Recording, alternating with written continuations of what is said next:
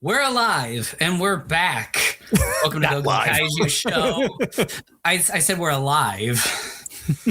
Welcome to Go Kaiju Show. We have a healthy obsession with kaiju, and we are the longest running kaiju podcast. I am your co-host Kent, and with me is your other co-host Jason. How's it going, peeps? After what, almost 4.5 months of being gone, and we took that hiatus, and Jason really didn't do shit during that time. And same goes with this guy over here. I've had kids. He doesn't have kids, so. Well, he said that he was going to do some stuff. But anyway, we are back for our Kaijupalooza. This was a podcast that we said we definitely wanted to do for sure before we close the year out. Slight change. If you saw our social media page, I said we were going to do commentaries for Godzilla Raids Again, Gamera, and Destoroyah.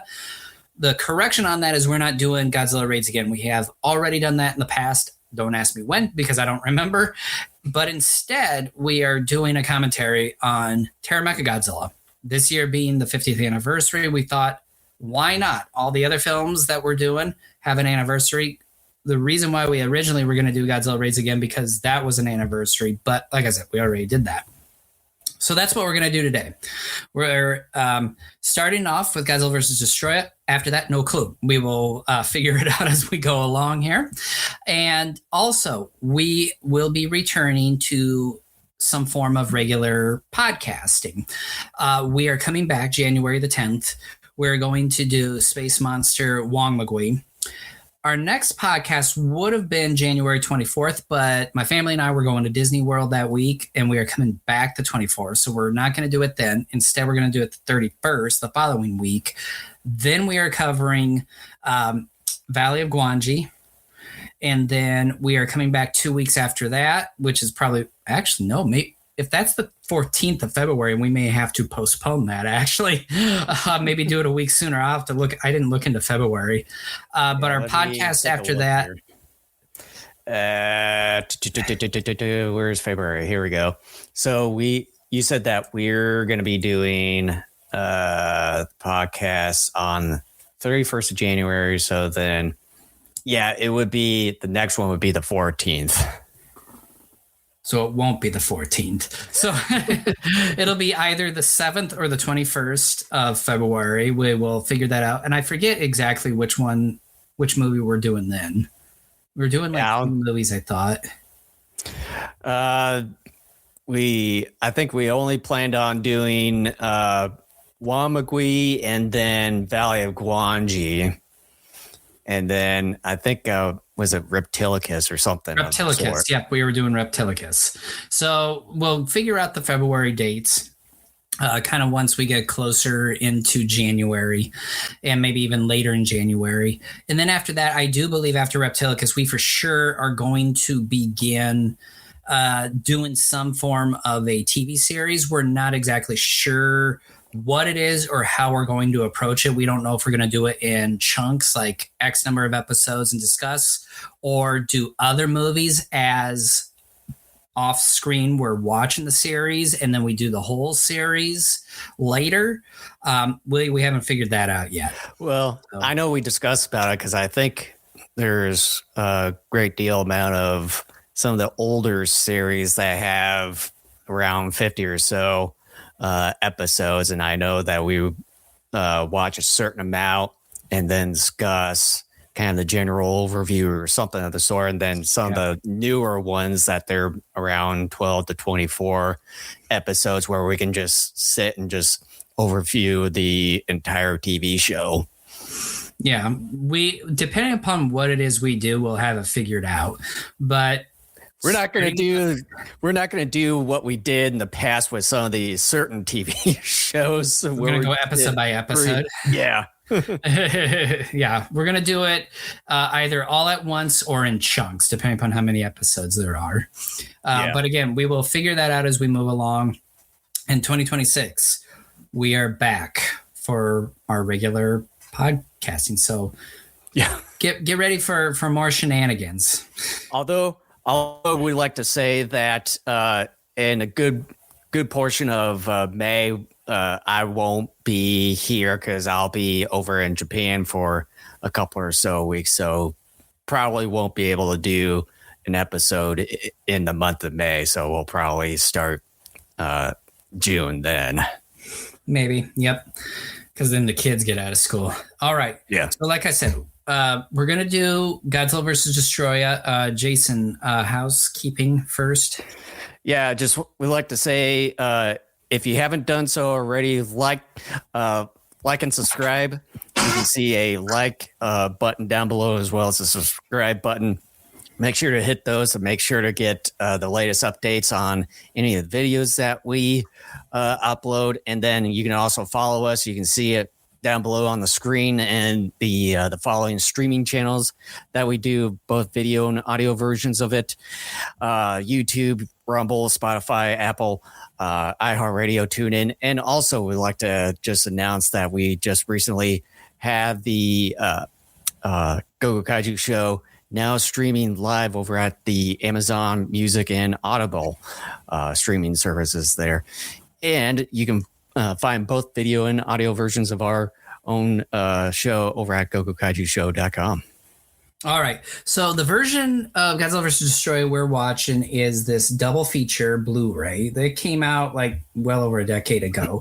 We are doing this one because it's a more complete version of the movie than what we got on VHS and initial DVD releases years ago. So we are at I'm at the screen where it's got all the menus, and I'm on play movie. Where are you at? Yeah, pretty much the same as well. Okay, so that's where we're at. If you want to follow along, the Blu-ray version is mainly the way to go because the beginning is extended a little bit, and I think other than the credits, that's really about it as far as the movie. So what I'm going to do is I'm going to count down from 3. I'm going to go 3, 2, 1, go. When I say go, hit play or select on whatever device you're using to watch the film. You ready? Yes. Okay, so here we go. 3, 2, 1, go. So Godzilla vs. Destoroyah was a film that... No. Oh, no. What happened? I thought my mouse would do it here. So what second mark are you on here? I'm going through like the piracy's not a crime. What the hell? There we go. Let me see here. I'm at like the 3-second mark. The Toho logo just more or less came up. I don't know why it's not letting me pause there. It seems like every time we do one of these, one of us has a hiccup. Well, it's been a while for me since running a movie on my computer. Okay, so where are you at now? 3 seconds in. Okay. I pause it at 3 seconds. Oh, I'm on the 9 second. Here, let me...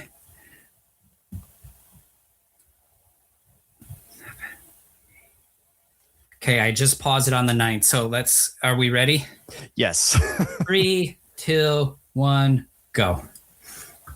Okay. Now. So, as I was saying, Godzilla vs. Destoroyah was a movie that kind of in the late 90s and early 2000s when it originally came out was one of my favorites. And in fact, for a number of years, it was a top Godzilla movie of mine. And then kind of as the years went on, it kind of dipped a little bit. Part of that was just changing tastes. Another part of that was there were newer movies that came along that sort of overtook it in some of my rankings. But several years ago, when we redid this particular set of movies from Gojira all the way up to Godzilla 2000, I had mentioned at the time that one of the things that sort of disappoints me about this movie is the final battle that takes place at Haneda Airport. And considering this was supposed to be the end-all be-all, at least for quite some time for Godzilla in Toho, I really thought that Toho was going to go more all out. And I think this movie did get a slightly higher budget than most of the other movies in the Heisei era. But I thought the best set piece of the film was earlier in the film between Godzilla Jr. and Destoroyah, in the middle of the city with the skyscraper miniatures. And the Haneda Airport, I thought, was really bland. I think a lot of that, though, was intentionally done because the suits for both Godzilla and Destoroyah were so massive and bulky that I think in order for the actors to effectively move around, the miniature work would have looked like it was sloppily being destroyed, and the actors probably wouldn't have been able to move around as well for such a scene. So I always thought that was disappointing, considering this was supposed to be the big goodbye for quite some time. But it's still a movie that I enjoy a fair amount. I just sadly have not watched a ton of Heisei movies over the years. I do watch Return of Godzilla a fair amount, Baialane a decent amount, and occasionally Godzilla vs. Mothra. That movie over the last maybe decade or so I have really grown fond of. But the other ones not so much of, which is kind of sad because the Heisei era is actually pretty decent. Like every time I sit down and watch a movie, I'm like, oh yeah, like this is actually pretty good. And instead I stay away from them because I kind of like the Showa era just a bit more because it's more creative in some way. But, the Heisei era is pretty good itself. By the way, what audio version do you have it on right now? Is it Japanese or English? I'm doing English. Okay, because mine always defaults to Japanese here. Mine does too, but that's why before I even start the movie, I go through the options at the beginning because the default is always Japanese unless you go in and change it. Tako Akawara, I think an underappreciated director.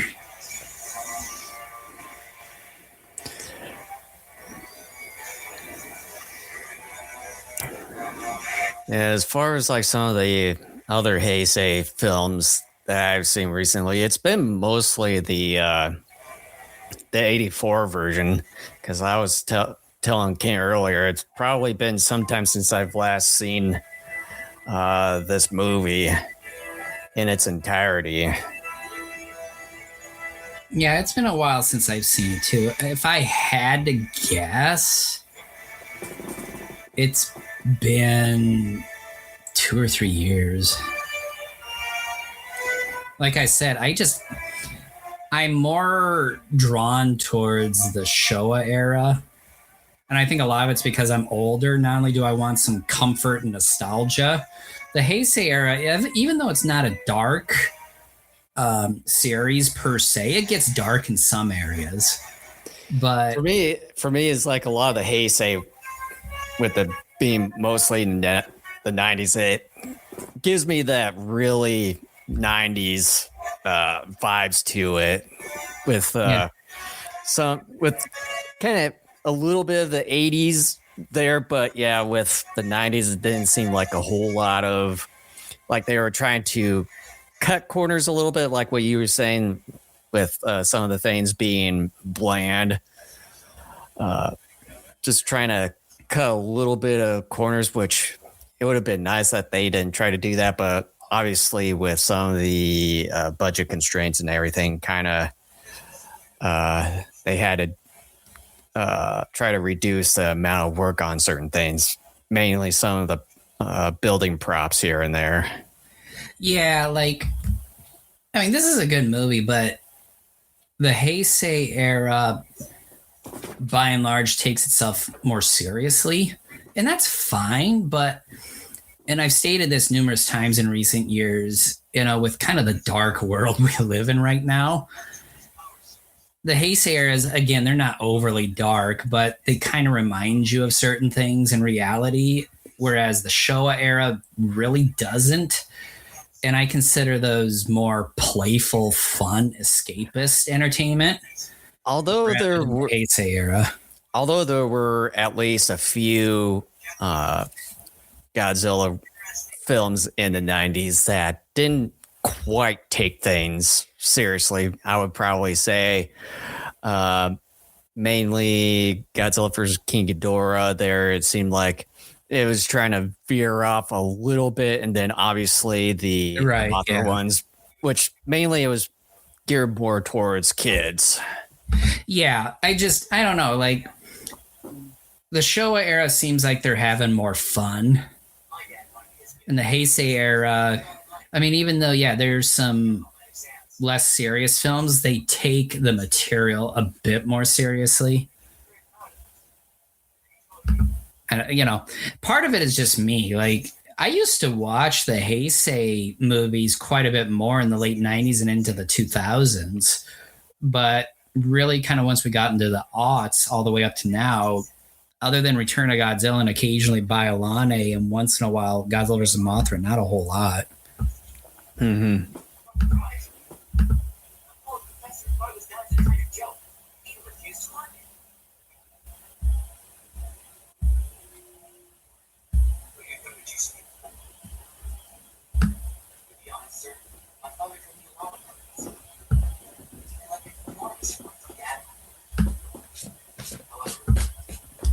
I wonder if that actor that was supposed to be his grandfather, the orphaned guy from Gojira, I wonder if that actor was gone at this point.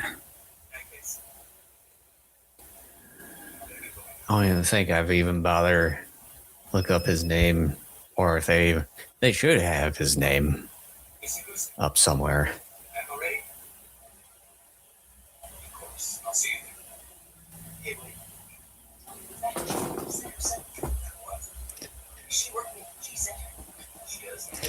I kind of like, when we're listening here, I kind of have to have my audio low so I can at least hear Kent on the other end. But it's like I've got subtitles going too at the same time, and it's kind of hilarious that none of the subtitles really syncs up with what they're saying in English. So, like, give an example. So it's like in the one previous scene with the scientist and the younger guy, there where the older guy was saying we come to G-Force with us, but then the subtitles it says, "Do you want to cooperate with us?" Obey.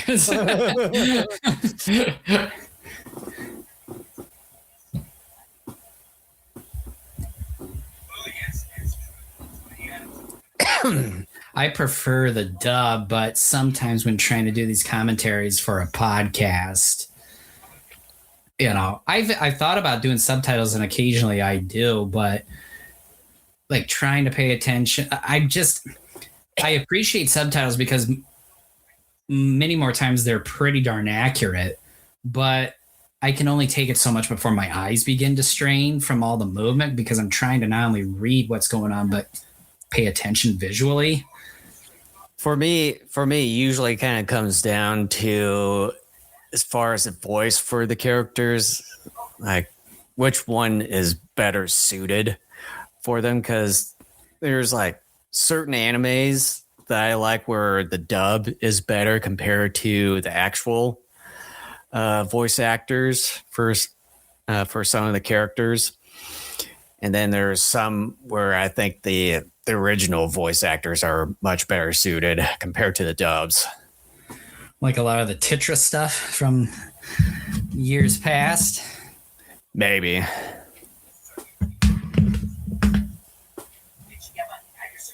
I hope to date you.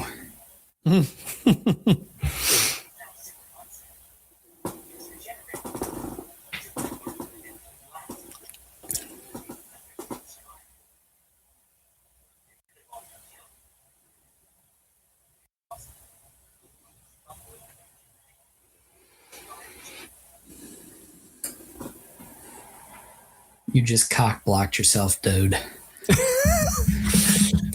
She's very fond of that little one. And once you just said, he's probably dead, she's like, nope. Well, you're on my naughty list. Yeah. And not the good naughty.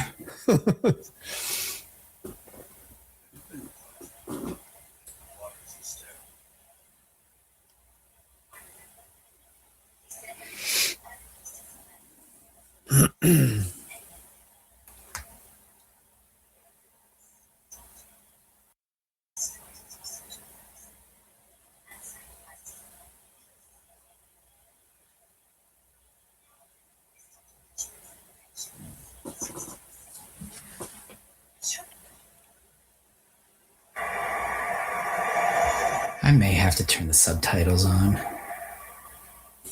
Like, I got the volume up enough, but I don't want it to overtake the podcast. I mean, that's like I said, that's what I've got going for me, so I can at least may have to do it. Let me throw them on. Just give it a whirl for a bit.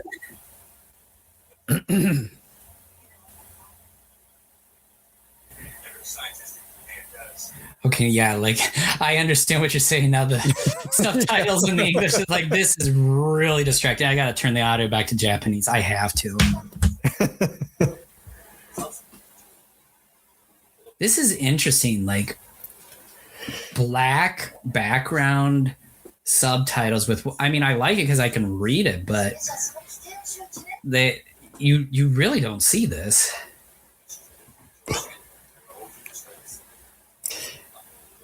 If the font weight was a little bit bolder, I honestly don't have a problem with it at all. The only, I guess, potential concern is that if there's enough text on there, you get enough of that black together, yeah, it can kind of block out enough. But as long as they're not blocking out like the center of the picture and being douchebags about it, I think basically it's fine.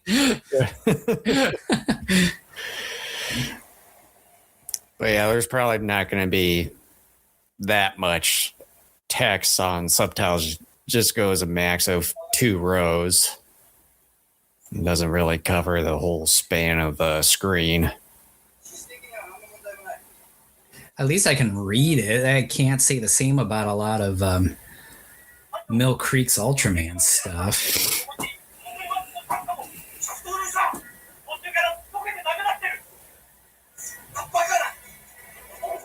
Let's get out here, and then the subtitle says that's ridiculous. Yes, I can't believe you're still like doing English dub. I had to switch over, otherwise I was gonna go crazy.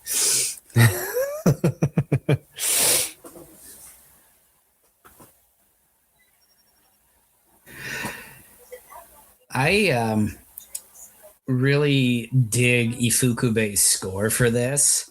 This movie, along with Mothra vs. Godzilla, Invasion of Astro Monster, and Godzilla vs. Mechagodzilla 2, I think are his best pieces. I think those 4 movies really put on display like his talent at its peak. Mm-hmm.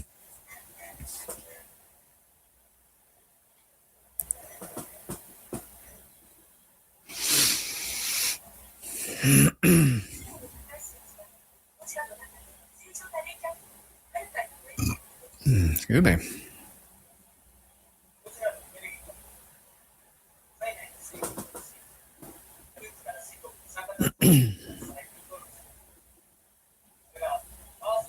I don't know if this is Toho science or I can't verify or deny what they're saying here, but it's like, okay, I'll give you the premise. Mostly it's Toho science.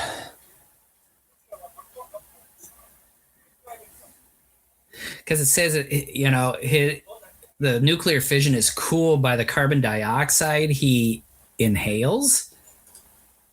Like, I thought he would inhale oxygen, but okay, then carbon dioxide typically doesn't cool. It traps heat.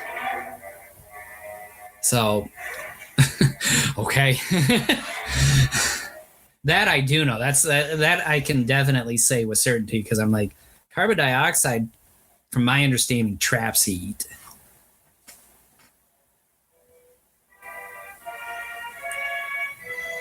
I'm not gonna lie. I mean, I knew it wasn't gonna come down to this because I had the official Godzilla compendium before I even saw this movie, but it kind of would have been interesting if the Godzilla saga ended with Godzilla taking the world with him. The ultimate end. Although they wouldn't let that happen anyways. No. I mean, they were going to restart things eventually. They just restarted them a lot sooner than they anticipated. I wonder if it wasn't for the bad showing for the 98 Godzilla, like how long it would originally take for them to bring Godzilla back. I think if I remember correctly from different things I read, I think they were looking to have it put away for 10 years, if not longer, should the American Godzilla be received well, and ended up having sequels.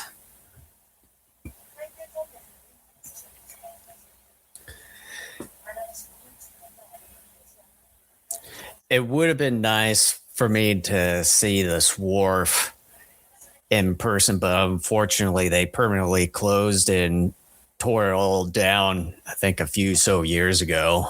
Where the characters currently are? Yeah. Why did they do that?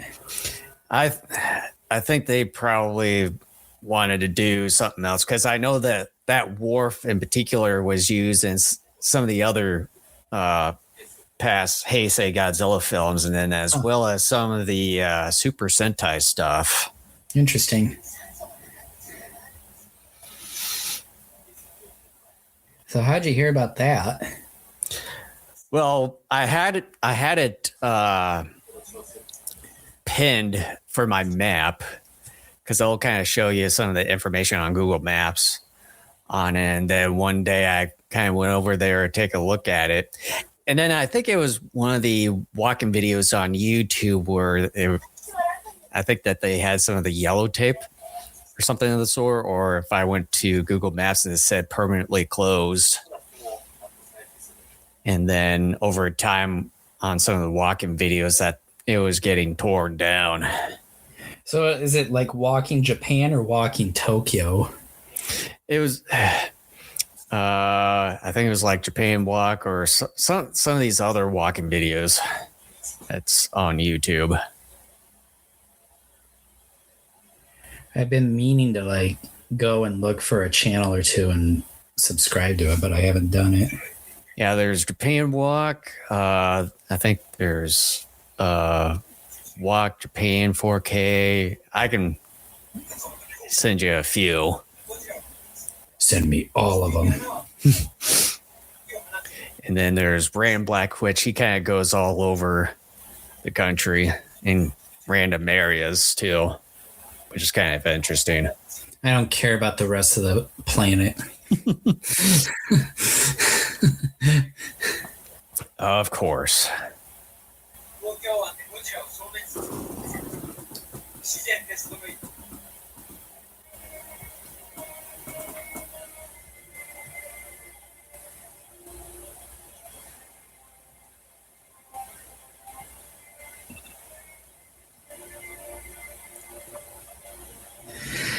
Another thing, as I've watched this movie more over like the last 25 or so years, I've realized that I think some of these flashbacks were kind of unnecessary. Because I think you have to, as a filmmaker, especially if you're going to be a good filmmaker, have to assume that your audience is smart enough. And you don't necessarily want to spoon feed them that sort of stuff. I mean, it's not excessive, so I guess it's not a huge deal, but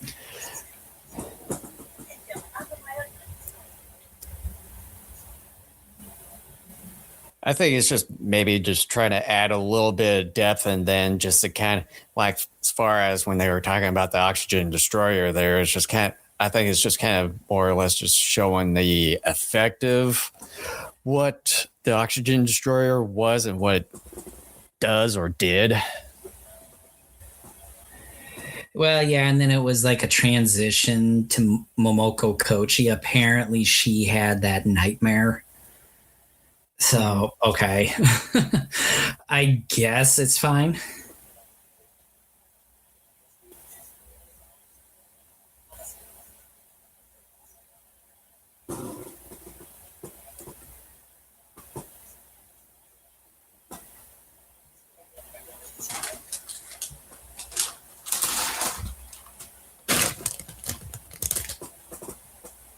It's interesting because I maybe 11, 12 years ago read a G fan that was published shortly after this film debuted in Japan in 95. And there were several notable kaiju academics who wrote articles in that issue and did their reviews of this film. It basically was not very well received by even some of those American fans at the time. Mm-hmm. And well, obviously, over time, what's that? I said, but obviously, over time, people more or less have come to enjoy it. Yeah. Which is usually what always happens when it comes to some of these movies. And then over time, they start to have a cult following. Well, yeah. I mean, even the 98 Godzilla. I mean, you still have a bunch of buttholes who are like, well, it's not Godzilla, but it's a fine kaiju movie. And just, it's like, okay.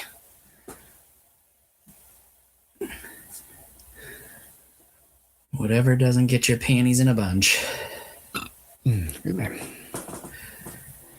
know, with our Kaijupalooza today, I was going to bring up a few snacks, and I kind of forgot. I only brought a thing of these Rice Crisps that are caramel flavored. Everything. We got some of those downstairs. But I just say a few.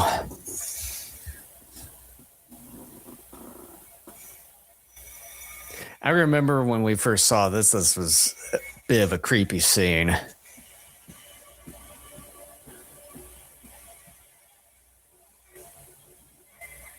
This guy always plays a lot of bit parts in the Heisei series. Mm-hmm.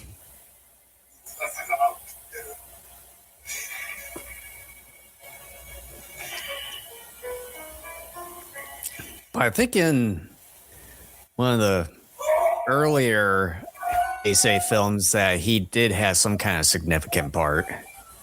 Occasionally he did. Like he was the guy in King Ghidorah who was protesting earlier in the film. And really after that, I think he disappeared from that movie.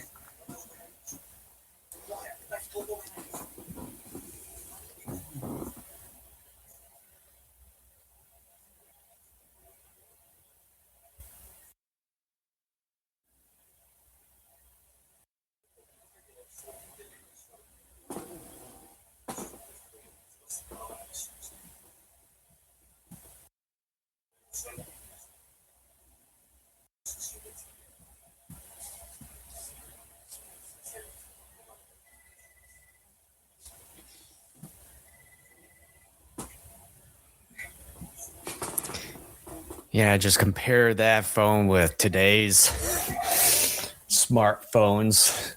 That thing looks like a brick. Well, I remember in like 2005 or 2006, I was taking some sort of class at a community college, and we watched Wall Street, and Michael Douglas's rich character, Gordon Gekko, because that movie was made, mid-late 80s, had one of those really thick cell phones. And even then in the mid-2000s, we were laughing at that. Like the whole class started laughing when Michael Douglas came on screen in one scene with one of those honking cellular phones. I think in the early days, I think I may have seen a video of this, of like some of the retro tech back in the days. And I think in the 70s, where kind of the smartphone or cellular phone started to take shape, that it originally came in this pretty decent sized suitcase, and then you had like the phone and stuff in there. It's like, holy crap. I think the battery life was pretty garbage. Oh, yeah.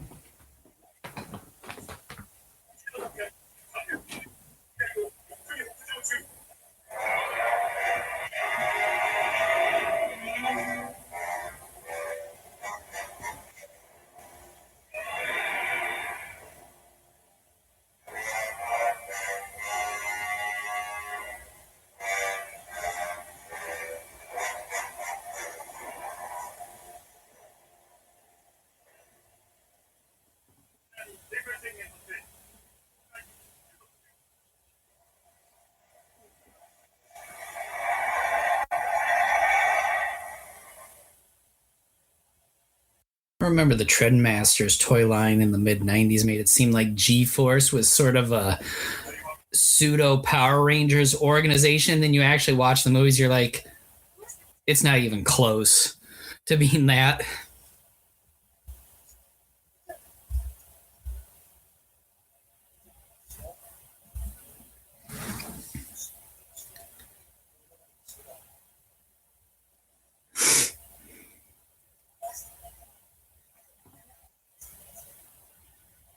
Did anyone have any of those toys back in the day, like the G-Force?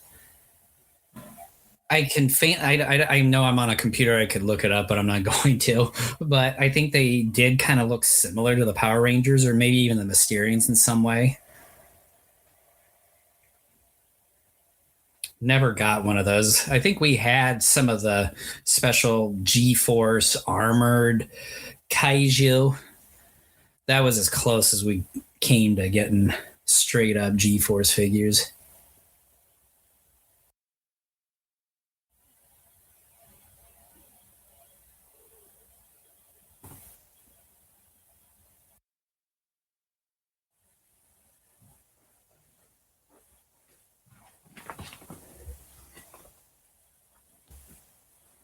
As far as the G-Force figures, I've got one sitting back here.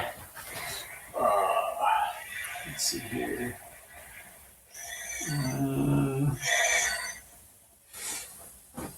Yeah, this Godzilla Wars one that I have with Mecha King Ghidorah micro battle set. Yeah, that has the G-Force guys in it. I didn't know you got that one. I think I got it some years back. I think it might have been before KB Toys went out, because right next to it is the kind of the decent sized Mechagodzilla from the King of the Monsters line. That was from KB Toys.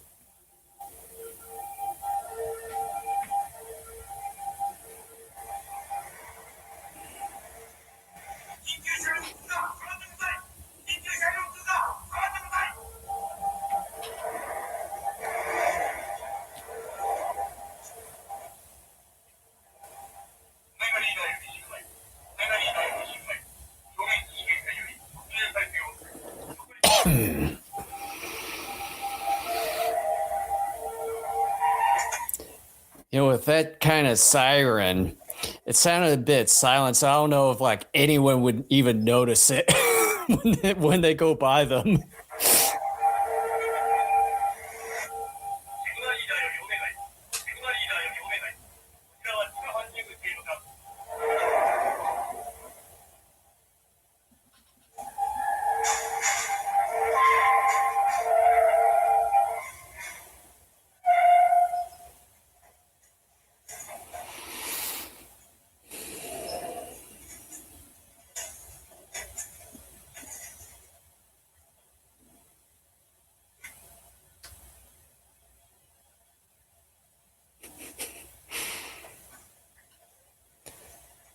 It'd be funny, like one of those sliding doors trying to force their way back with those guys in front.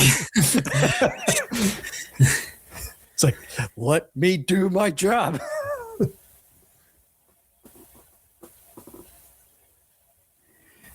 We're entering where a lot of people call it the aliens scene.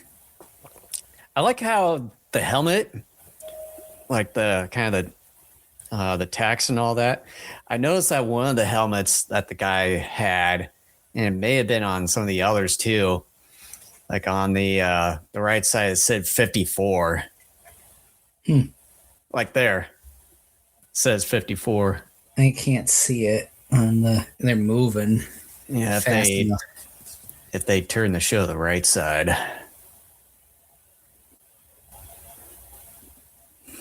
I never really noticed that. It's kind of a pretty cool callback. There. Oh.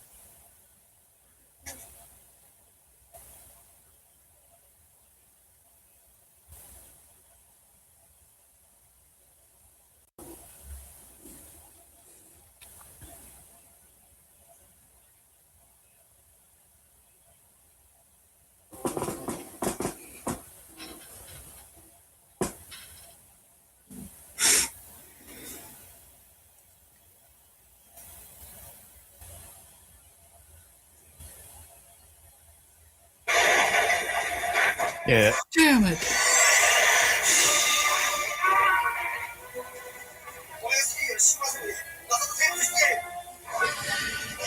Hargle blargle military jargon that. The way that sounded from the guy, it didn't seem like it was actually part of the film, that it was just added in post-production. See? 54. Oh, okay. Yeah, I see. That guy definitely looked like he just lunged in rather than was pushed back. Obviously. It's like, quick, make it look like it's authentic.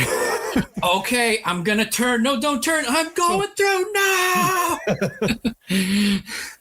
We only had enough time and money to do that shot once. Oh, damn it, you're fired. That costed us $1 million.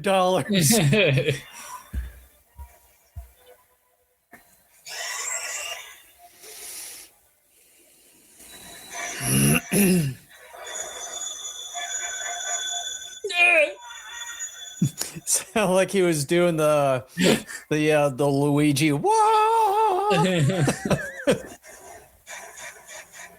You know what they should have done, and although maybe they thought it would have been too much, to show like one or two of the guys getting hit by the mist and getting eaten away by that, like the fish did. I mean, they could have done that without being violent like they did with the fish. Like, there didn't have to be a bunch of blood, but you just kind of see them getting vaporized.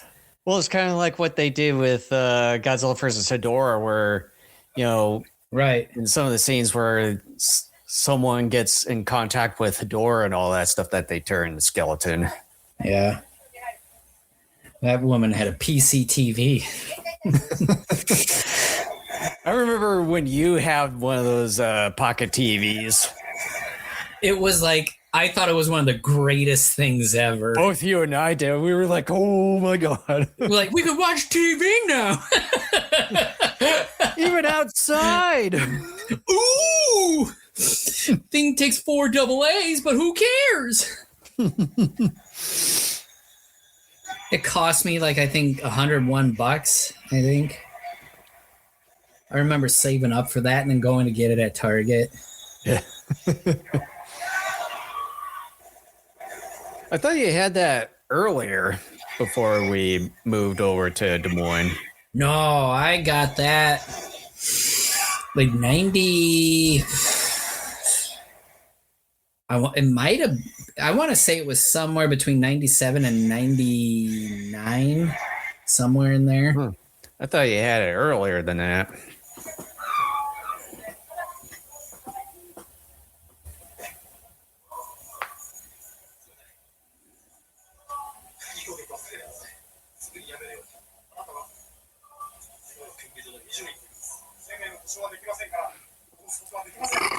Excuse me.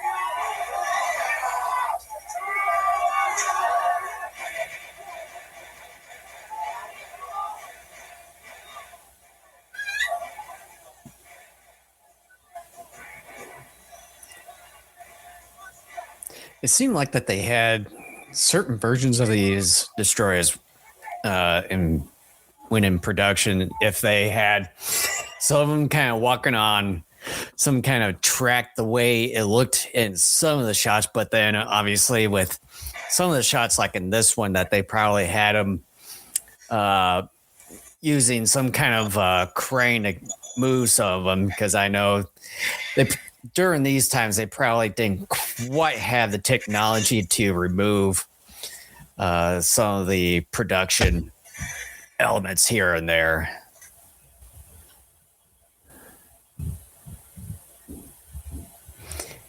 And I know in this upcoming shot that a lot of this is kind of sort of inspired by the whole Alien franchise with how these Destoroyah creatures operated.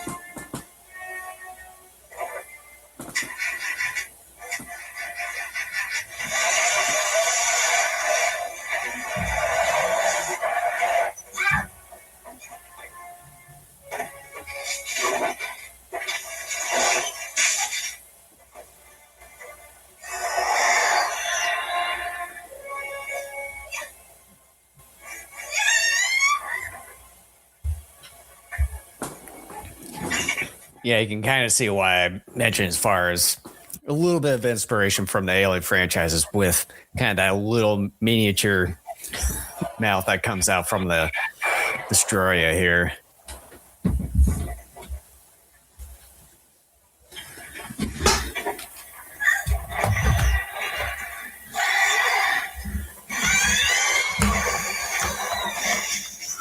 Damn Skeeter.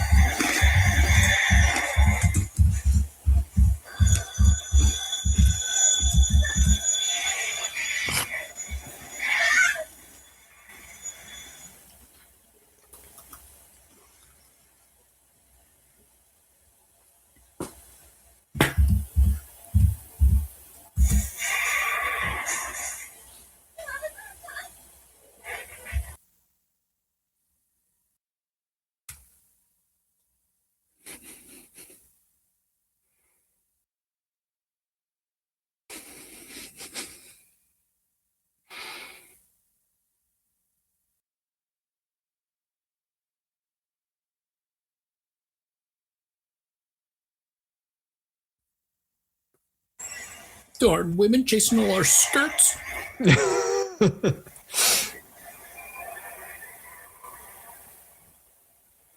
I wonder what that particular animatronic Destoroyah cost Toho, and how much it costs to literally go up in smoke. Probably a decent portion, although that they had probably at least one or two more of these Destoroyahs. Because I know that they had them side by side in certain shots. So this shot's supposed to foreshadow Destoroyahs to come, but I thought once Destoroyah was burnt, like that was it. Like nothing could come out of it. Like if you shot it, blasted in a bunch of pieces, that's one thing, but if you burn it, that's another. Mm-hmm.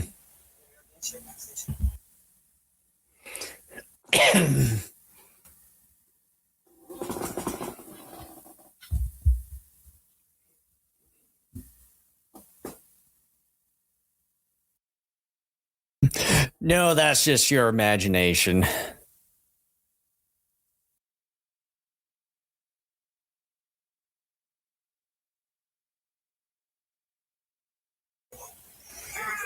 Godzilla's showing you what intense looks like. I'll show you intense.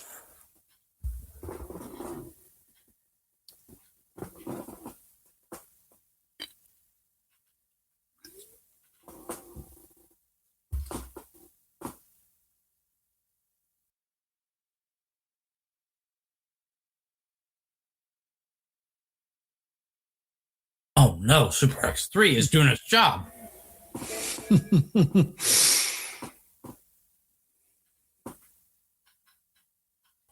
That's one of the things I've noticed a lot in Japanese films and anime, where even if it's something good, they all look incredibly shocked and like the world's coming to an end.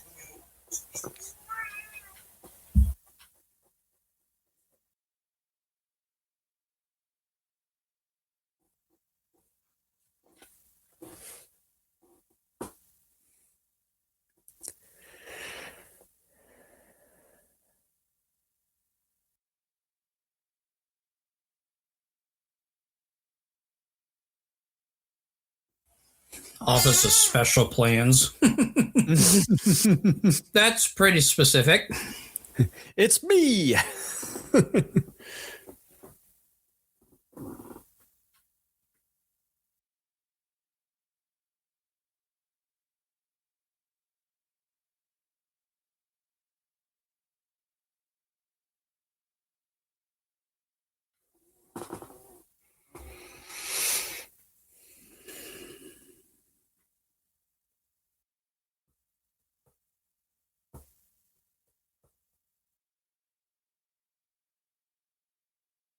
GMC like the vehicle?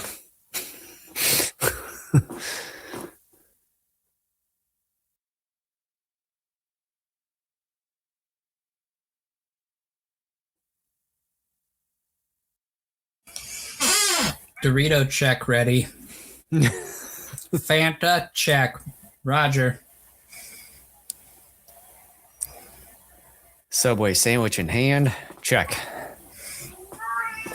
Absence of Jared from Subway? Check. Jeez. I knew I'd get you with that one.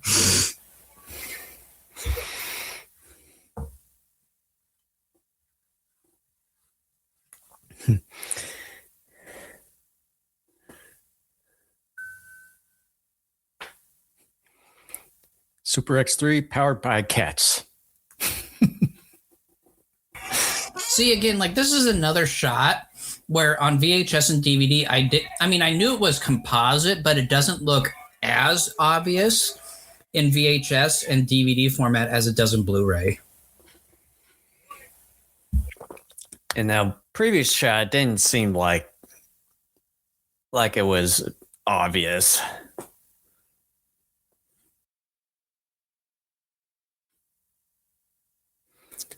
But yeah, there are certain shots in past Heisei films where it was pretty obvious.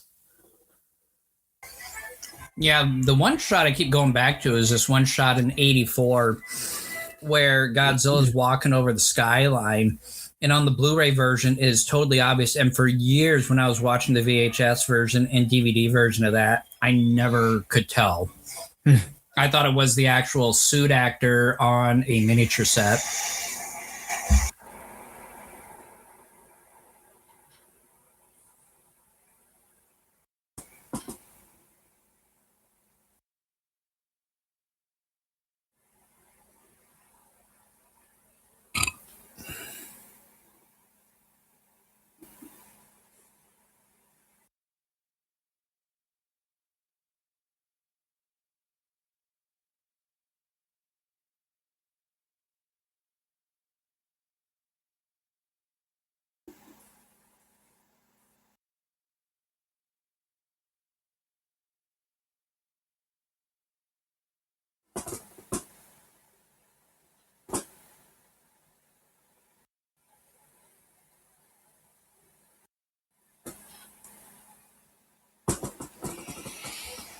One of the things that I like about this movie is it's very Godzilla and Destoroyah centric. This isn't a movie that dabbles in a bunch of nonsense because they realize they can't write a story that centers around the title characters. Yeah. Although with this one in particular is mainly due to Godzilla, on the verge of melting down. So I was like, what else could they possibly do? Well, yeah, I mean, first and foremost, that's a great idea, which in turn turns into very good writing. Like the idea itself almost like writes itself. And I like this transition here that they do for Godzilla. Mm-hmm. They frozen Godzilla sickle. Yeah. I wonder if that's kind of what inspired the Ice Godzilla from one of the anime episodes from Netflix. I forget which one from Netflix. Yeah, I forget which one in particular where that specific Godzilla appears. You're not talking about the anime trilogy, are you? No. It was in something else. Let me see here. I have no idea what you're talking about. Well, yeah, because you you don't really go into it a whole lot. Let's see here.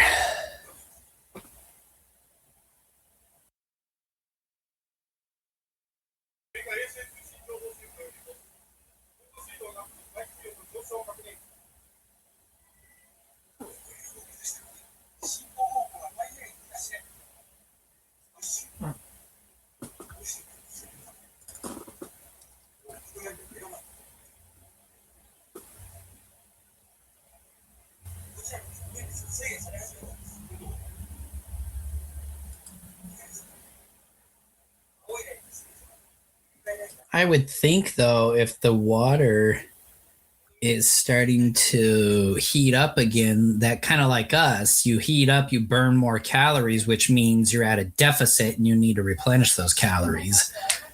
I don't know. Mm-hmm.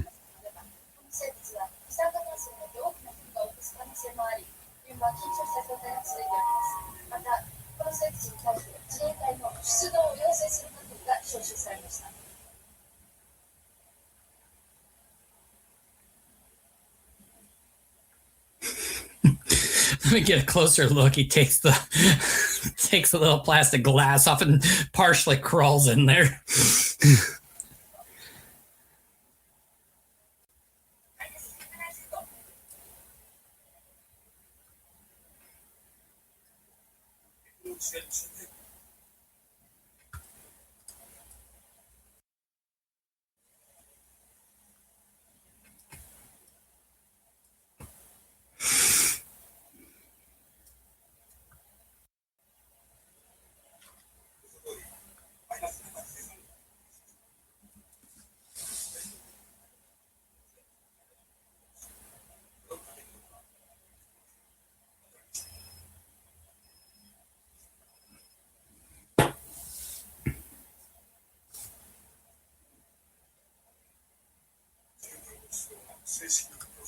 Okay.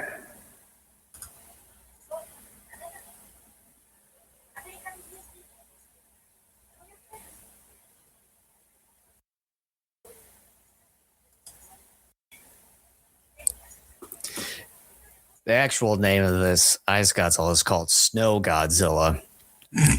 And was it? It appeared in, let's see here. The Shinkansen Hinkai Robo Shinkalian, the movie. I can send you a link to it. General anime. Yeah. Oh, so like it just makes a cameo. Yeah. Oh, It's pretty much a Godzilla, but just kind of covered in snow or ice. That's so random for them to do that.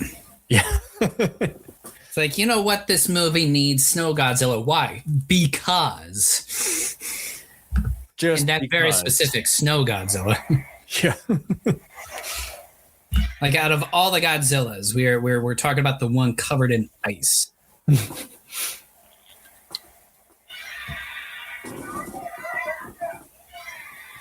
You didn't even tell me the subtitle to this movie. The Marvelous Fast Alpha X that comes from the future. God, the Japanese know how to title stuff. Oh, there's some mangas out there that has some really long ass titles. Well, I know. Like I've heard some things about movies and anime and manga. Just I'm like, get to the point. Or just find something that's catchy. Do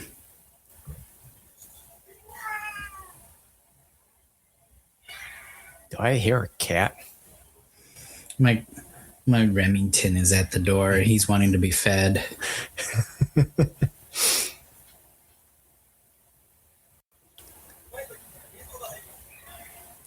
Like, I don't know if it was your C or No, it's you had one Remington. of them in the room.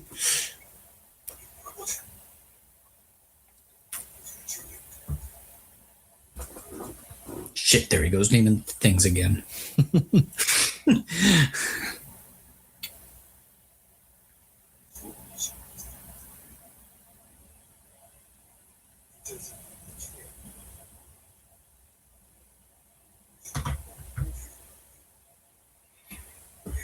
Is it really possible? Yeah, you dummy. It's young. Like it's observed in many animals. Go outside and touch grass once in a while. I mean, we're talking about Toho science here. No, this is just a dumb character. It has nothing to do with science. Like what Godzilla's doing is perfectly like normal and legitimate for, a parental figure to like go looking for its young.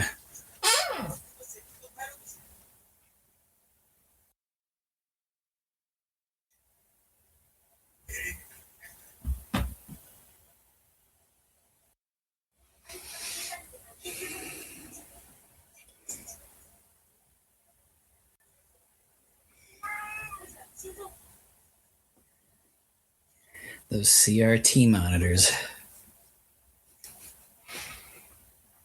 Man, seems like yesterday. Yeah, because now monitors are just about as thin as a laptop monitor.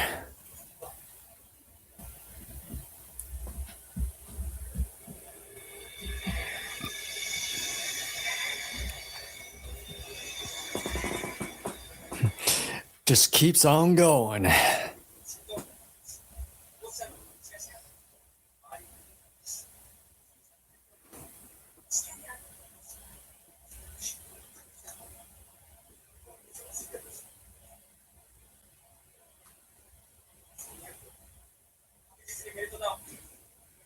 How do you know that? I just picked an arbitrary number out of thin air. My source says that I made it the fuck up. Damn kids.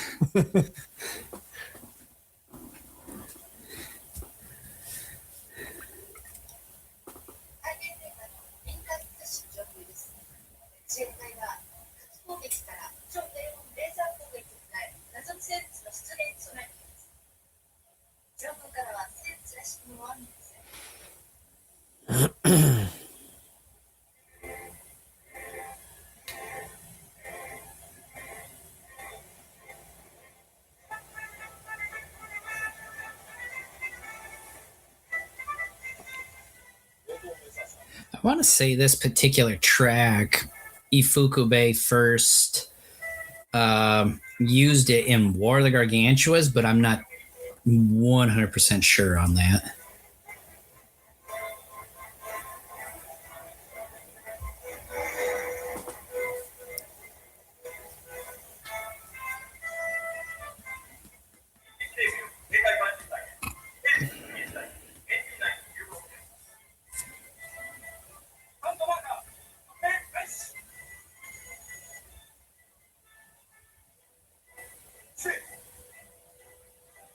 Sounds like he was about to say another word. I was about ready to say, hey, sir means shit. Or the other way around.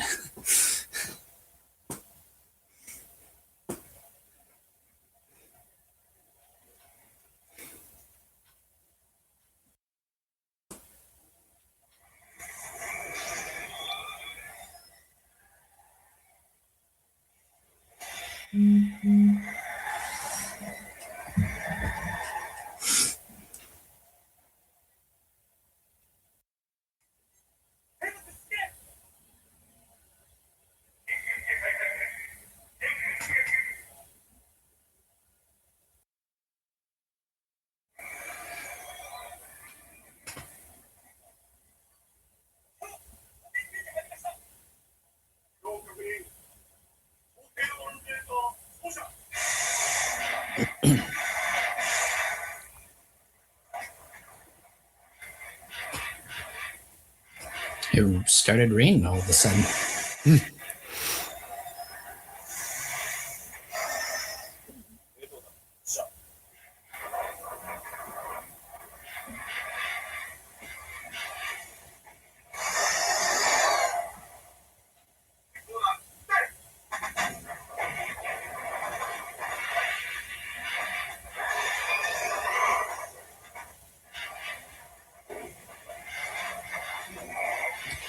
That must have been something on the miniature set to get enough of these aggregate destroyers to move around a certain way. Yeah, probably like little rails or tracks. Yeah. For some of the shots. Because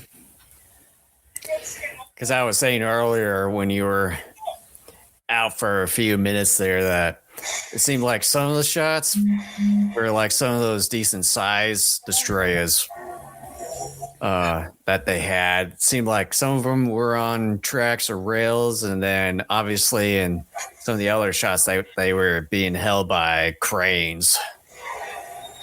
Oh, yeah.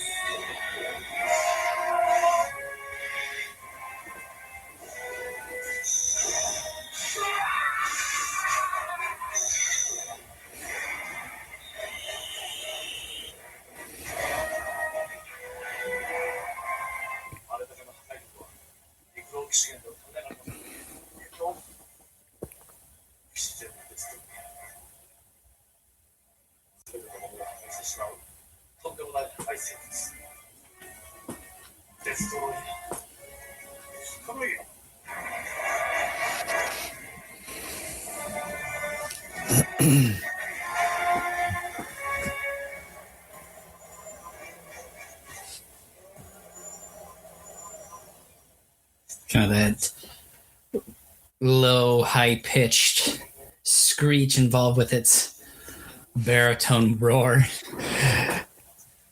It's like every time in my mind when I hear that, it's like, oh, it's a cow.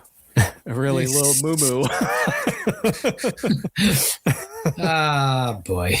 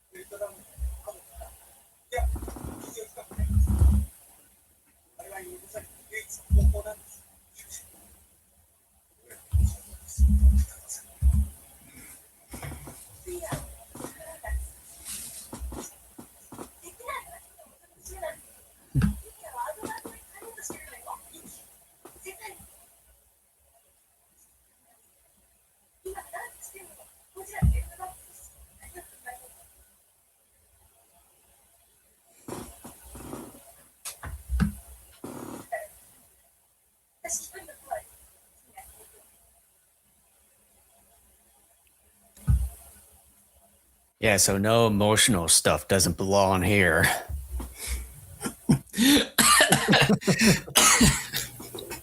Jeez. Oh boy.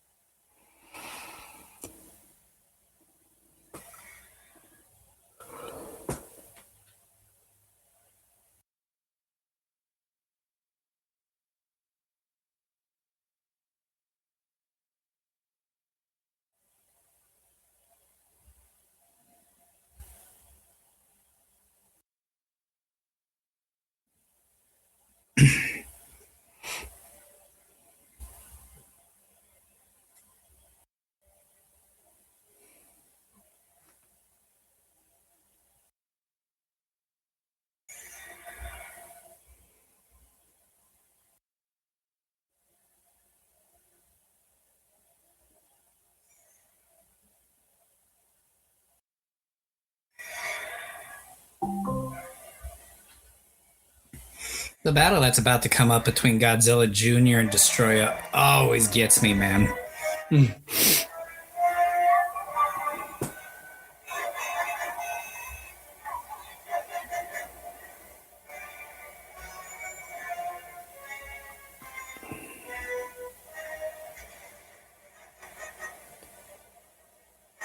Boy, it seems like they still kind of had the old version of the Shinkansen during that time period. Seems like Tokyo was definitely undergoing some major renovations at this time. Yeah. Yeah, because the Shinkansens today, they're much more sleeker and slimmer.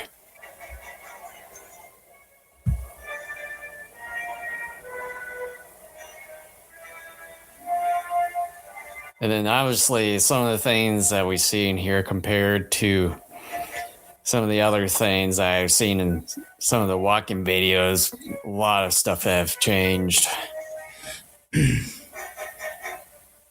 For better or for worse.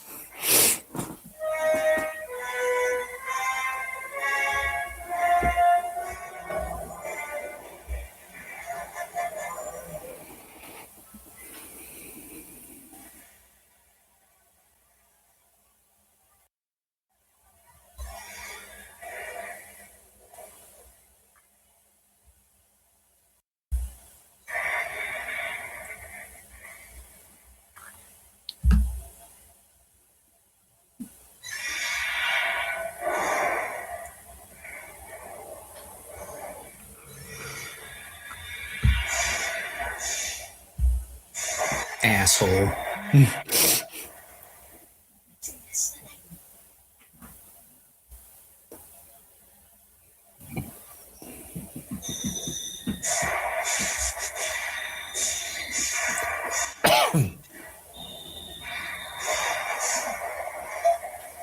Although that tells you that you got a good villain on your hand.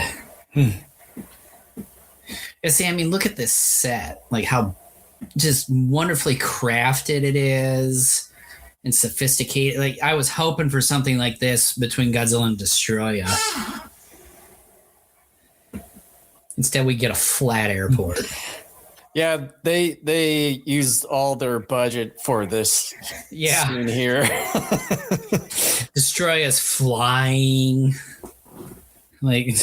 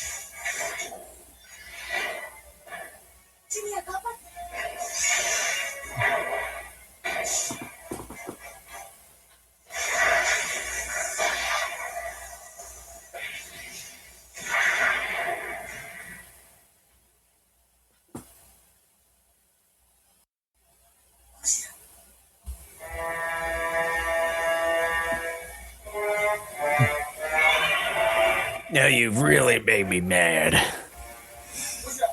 Kill him. Let them fight.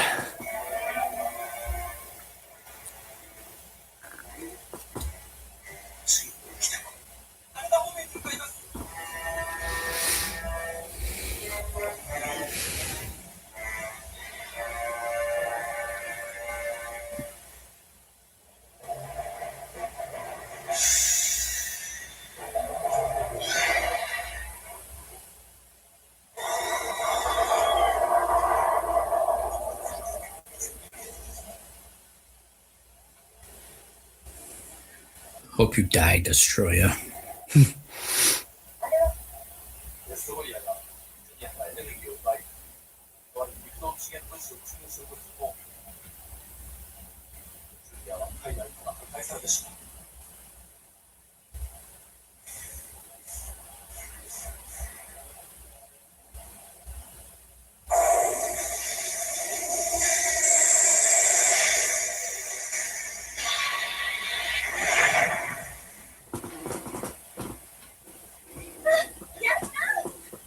For now.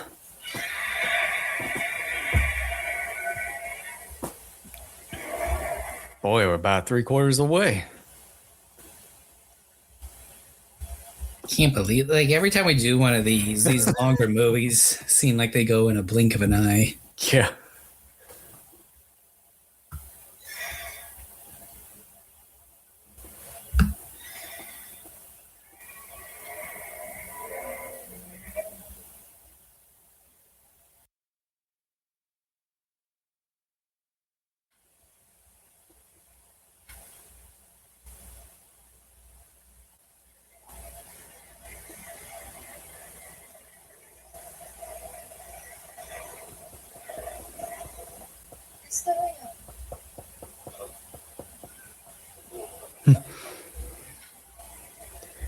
It's just a bunch of fire and explosions.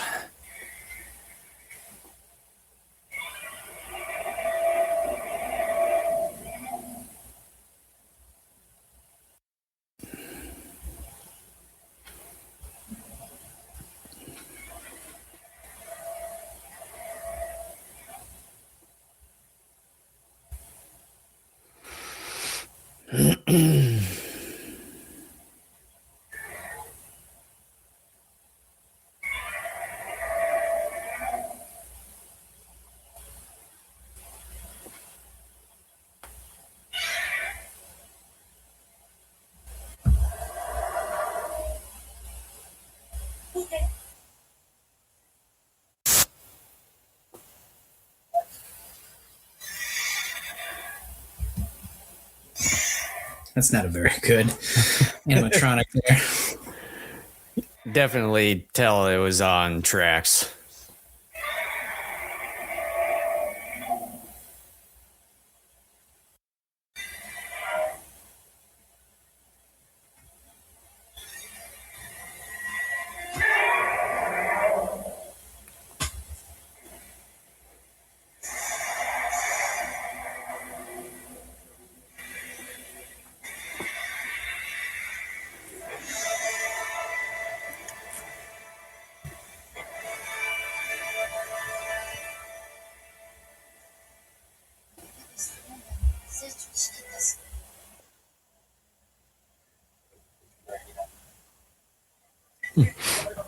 So large.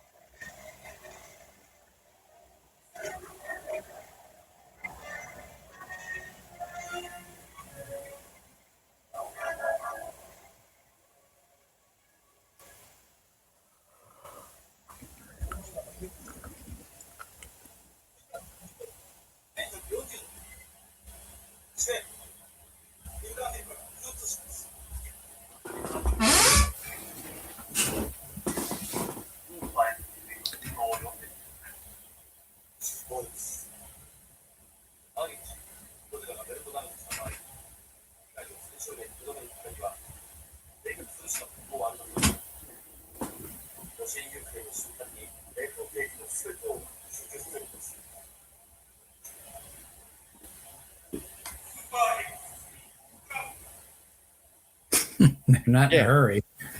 Yeah, scam. I always thought this was funny. It's like scramble and you see the like a bunch of people walking. I'm going, this is an emergency here. They're just taking their sweet little time. It shows them like walking to the Super X3 as they're having their sub sandwich. Hopscotching their way up. Oh man, I forgot my drink. I gotta go back. Where's my honey mustard at?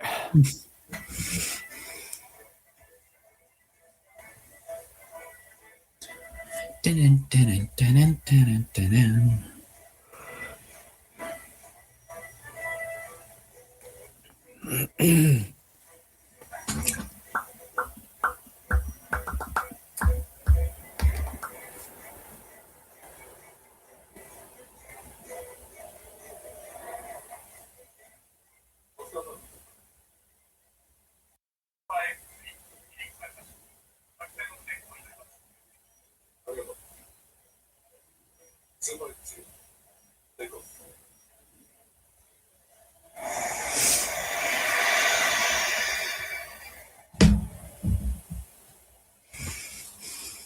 Meet George Jetson. I mean, wrong thing.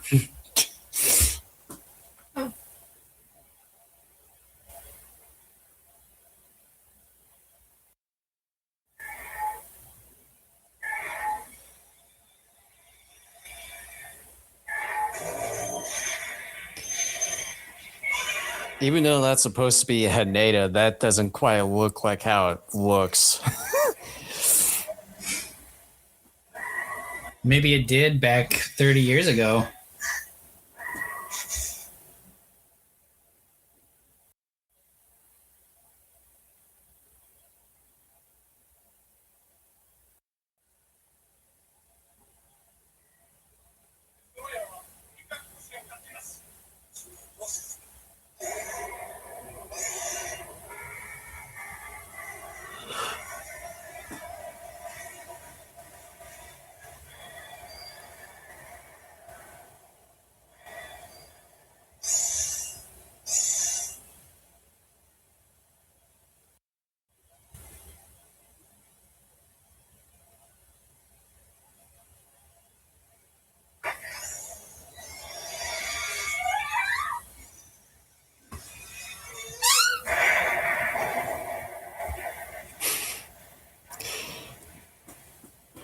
I remember when we first saw this and we saw this particular scene, and I remember thinking to myself, shit, man, they went there. They just did.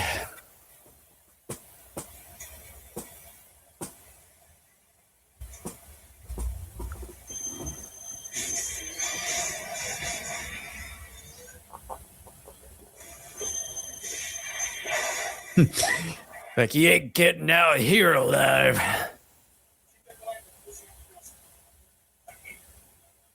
We lost contact with the SC9, sir. Were you deaf?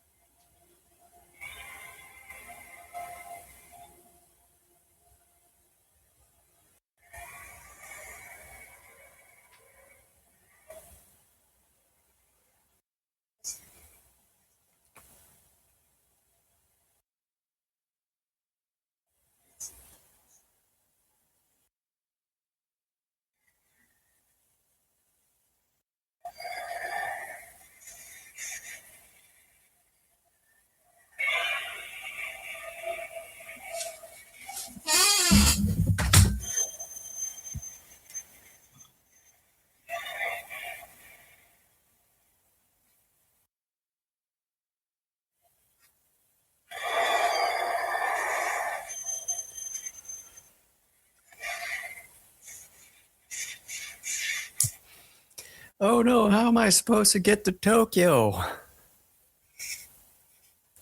Well, looks like you're screwed.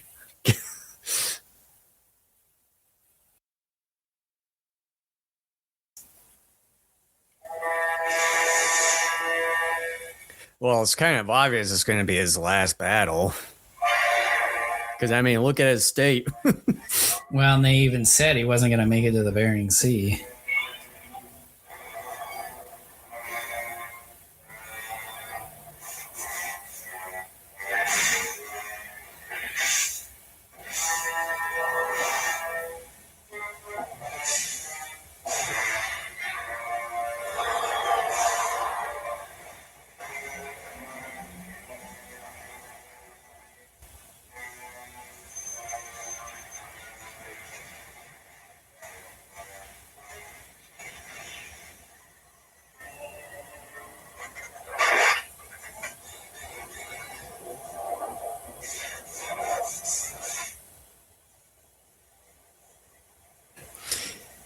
You know, it's kind of funny with some of those composite shots there with the airplanes moving. You still see some people in the walkways, like just thinking, oh, everything's just fine, dandy.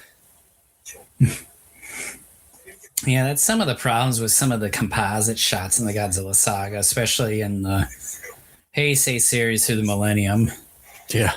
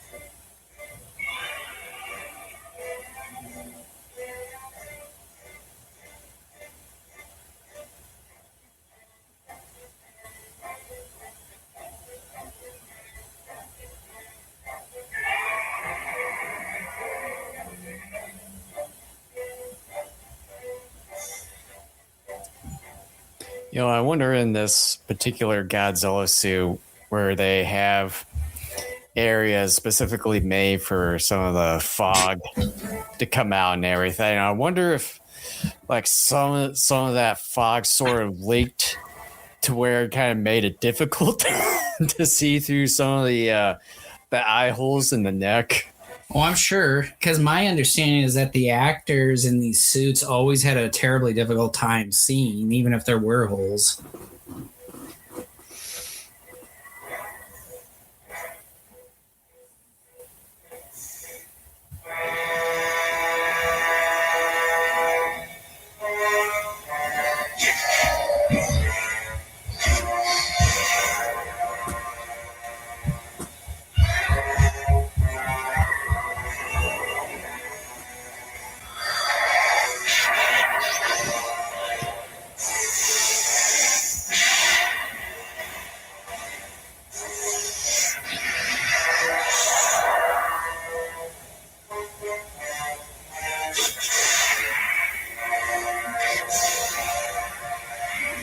Getting all bloody now. They want to make sure that the audience feels like he's getting his comeuppance.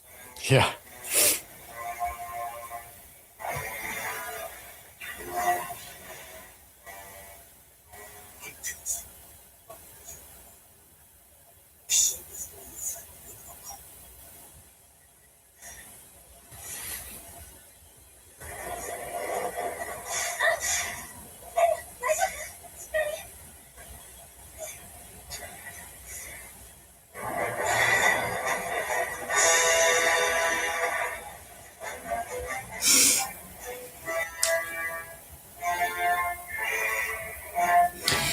One of the things I've always wished about the Heisei series, and it was one thing that the Gamera Heisei era did really well, was getting the eyes to blink periodically. Mm-hmm. They only ever did that once in a while when there were close-ups of an animatronic head. Otherwise, the eyes were always open.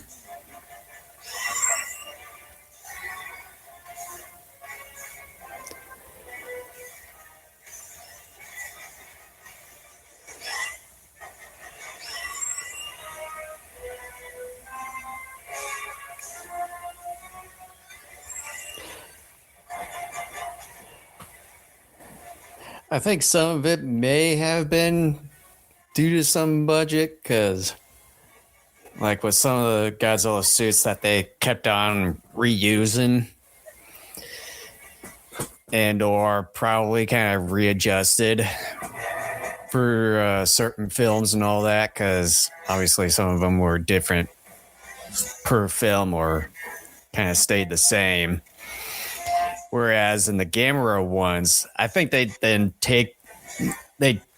took their time with each of the three movies in the Heisei, where they probably had more of a budget compared to the Godzilla ones, where they made pretty much produce these movies out the gate once every year with it's like a short timetable.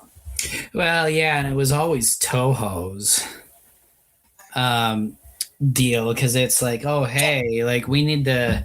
You start on this movie, you start pre-production in March, and then we want it in theaters by like November Or December. It was the same. It was the same way when it came to the Millennium series there. Right. Maybe even a shorter span. And like, that's quite a bit. I mean, most Hollywood movies, you're looking at, I think, just a full year maybe of actual filming. Mm-hmm. I think.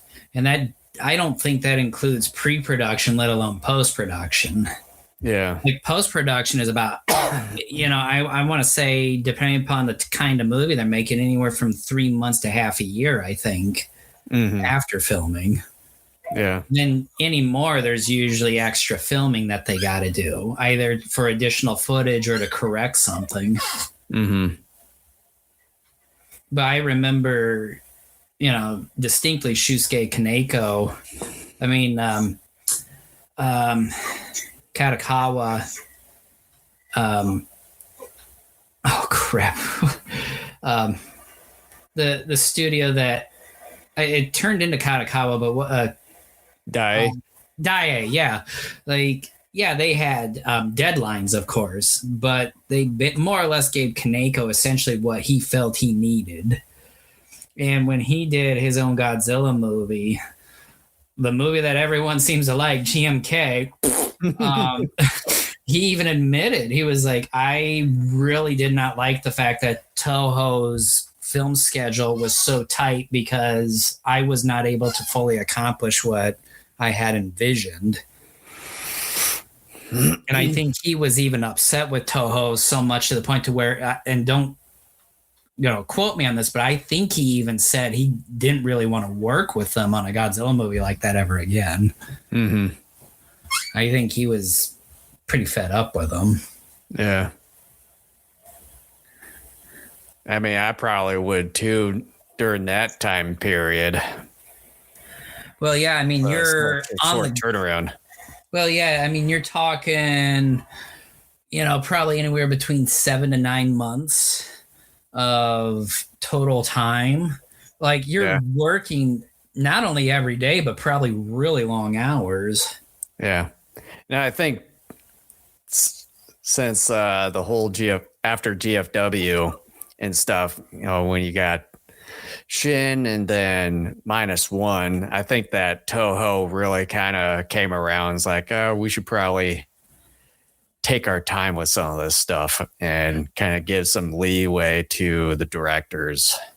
Well, not only that, but I think by the time Shin came around, I think Shogo Tomiyama, who was the head of Toho, I think through the Millennium era, basically was gone by that point. And so I think there were leadership changes that affected all that too. Because they were like, look, we're in competition with Hollywood. Because you hear a lot of times, like when you read about Godzilla movies in certain books, you'll hear like this Godzilla movie was in competition with this Disney movie of the time or this other American movie at the time. And like occasionally a Godzilla movie will compete fairly well with an American film, but otherwise it always came second or third fiddle to an American film or two. Mm-hmm. And or at times that Godzilla movies kind of got the bad rap, or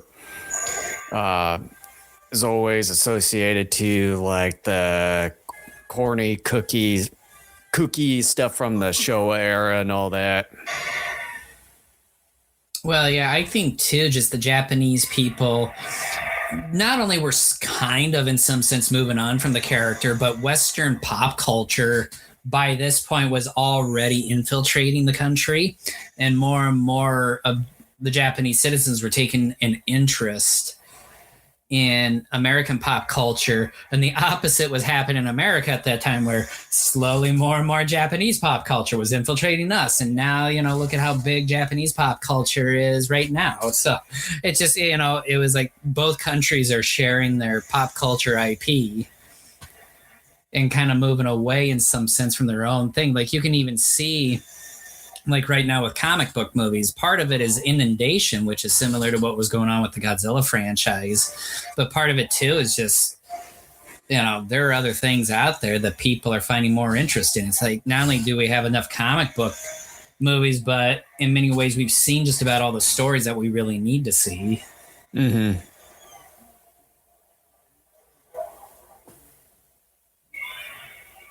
I want to like reach through the screen and like choke slam Destoroyah. Well, you can do that with one of your Destoroyah figures there. Come here, you! Come here!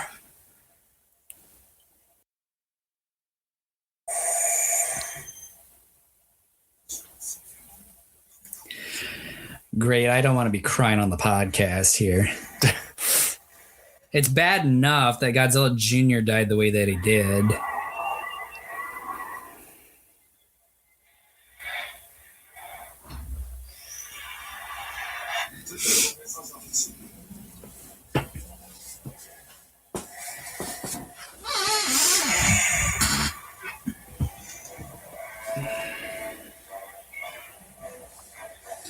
Prepare to die.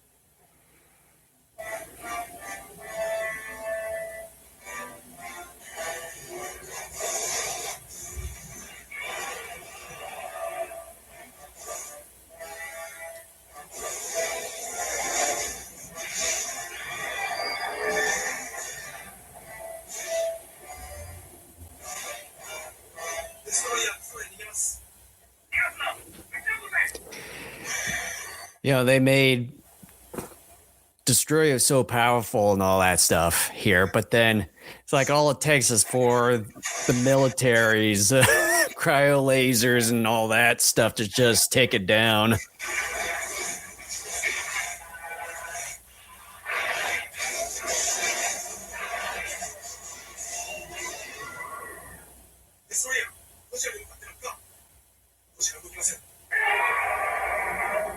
Yeah, I don't know. It looks like he's moving to me.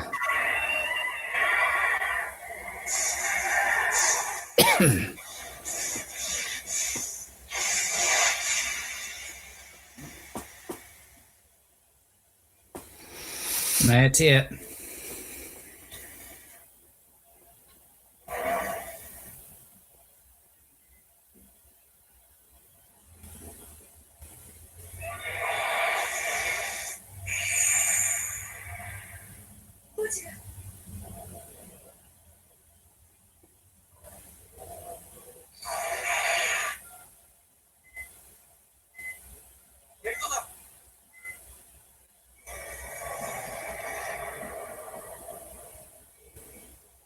I remember this music was kind of a bit creepy too.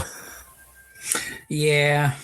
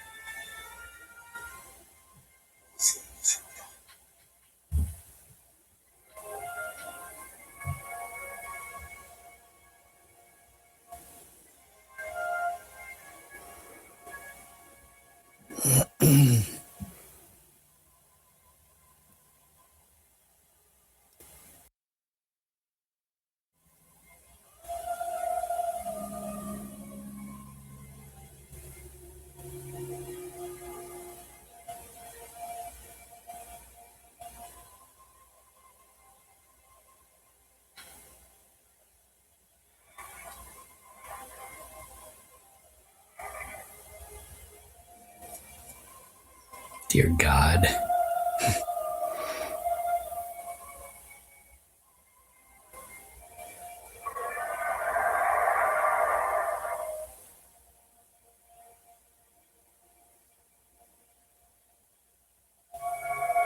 I remember you and I, the first time we saw this, we were like looking at each other like, I'm not crying, you're crying. Like,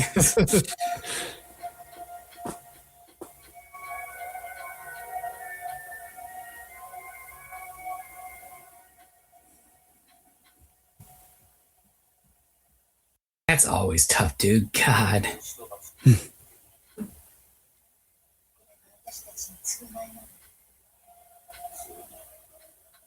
I can't believe we're here already.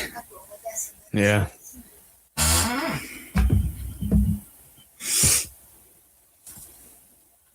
It's kind of a weird shot.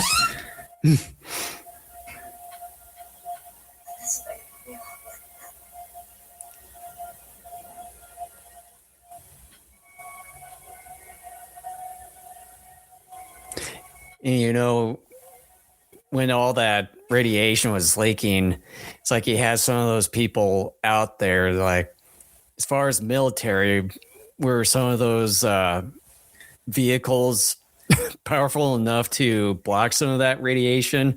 And then you also have some of those people in the helicopters too.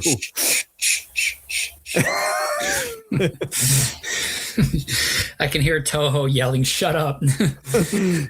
just stick with our Toho science. Shut the hell up, man. Quit asking questions. So, okay. Like, this is fantastic because it means Junior doesn't die, so it's a happy ending in some way. But wasn't Junior, like, dead? Like, you can't... I mean, granted, it's a movie. You can do whatever the hell you want. But you can't be resurrected. Originally, but then, you know, when you had that scene where you had Godzilla sending energy to Godzilla Jr., you did see him move and all that. I guess that's true.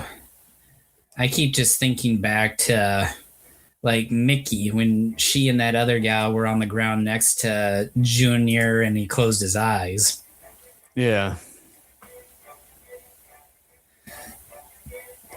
And that is Godzilla versus Destoroyah.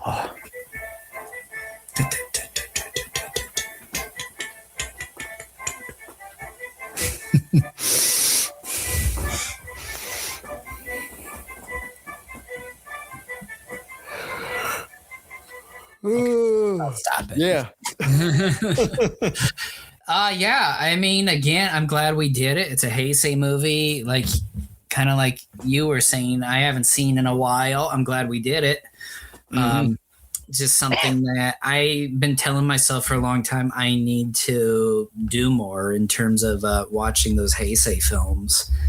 Yeah. So, it's like, even though that we sort of watched those quite a bit during the day, like kind of in the late 90s, early 2000s, just over time, you just kind of start to overlook it. And it seems like a lot of people kind of tend to overlook the Heisei genre there.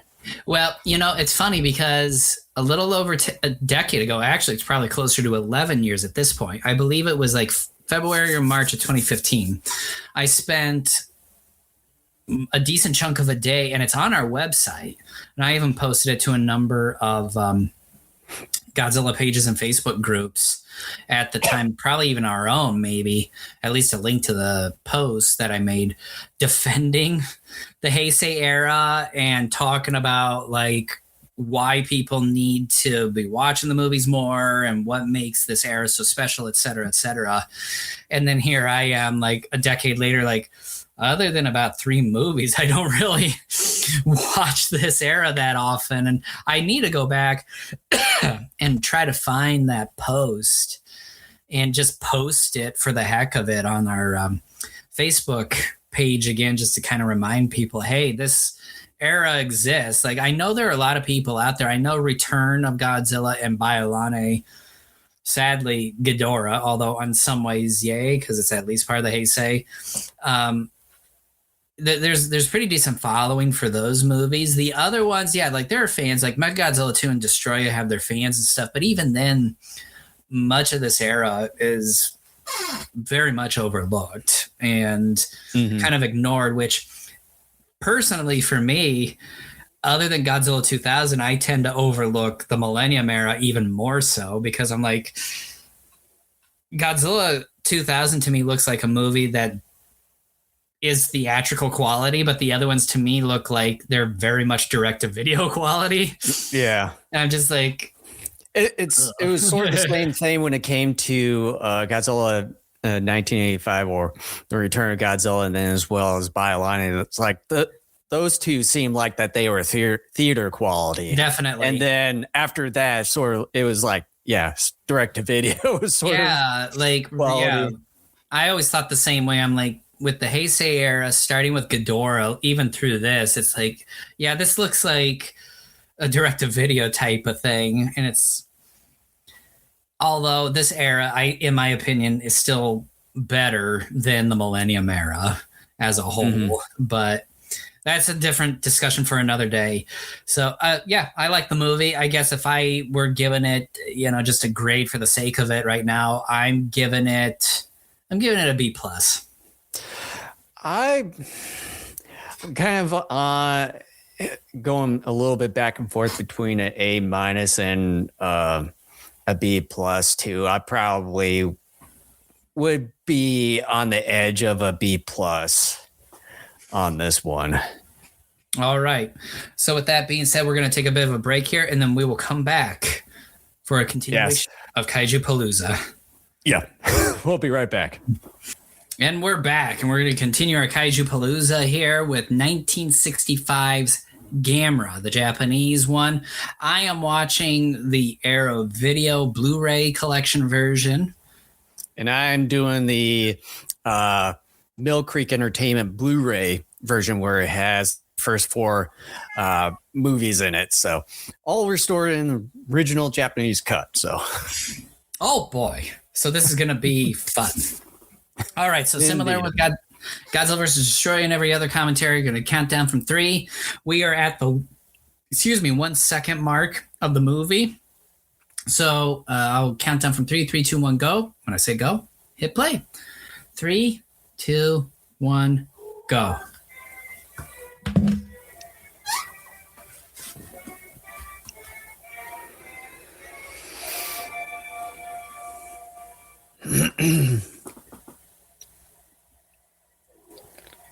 Yeah, you're adorable. Yeah, talking about me? I'm talking about Remington, you jackass.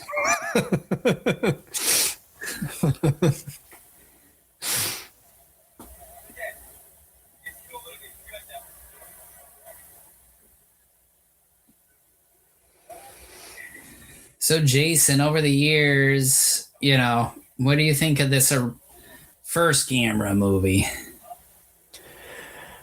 Well, I think this was sort of one of the first ones I actually came across when I got the VHS. Because I remember when I bought one of the movies, I know you were sort of scoffing at me. Yeah, it's like, why would you get that bullshit? Yeah, because I started getting them over when Suncoast was around, and got one of them at that point. And I think the VHS had the original Japanese version instead of the American version. No, I thought it was the American. I don't think so, because I don't ever recollect seeing any of the American guys in there until later. But did have like the dubbing for it. But other than that, I thought it was pretty good at the time. Yeah, I mean, I was a little bit slower to the Gamera party because I turned my nose down on this franchise for a while because at the time I was strictly a Godzilla fan and I kind of was like poo-pooing anything that was a Godzilla wannabe. Not only being slow at getting to Gamera, but also Ultraman as well. Well, you did a lot more exploring. Like you really took off. I was so much more apprehensive about all that stuff. It took you talking to me about some things and then me just getting older and just like, no, I want more of that. And then even doing some exploring on my own. But I remember like this one, I thought back in the day it was fine. The ones I remember that we got on VHS at the time that I really enjoyed, I always have enjoyed Barugon. I did like that one. I liked Gauss. I liked Jiger, and then Giron.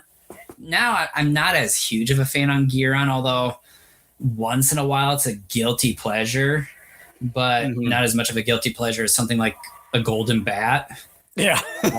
Golden Batman to me is like, no pun intended, the golden standard for like a guilty pleasure type of film, for me anyways.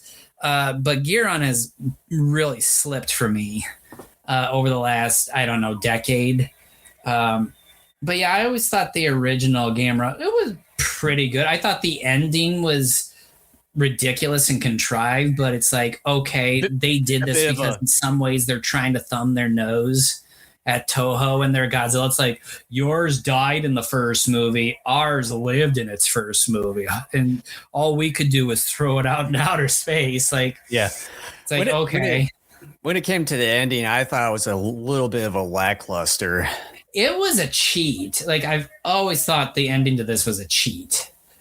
And it's like, I mean, in some ways, when they did the sequel, Barugon, like it made a lot of sense instead of just magically there's another one like Raids Again did.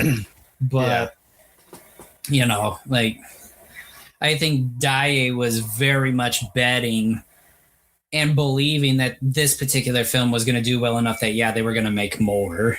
And if not, hey, we shot our monster in the outer space and we can just say he eventually like suffocated or something, like, you know. Yeah. Like he didn't come out in the middle of nowhere for the second version. It's like, hey, I thought he died. Like, no, we just decided that the first one wasn't canon and everything. You know? There's that wonderful word. Not canon. That'll get Star Wars fans pissed off. After Disney acquired it, it's like, yeah, all those novels you've been reading for like the last 20, 25 years or better, those don't count. Same goes with the MCU, where they're now saying that anything in between Endgame and Doomsday really didn't exist at all. That's weird because the Fantastic Four are supposed to kind of kick the Doomsday thing off.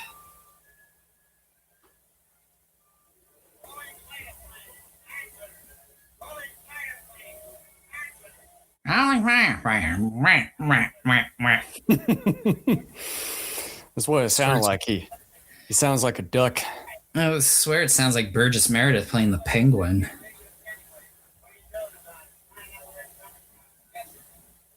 Or like one of the other guys that play in those B movies from the 1950s. Just, you know, insert stereotypical white guy here. Old white guy. Yeah. I mean, that's essentially kind of how it works. Yeah.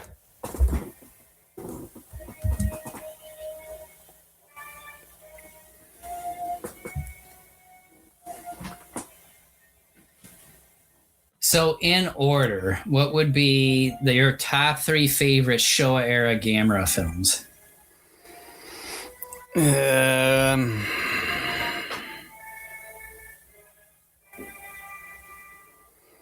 Probably would say Barugan first. Oh, nice. Gauss second. Then probably this. Huh. And then I would say Giran, Virus, and Zigra. You intentionally forgot one. Super Monster. Yeah, for me, my top 3 are similar to yours, just in reverse order. For me, it would be Gauss, Barugan, and then I would say Jiger is my third. Then if I had to do the rest of the series after that, probably then this. Now Giron and Virus, that's tough. Like Giron is a fun, stupid movie to laugh at. Virus kind of is too, but it's like, boy, there was a period of time where I watched Virus an awful lot. I probably would actually have Giron edge out Virus by a small bit, because Virus has like, about 10 minutes of stock footage in the middle of that movie. So at I least would pick Giron by a slim margin. At least the stock footage stuff isn't as abhorrent compared to Super Monster. Yeah, and then after that, Zigra and Super Monster like way down, like multiple distant spots away from the rest.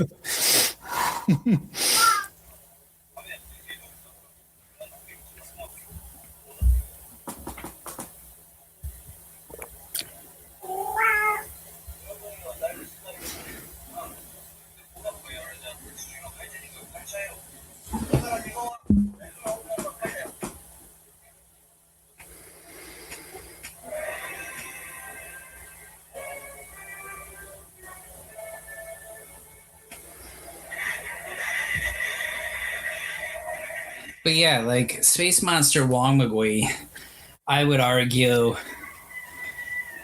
is kind of on par in terms of quality as like this first Gamera.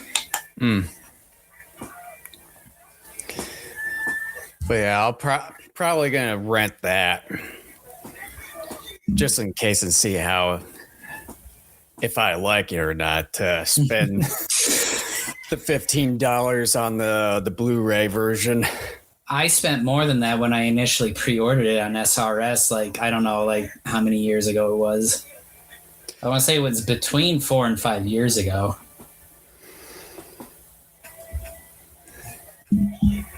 Let's see if they had that SRS distribution. I think I ended up spending, not counting tax and shipping, I want to say it was like $25 or so at the time.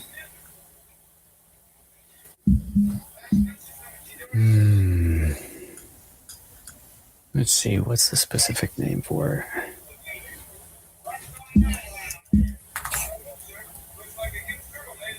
it? That's a huge turtle. I got my own turtle head poking.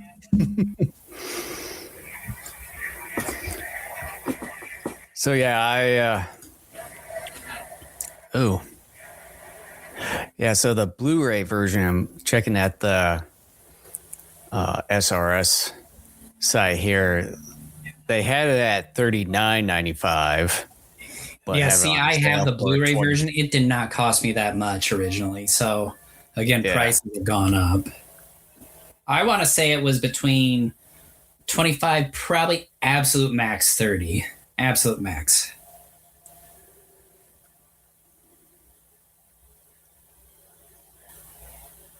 But then have it on sale for $25.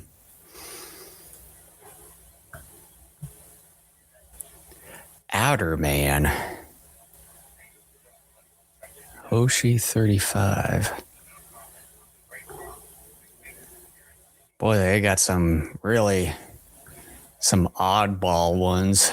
Yeah, I've purchased enough stuff from them over the years to where I've been kind of burned by it. Because, was it War of the Monsters, which is, I think it's another Korean movie, but they steal a bunch of footage from Ultraman.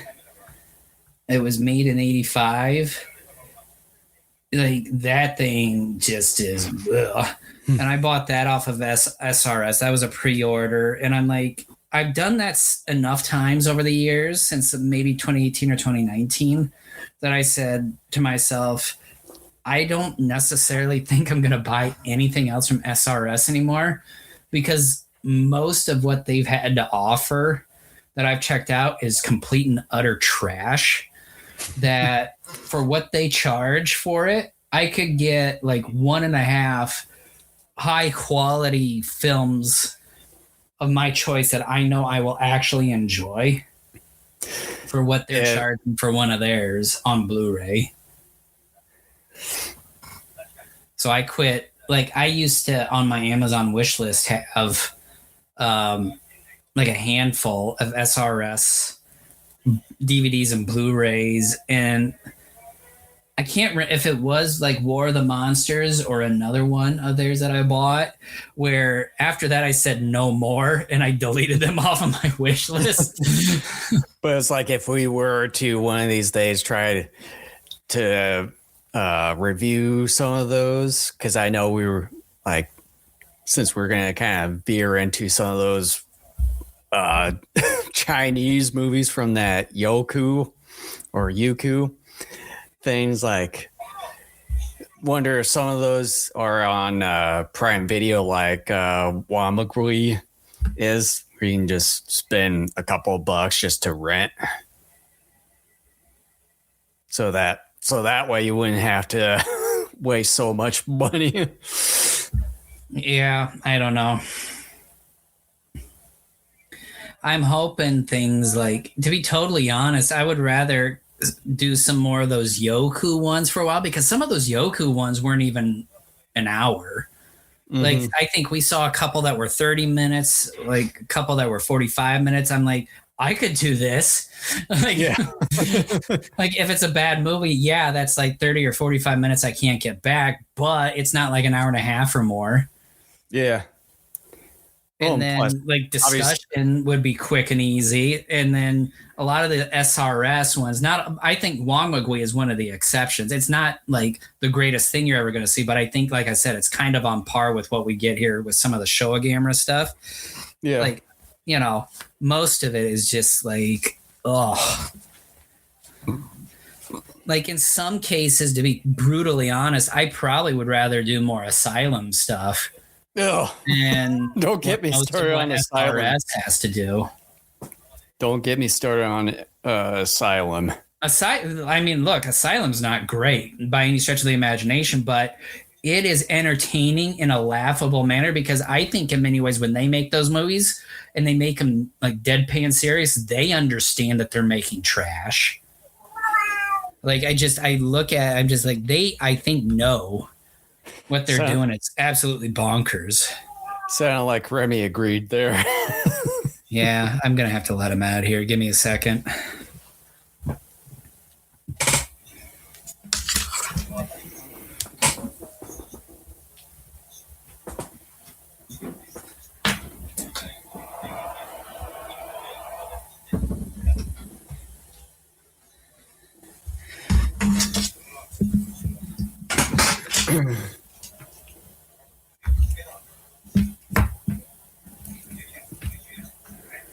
Anyways, back to Gamera. Yes. We always do this. Hey, there's nothing wrong with that. Kind of makes it for a nice, interesting discussion. Well, it has nothing to do with the movie in question, though. I know. I know.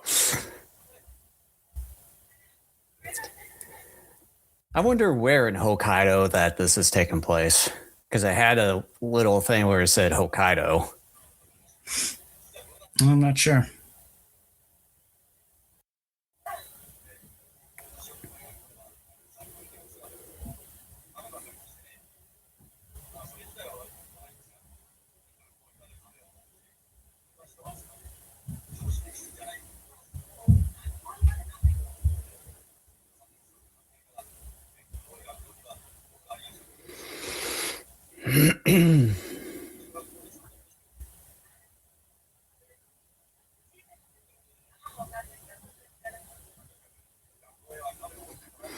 He likes to talk about turtles a lot.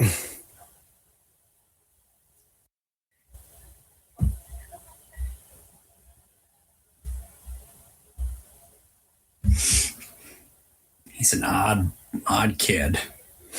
Thought about giving him up for adoption once, but even the adoption center wouldn't take him. It's too weird for us. That's like every time I see this kid, I think of the kid from Godzilla's Revenge. Oh yeah, Ichiro. Yeah. Then he throws it up in her face.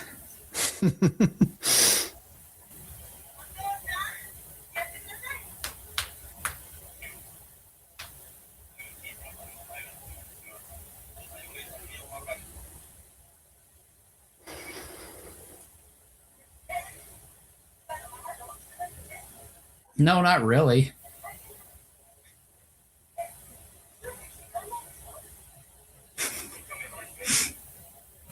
I'm more of an animal lover than a human lover myself.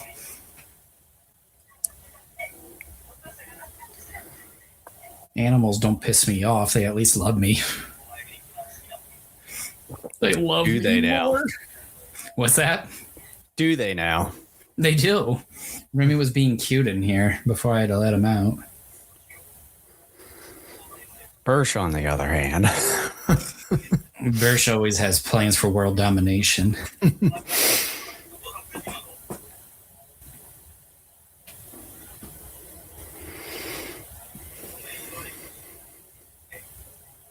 Remember what I did to your mother? I sent her to an early grave.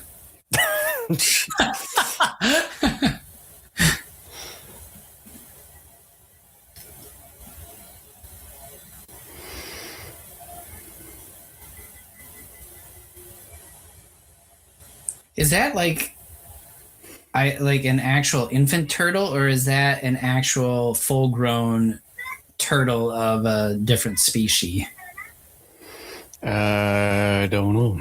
Could be an adolescent. To me, it looks like it's a real young one.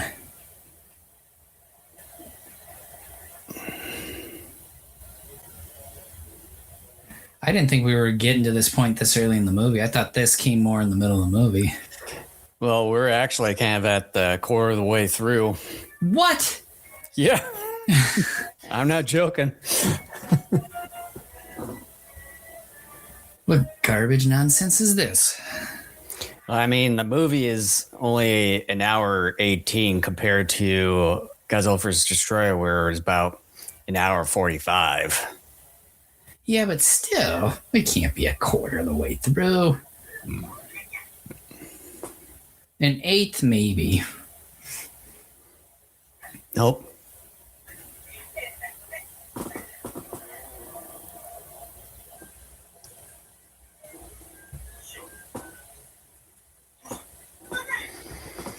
Sister farted. Look. That came out of her bum. Boy, that's quite the turtle head. It's a demon.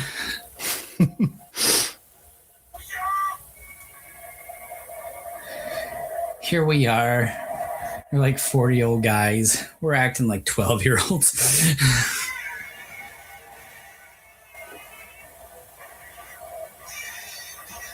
Don't you think you need to run? It's the 50s movies. They didn't really think about running. There's no way this kid's grip was even that good. Well, it was.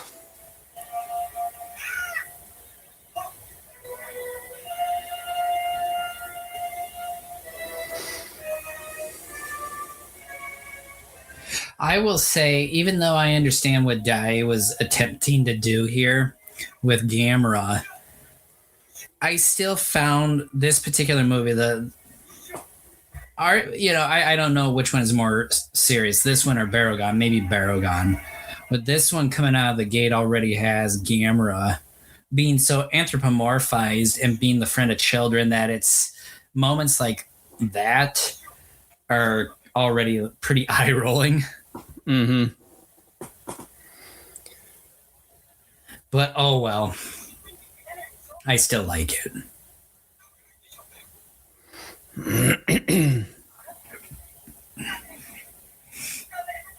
You drank too much whiskey and fell.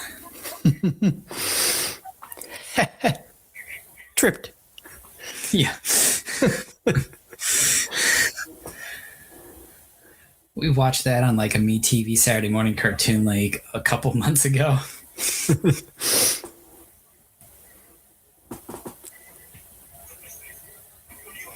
Your hooker has arrived, Doctor.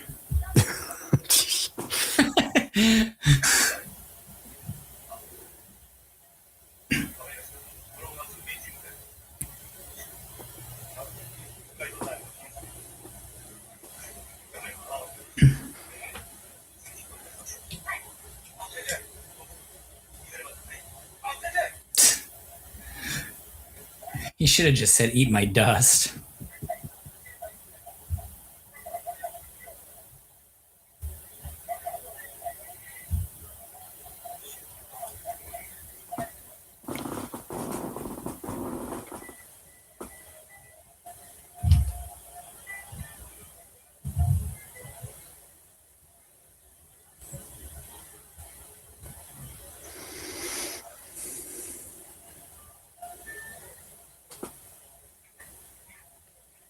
Kind of got like pseudo Hawaiian music playing.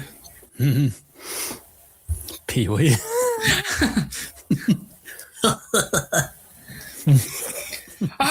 What's the word of the day, kids?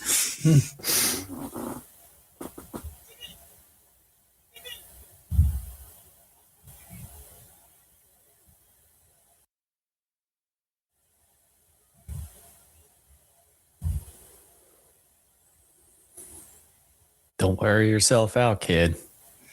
He already did. He's just mouthing the word now. That'd be funny. On that wet spot there, he slipped and on the jagged rock impaled his forehead, and that was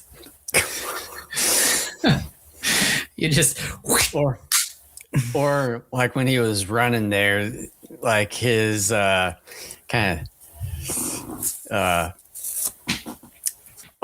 of tripped on one of the rocks. Like then he trips his ankle and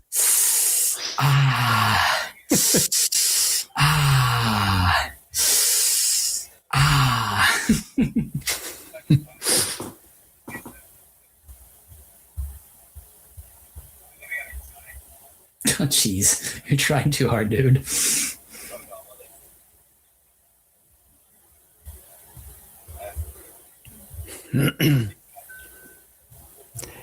Like, she kind of ignores the guy, kind of like, what's her face in Terror of Mechagodzilla, Fumiko? No. I should know because I just saw the movie a couple weeks ago. Katsura, yeah. But see, she was a cyborg. This lady isn't. Yeah. There's a difference. That sort of makes it worse.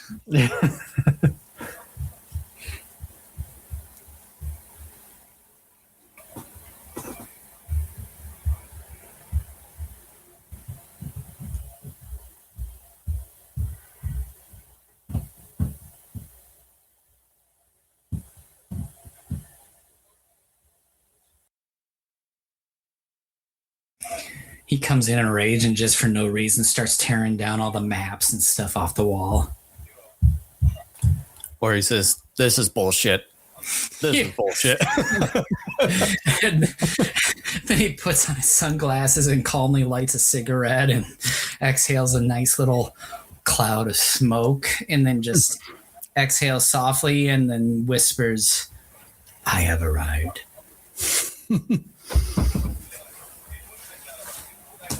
Or like, all you guys are asses compared to me.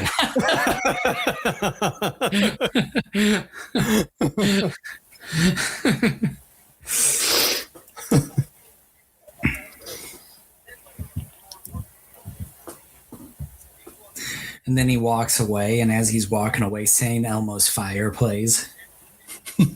What?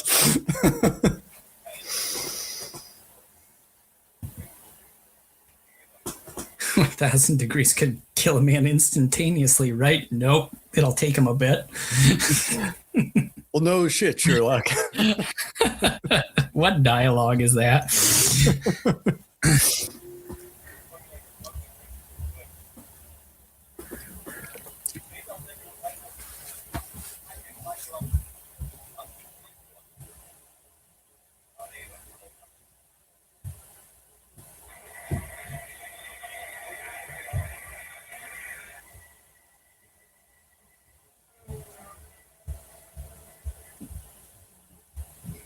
Wow, with this Blu-ray, man, some of the really dark moments are very grainy. Mm-hmm.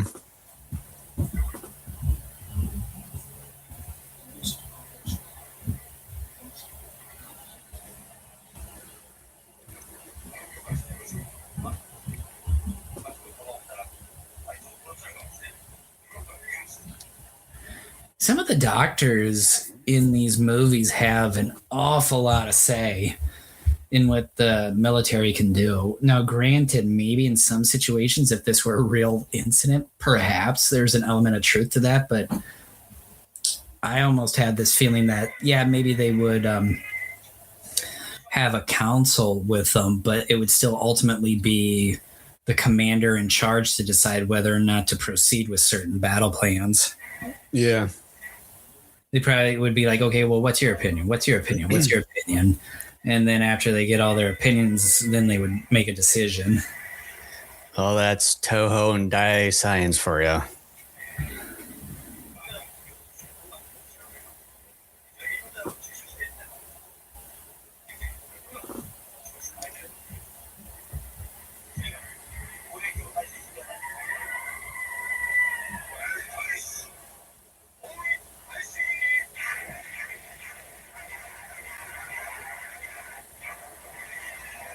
This is a pretty neat miniature set here.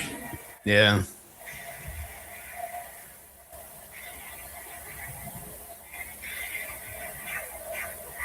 I don't think any of the Godzilla movies ever did anything like this. Like the closest they probably came was in Return of Godzilla, and that was a smaller reactor set.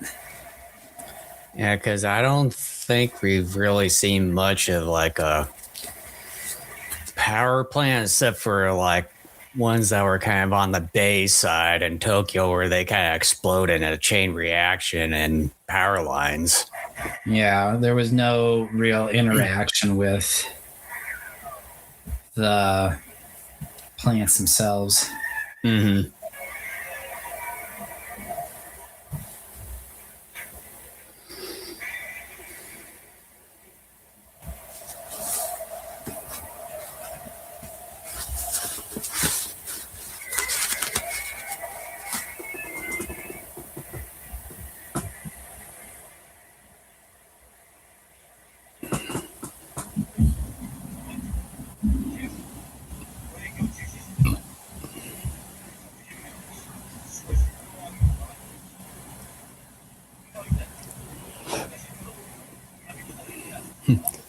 I'm getting myself out of here. You guys stay.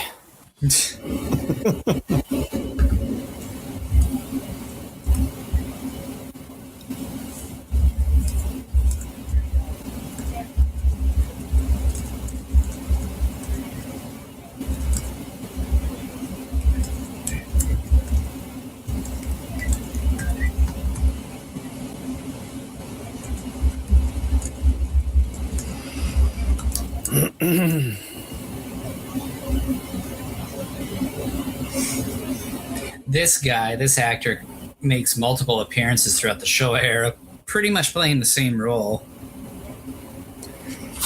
Same role, maybe different character. Well, yeah, different character. I didn't say it was the exact character, but yeah, same role.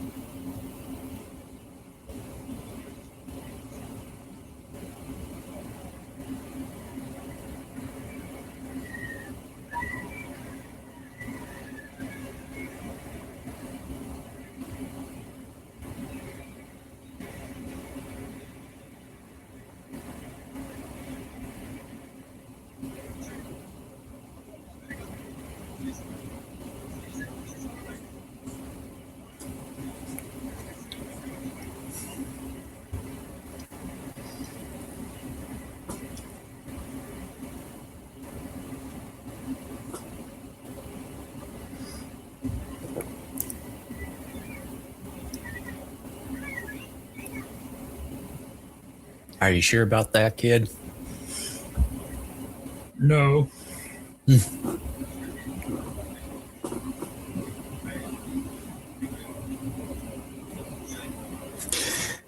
Then why are we standing around here for? Let's run.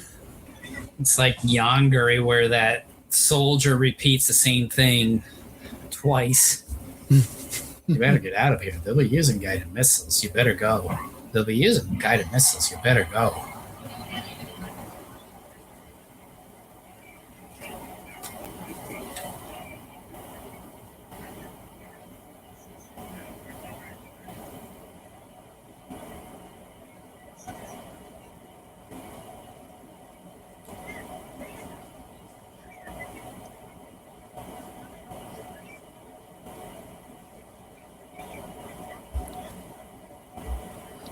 Yes, Kenny, now just go back to your room. I don't have a room. Well, here's when it shoves him down a hole.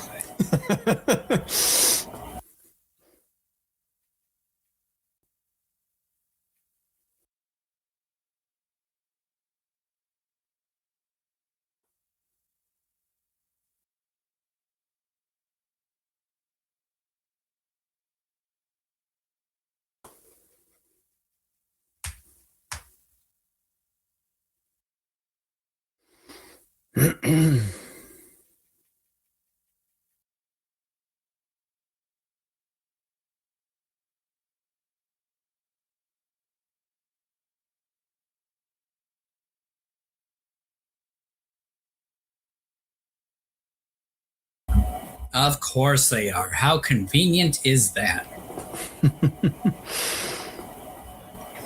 So Gamera, at the time of its release, according to research here, apparently Daiei was not honestly looking to make a franchise, but obviously did. The movie, of course, did not have a huge budget, but it made a modest profit. Most audiences liked the film. They liked the fact that it was a giant turtle and that the film had a decent pacing to it, that in some ways too it had a slightly dark tone to it. Professional critics in Japan at the time thought it was a halfway decent film, that there were things to like but other things that needed refinement, such as quite a few of the effects work. But it turned out a profit, so obviously we know the history from there. Yep. So.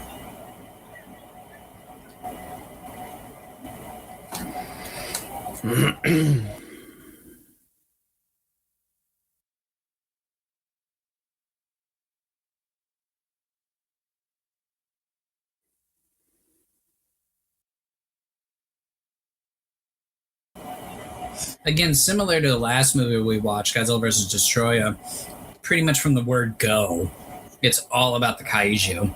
So, I mean, that's one thing this movie definitely has going for it, is that pretty much from the very first frame all the way to the very end, it's all about the title monster. And so, you know, I would argue, regardless of my criticisms or any other criticisms people give about this film, you can't say that this isn't about the monster. Mm-hmm.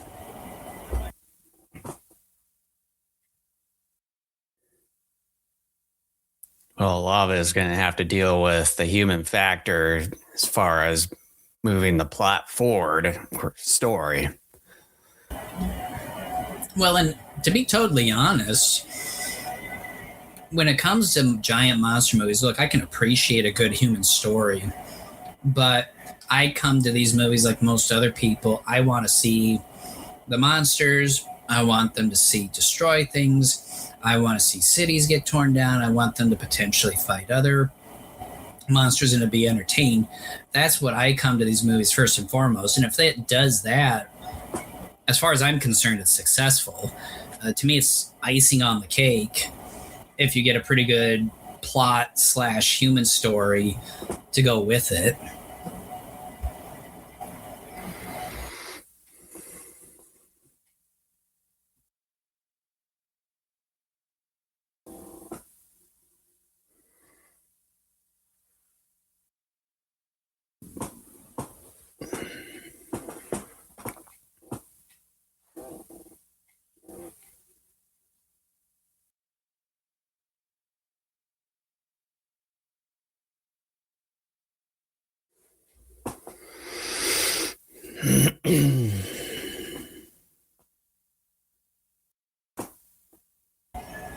I have the MST3K collection of all the Gamera movies they did.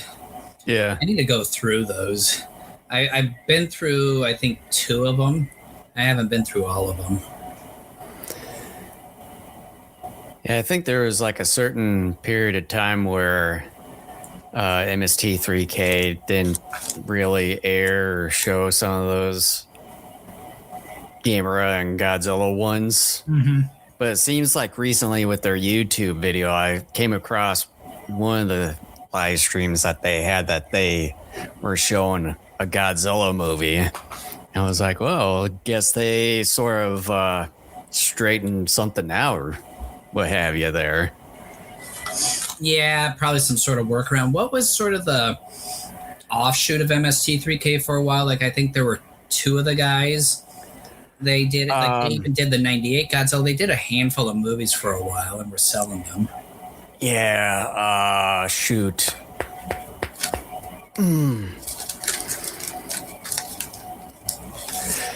Let me see here. Let me take a quick look.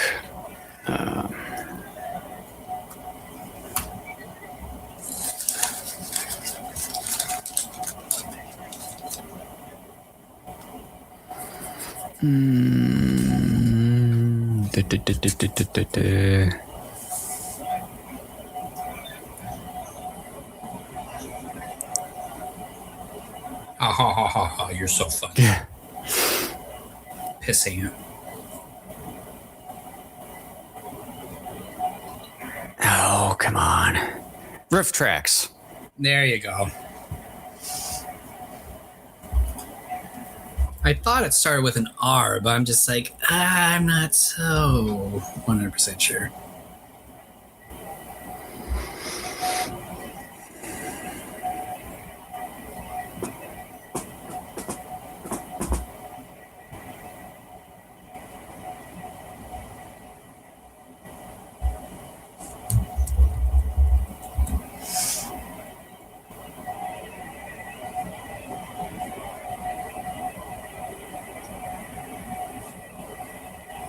I guess they're 98 Godzilla's audio only.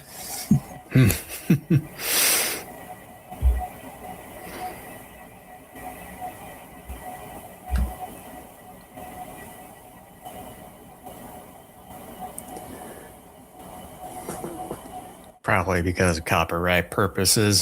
That's my guess, yeah.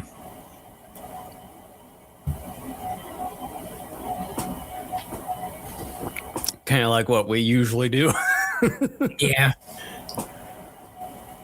We're not as fancy.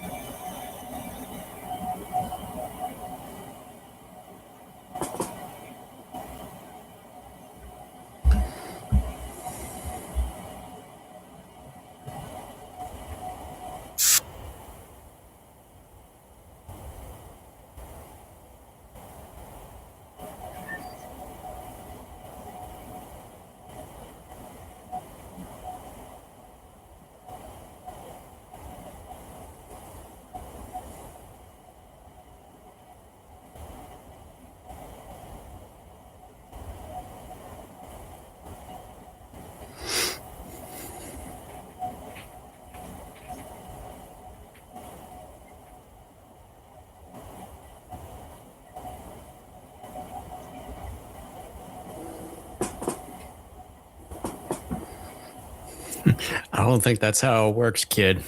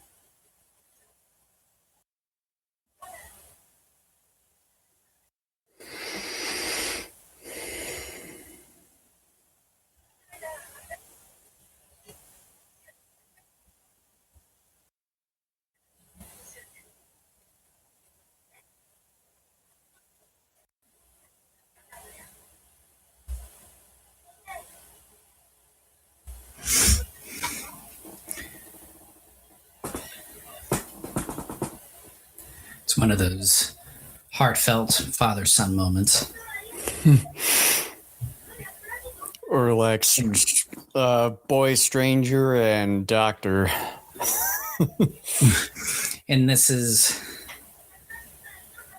one of those typical adult male moments of the 50s and 60s when listening to a kid beg for mercy.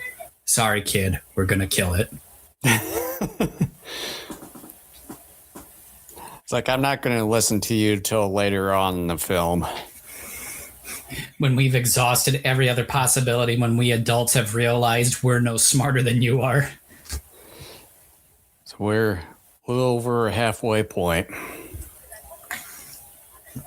That's nuts. No, that's a movie. Yeah. And crap. Yeah. Because you didn't stand up for yourself. That's why I took him.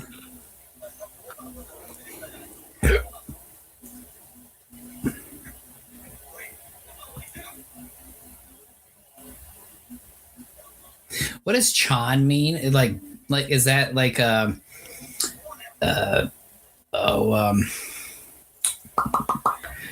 what is it? Like a title thing almost, like San is like Mr., Ms., Mrs., that sort of thing. Like is Chan sort of like boy, girl, that sort of thing? I think Chan can be used for both boy and girl, but I think there's probably, let me see here. I'm just curious as to what it means. Let me see here.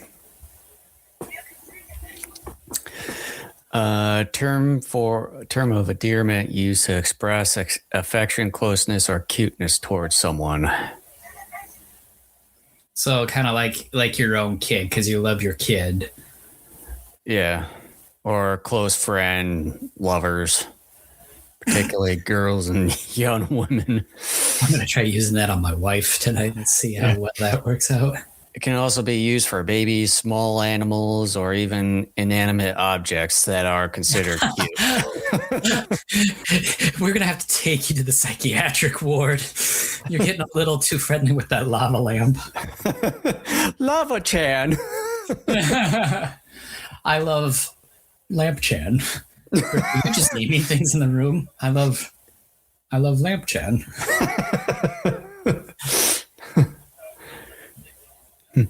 Or Remy Chan. Yeah, well, even before you brought up the whole pets thing, I was already thinking that.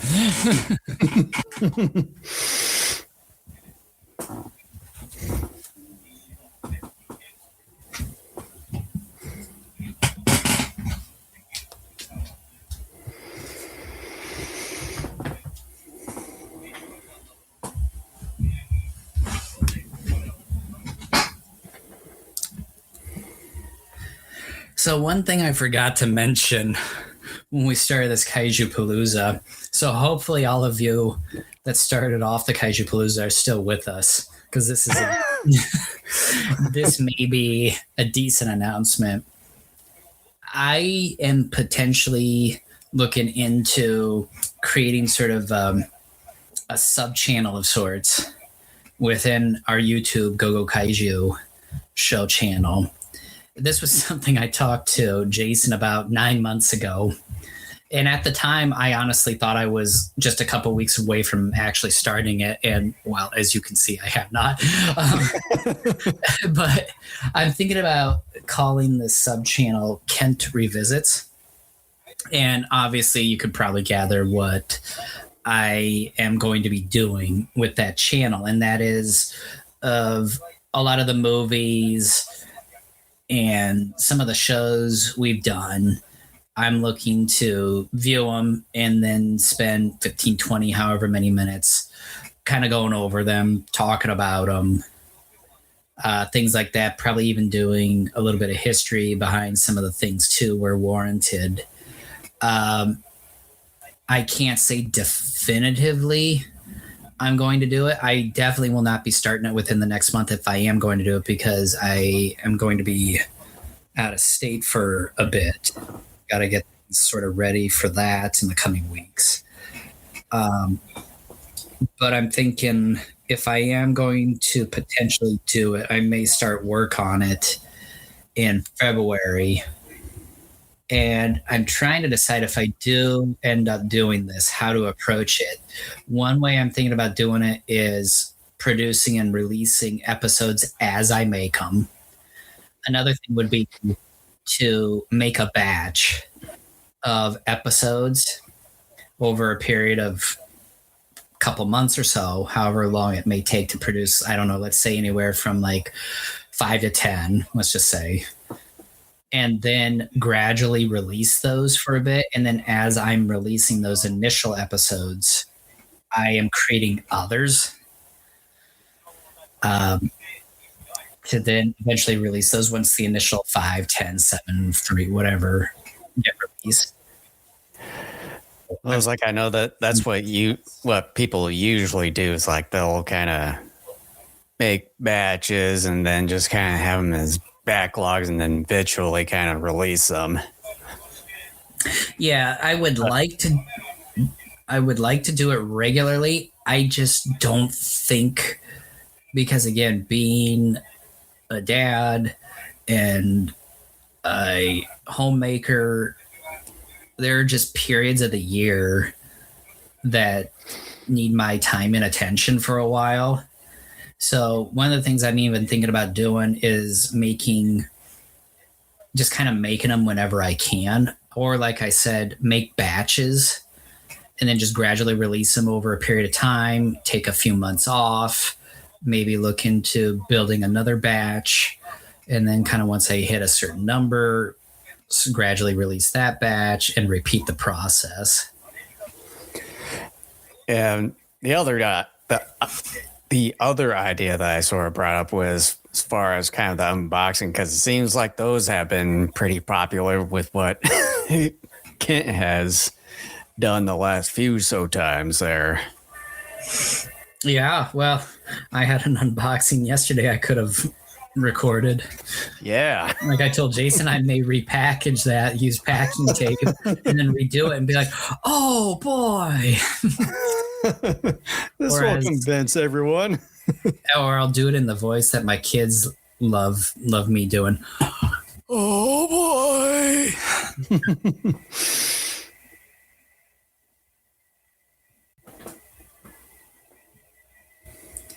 I might even make some videos of me reading out of the World Almanac and Book of Facts. No, just kidding. No. I just like what Gamera did here. Like he kind of swooped by and psyched him out and is like, all right, this is it. And then crushes it.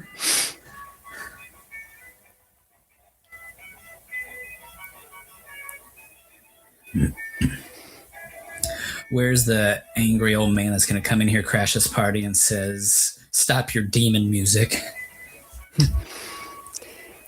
You young whippersnappers. We need John Lithgow here.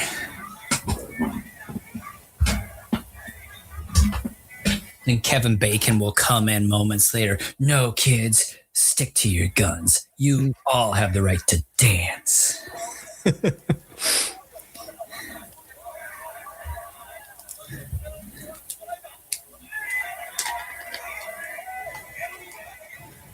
Bum, bum,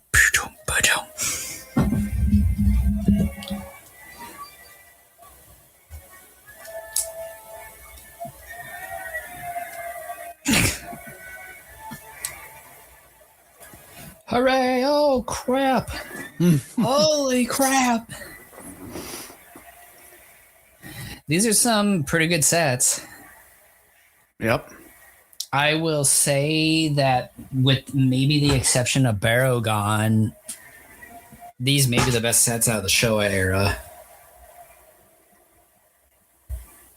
Barogon, I think, tops. I think Barogon, even though, like I said, Gauss is my favorite of the Showa, I think Barogon is really the best made out of the Showa Gamera films. It's such high quality in so many areas. I would even argue it rivals some of the Godzilla movies of the time. Mm-hmm.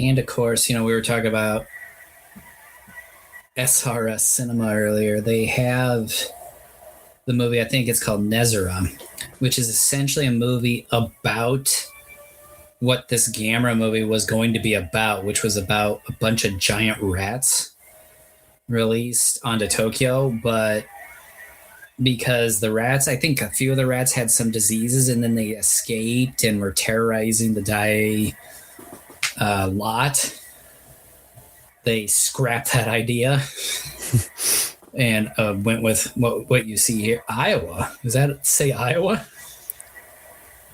Maybe it could be Toa or something. Could be. I wanted to say Iowa, so I'm going to assume it says Iowa.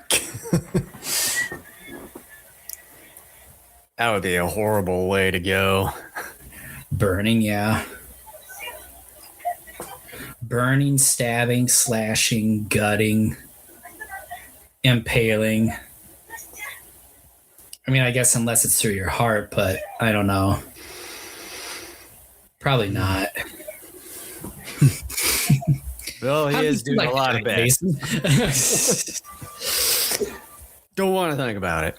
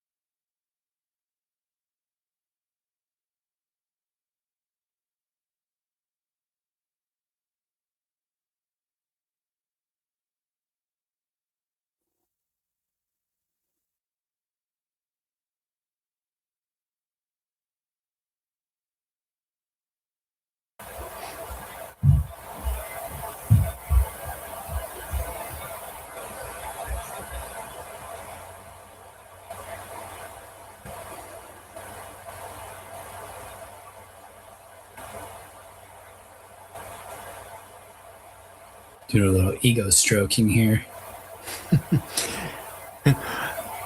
I got better stuff. No, I got better stuff than you. No, I got better stuff than you. We're already at Z plan, huh? Yep. Getting close to 3/4 of the way. This is crazy, dude. You got mad at me a few years ago for having like a 5-hour Kaijupalooza. I think we need to be doing 6 or 7. No.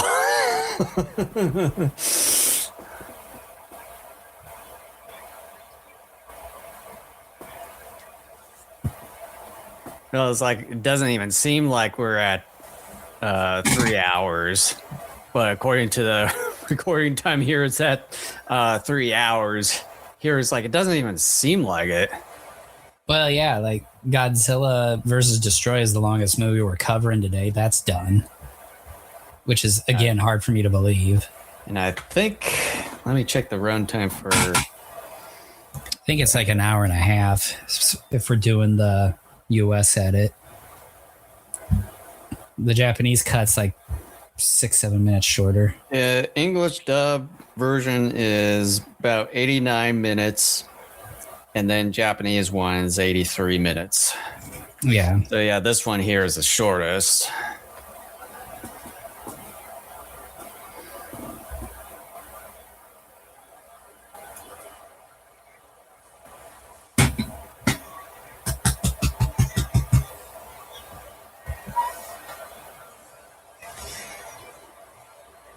Whose bright idea was this?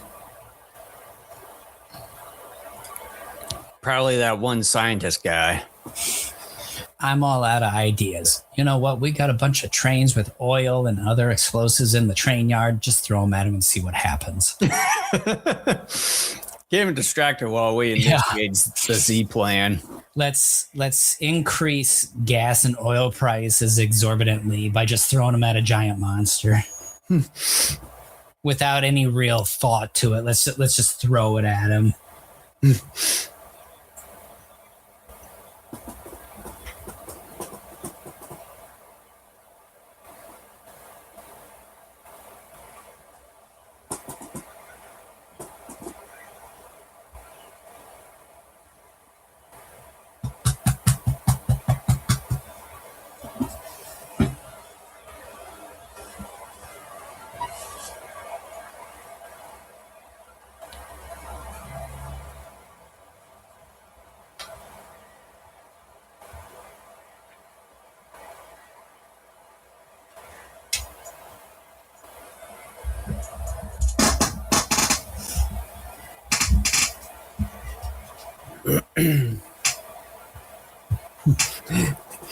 It's like, I want to sacrifice myself.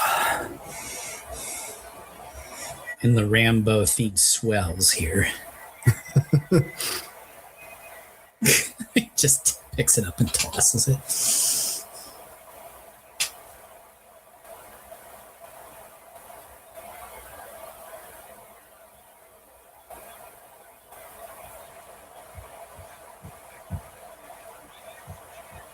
I never realized it for many years, but this guy who's trying to get him off is the same guy that's going to pop up numerous times in the Showa era. He's the main villain in Barugon. He shows up in Zigra. Yeah. I think he shows up in like maybe 2 others. Maybe Giron? I'm not certain. I want to say he might even show up in Gauss. I think he's like a military head in Gauss, maybe.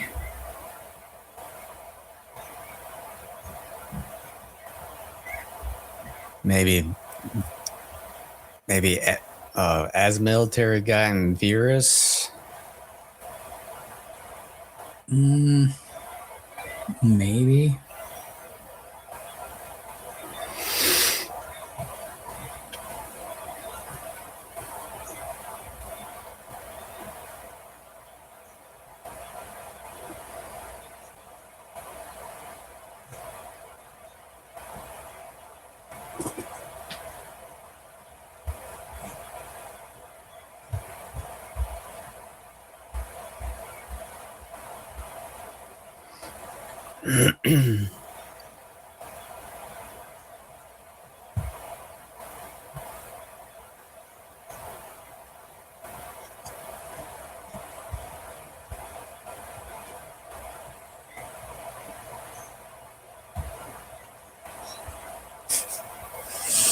I think they were afraid at the time to actually tell the movie audience what the actual plan was, because they're like, look, we understand this is stupid. We don't want to piss you off so early to where you leave. Mm-hmm.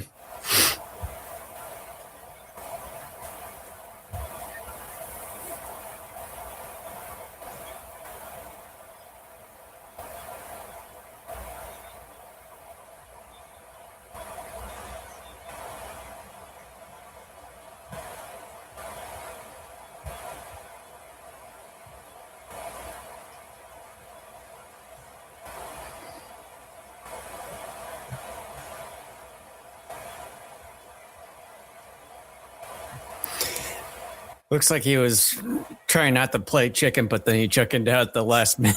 He's like, nope, the ditch wins. That ditch ain't gonna move. No matter how hard I try.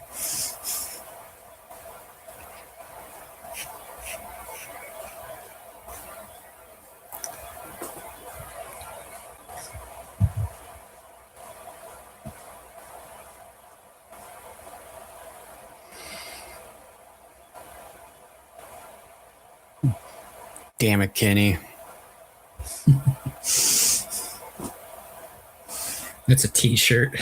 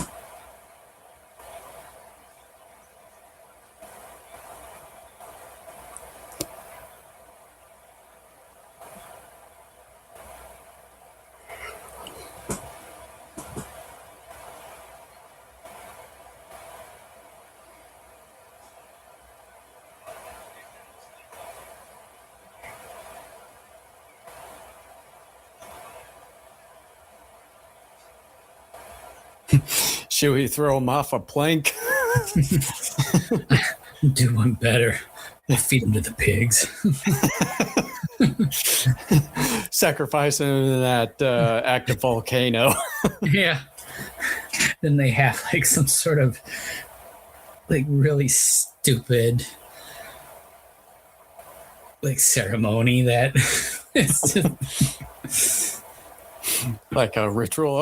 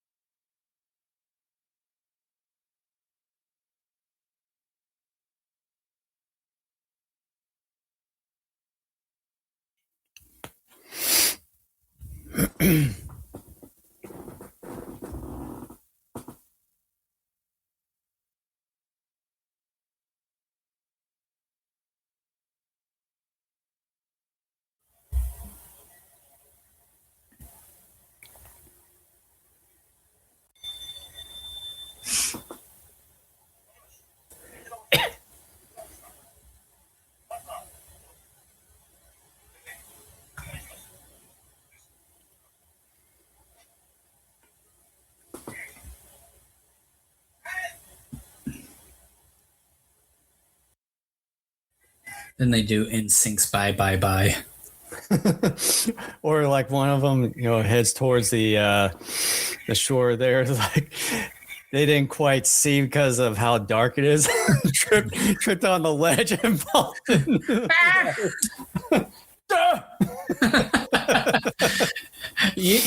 Hollywood needs to hire you as the guy that does that. And then pretty soon you start seeing all these action movies where you're just some random soldier or just a random person.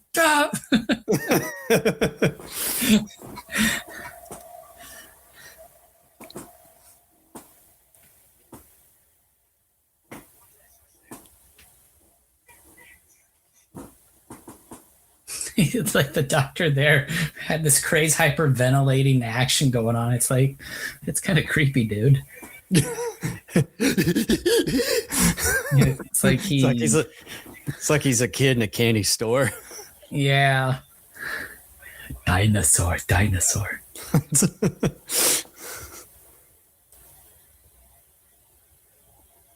Yeah, fire. Let me take a better look. Beautiful. Not as gorgeous as you are. You know, the one guy that is next to him kind of looks like Fidel Castro. Isn't he supposed to be a Soviet character? Maybe.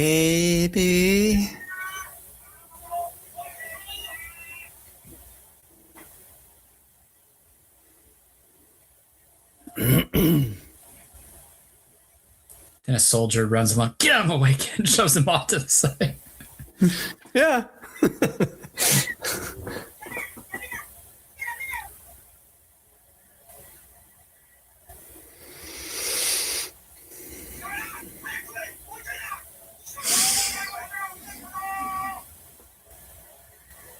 Of course it is.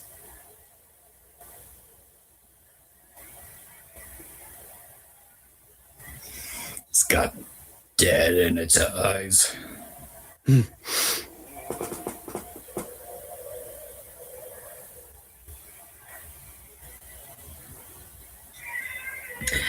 To be honest, because didn't they use like a fuel for that? I think even in that situation, it would take an awful lot of rain and or wind to put something out like that. Like if you had oil burning on top of the water. Mm-hmm. Not technically sure how it would work. Like how much of it would need to stay around. Because I think a lot of it, unless you somehow extract it from the water or it totally gets burned, like I think it's going to continue to burn unless you really, like I said, really, really like churn the water somehow or something. Mm-hmm.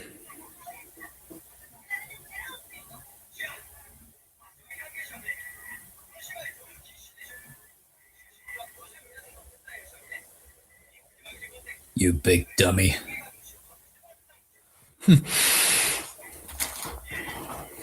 Like all my valuable possessions are in those tents. Yeah.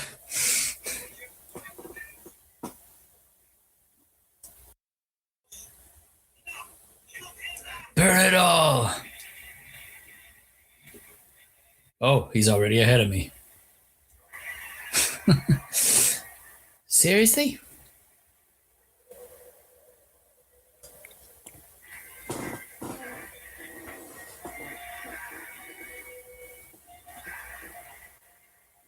Getting Gorgo vibes now.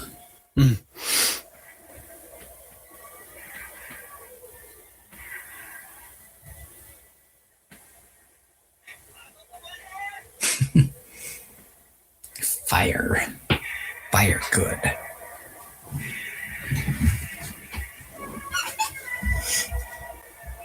Oh no, not the rain again. It quit raining for 5 minutes, but every time we start a fire, the rain comes back.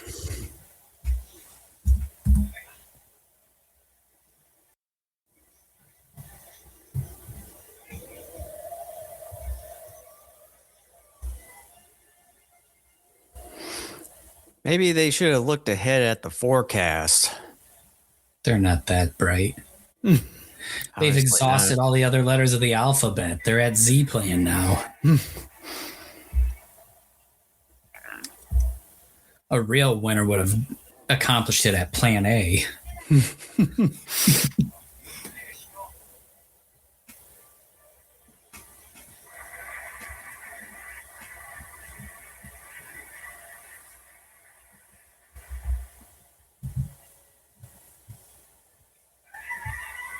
Like, now what?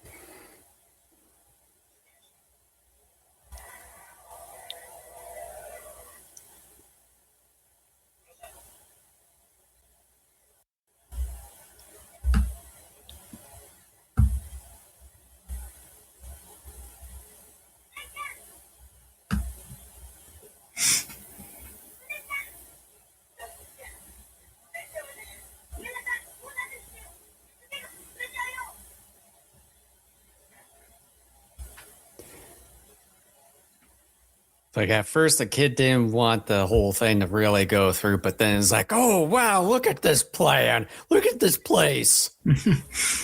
I cannot It's not miss on it. fire like the other place.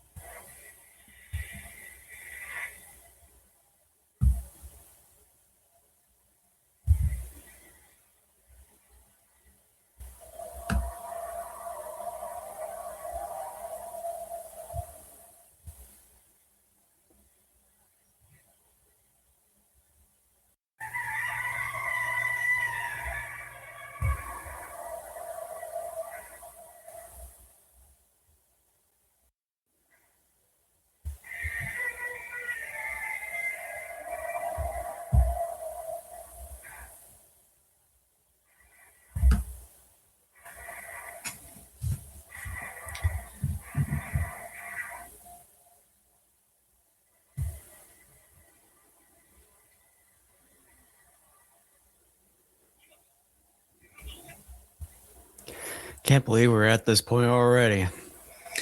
Yep.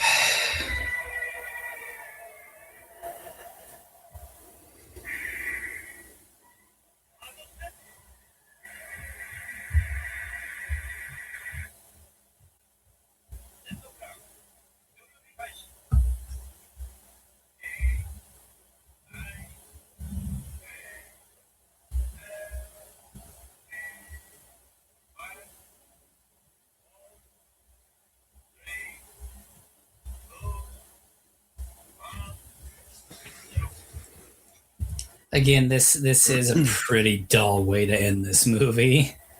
I'm not gonna lie. I'm not saying like Cameron has to die, but just not just dull, but lackluster. yeah, like I mean, I guess in a certain way, putting him in a rocket and shooting him to outer space is kind of neat, but the way it happens.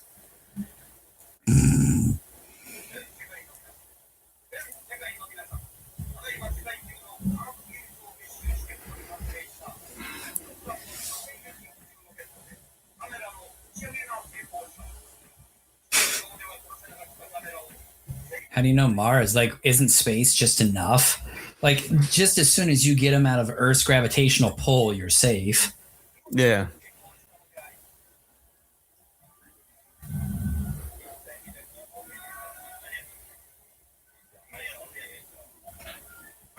But then again, though, too, the way Barogon opens up, it's what is it? His rocket breaks, I think, in the asteroid belt, and then he flies back. They're like one of the comets. And Gamera basically says, "Fuck not having oxygen. I'm heading home." Like he somehow lives in space, makes it home, doesn't burn up upon entry. Well, it's kind of pretty much like that throughout the entire. I know. It's just, yeah, there's just things there that.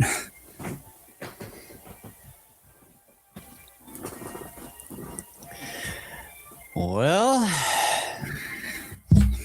man. Seems like we just started this. I know. Thoughts? Rating?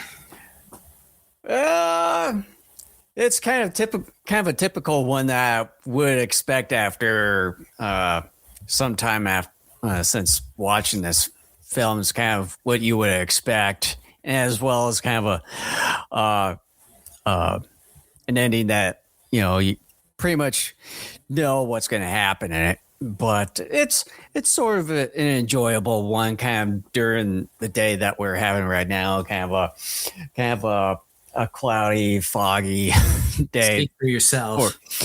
For me over here, it's kind of gives that nice cozy look. Gamera's cozy. That's a quote on the back of the next release. Jason, that's a Gamera's cozy. In a way.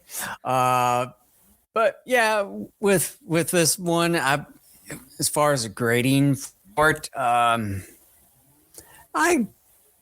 give it a C plus, I would say.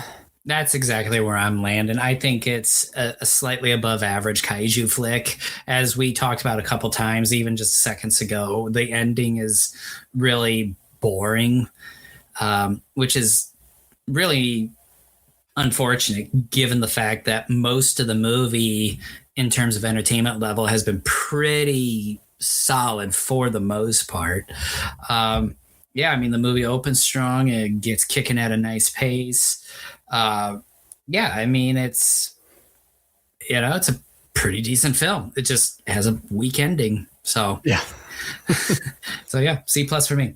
All right, we'll take a quick break here and we'll be back to conclude Kaijupalooza with 1975's Terror of Mechagodzilla. Welcome back. And now we're going to do 1975's Terror of Mechagodzilla. We're doing the English dub from the Terror of Mechagodzilla DVD by Classic Media. Yes, this one right here. So yeah, we're doing the version that's like 7 minutes longer, but we'll get through it.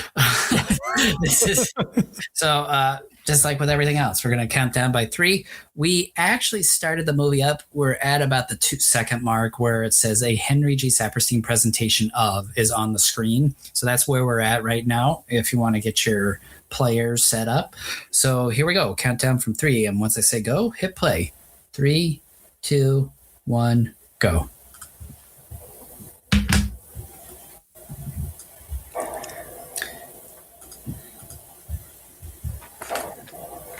So we get to watch history get recreated here for no reason whatsoever.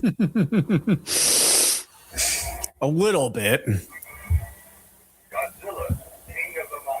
I mean, in some ways, this is an amusing intro, but I would rather just get right to it. I wasn't really quite expecting this because I don't even think I've seen this one in particular.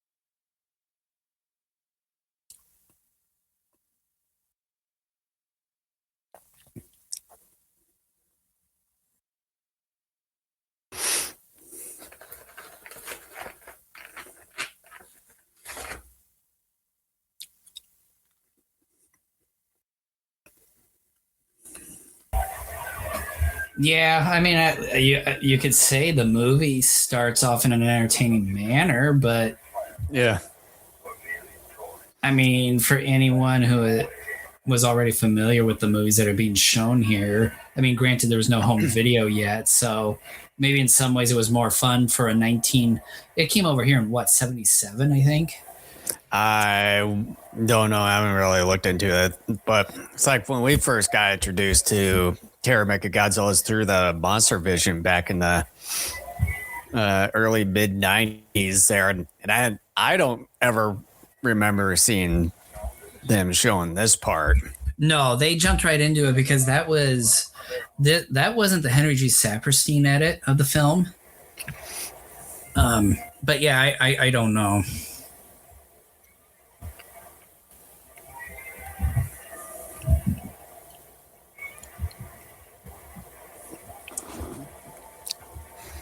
Let me just take a look here.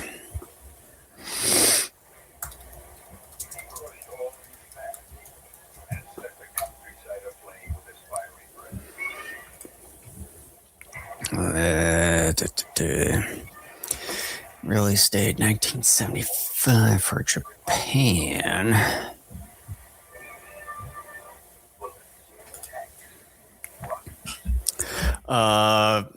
It was released in March of 1978.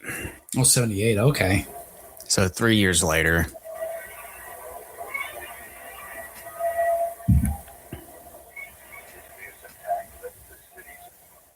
Apparently there was brief nudity. In the Japanese cut, because I've seen it. It's nothing. Like, it's a prosthetic boob. Like, I mean, you know.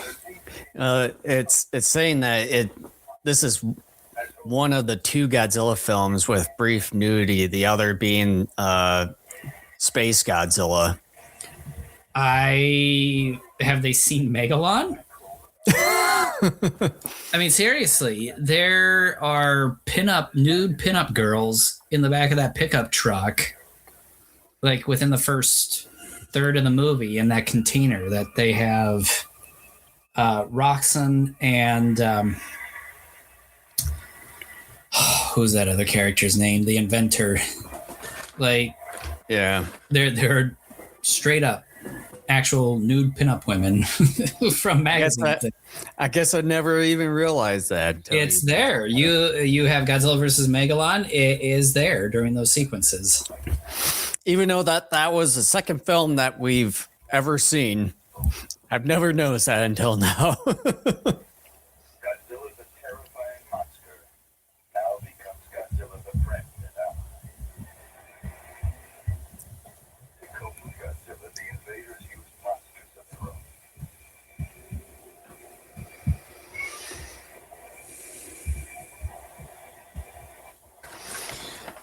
I guess this is where the extra 7 minutes comes from. Is this All this, yeah, right here. You get it out of the way.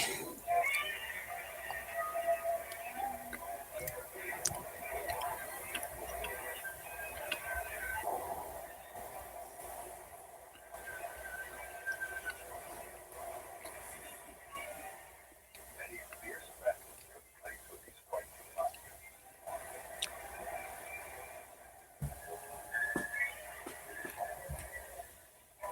Godzilla was put to the full test of his strength.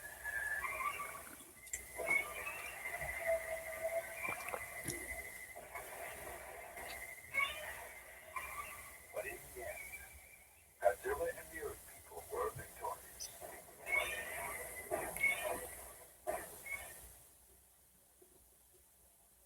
Other sinister minds from outer space decided that the only way to take over the Earth and destroy Godzilla would be with another Godzilla-like creature. A huge robot monster, impervious to anything. Mecha Godzilla.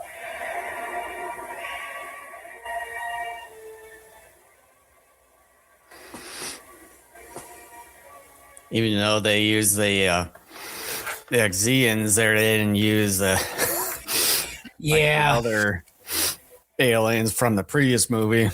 I think it's a rights thing because they probably didn't have rights to the previous film and therefore could not necessarily use that footage. Although they're using the footage right now. But this right here, I think, is part of the original film. So I think that's different. I haven't seen the Japanese version in years, but I think this is indeed part of the original Japanese. Released by the Mechagodzilla company. I know, right? In their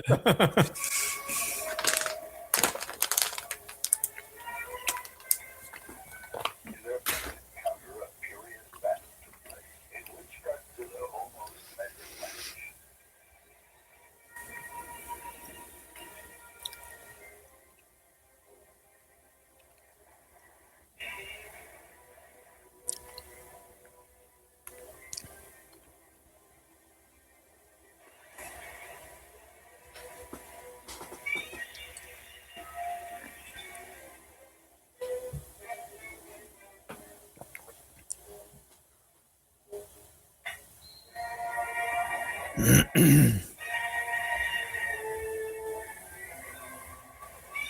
Quality Sound Company. Freeze Titles by frame. Freeze Frame, yeah. Like, who are these people putting this thing together? This is like something you would see out of a fan-made film. Yeah. Human.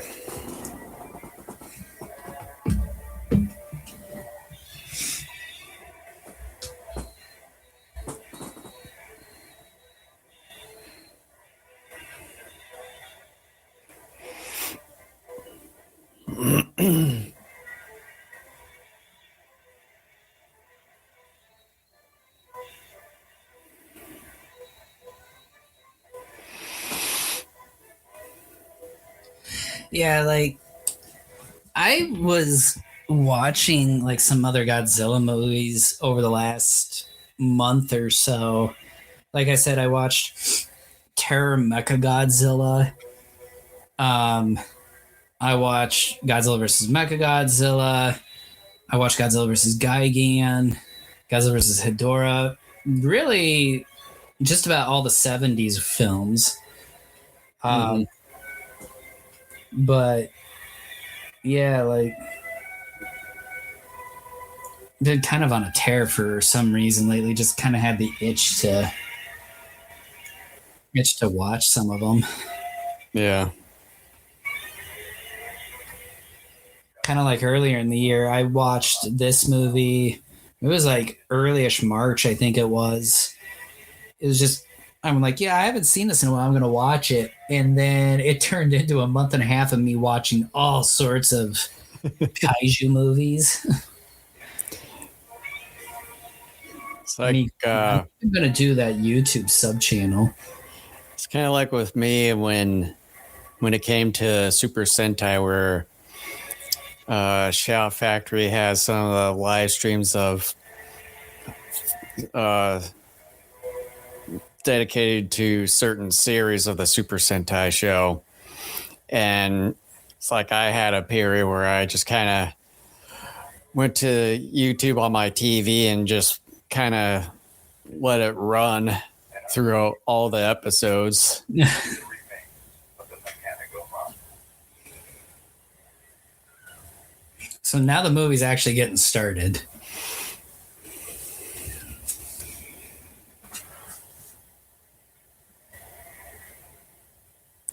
Yeah, about like 10 minutes in. Yeah. You had like 7 minutes of nonsense, basically, and then 3 minutes of opening credits by Freeze Frame, Mechagodzilla Company. Quality Sound Company. Yeah.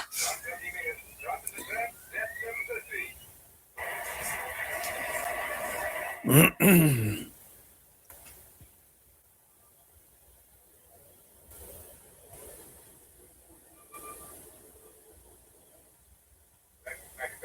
must be scattered around somewhere near here. If we find it, Within this red box. 200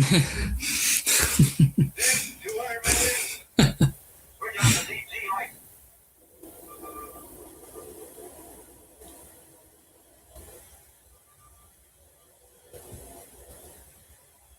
The searchlights are on. Now they are. Commence the search.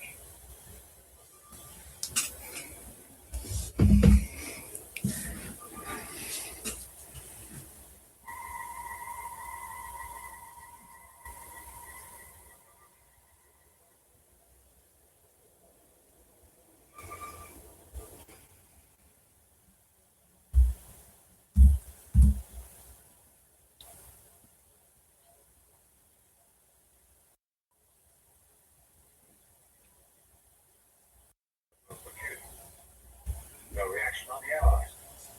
No. The munition always ranges. But there's some space to take in. Nearby. It's only a tiny piece. I don't understand. Are you sure we've the correct location? I'm quite sure. We're in the right area.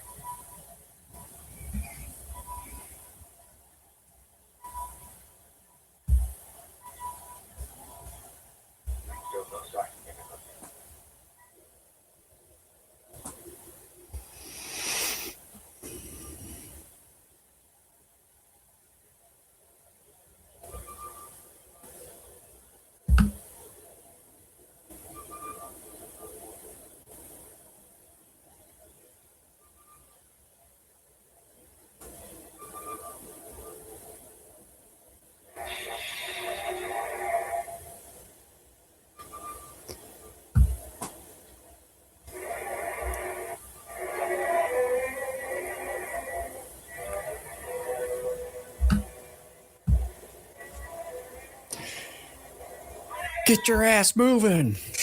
Holy crap.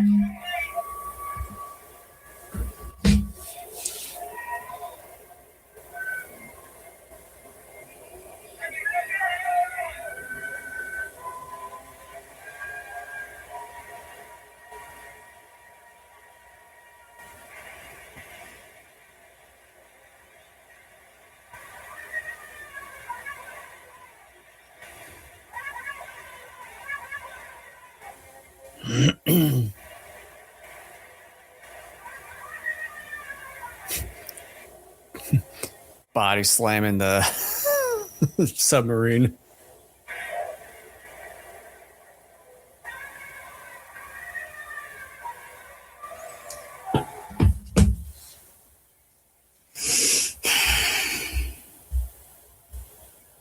Wow. Rule of the submarine was still in the experimental stage. It had been specially designed by the Ocean Exploitation Institute. I can't believe it. This accident was caused by some mistake on our part. What did the red tell you? Not much. The sub had been hit with enormous impact. Been ripped completely apart.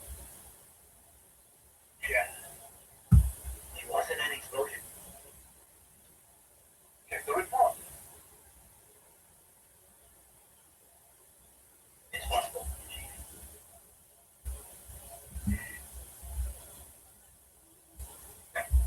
You'll find it. A UFO? No. What is that? A drone? Something strange rising out of the sea. Just above where the submarine sank, it rose up several times. Now, that's not much to go by, but it means that we must be very careful about what we do. It's not safe from the OER.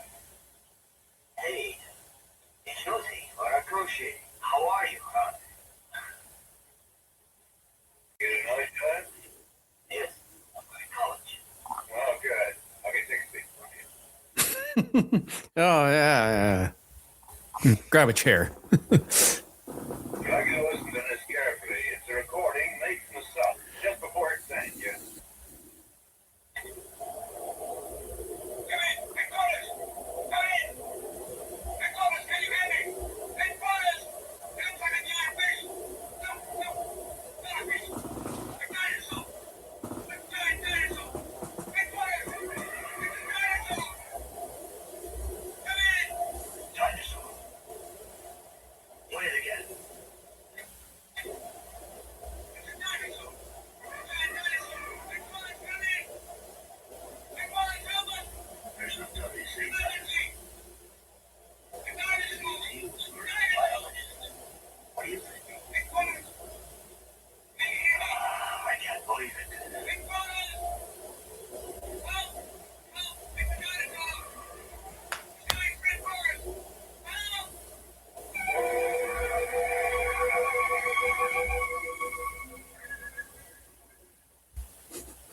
Every time I hear that type of music or sound effect, kind of reminds me of Planet of the Dinosaurs. Oh, yeah.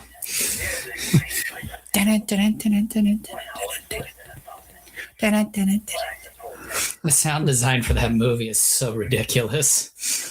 There's only like 2 or 3 different riffs that they use, Yeah. not including the title song. And then the complete music at the end where it's like so much longer compared to any other sound or music combined. And it's so funny, like after the beginning credits are done, there's like a newspaper clipping of the lead actor there. I forget the guy's name. His like wrinkly old face gets zoomed in on. He's got this like grouchy, grumpy, tough guy look. I'm like, dude, I can't take this guy seriously.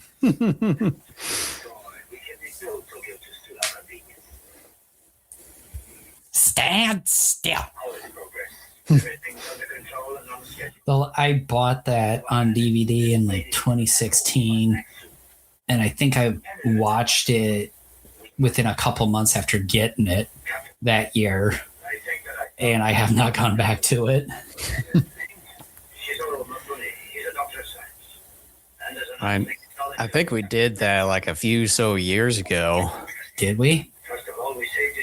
As like I think at at least a review or both a review and a commentary. Huh. Let me take a look at it because I got the commentary sheet pulled up here. Maybe we did do it sooner and I have just no recollection of it.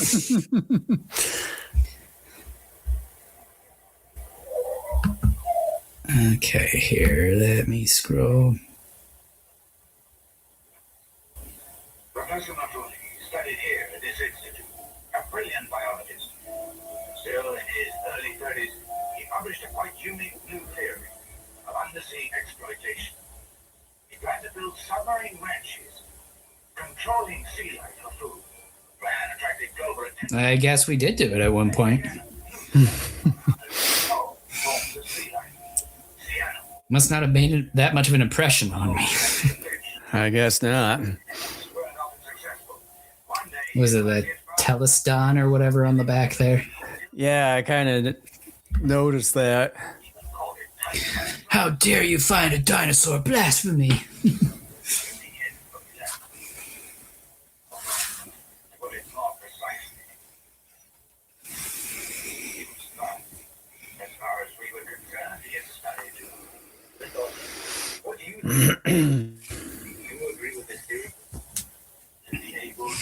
Yeah, like, I'm almost considering this personally as a Christmas movie anymore because we first saw it 95 Godzilla Bash from TNT. So that's always kind of been imprinted on me with this movie. If it has Christmas theme, I probably would consider it. That's the thing. It's like, well, there's a Christmas tree, so it's got Christmas. Like, mine doesn't need to have anything Christmas related in it in order for it to be a Christmas movie.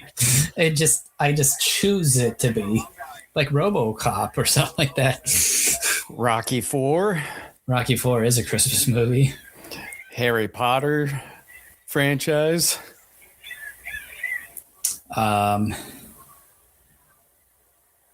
Let's see here. A lot of people say Garfield's Die Hard. Halloween special. A what? Garfield's Halloween special. House of Wax. Frankenstein. Debbie Does Dallas. Okay, let's get back to the movie. Jason's had enough. Enough of your shenanigans.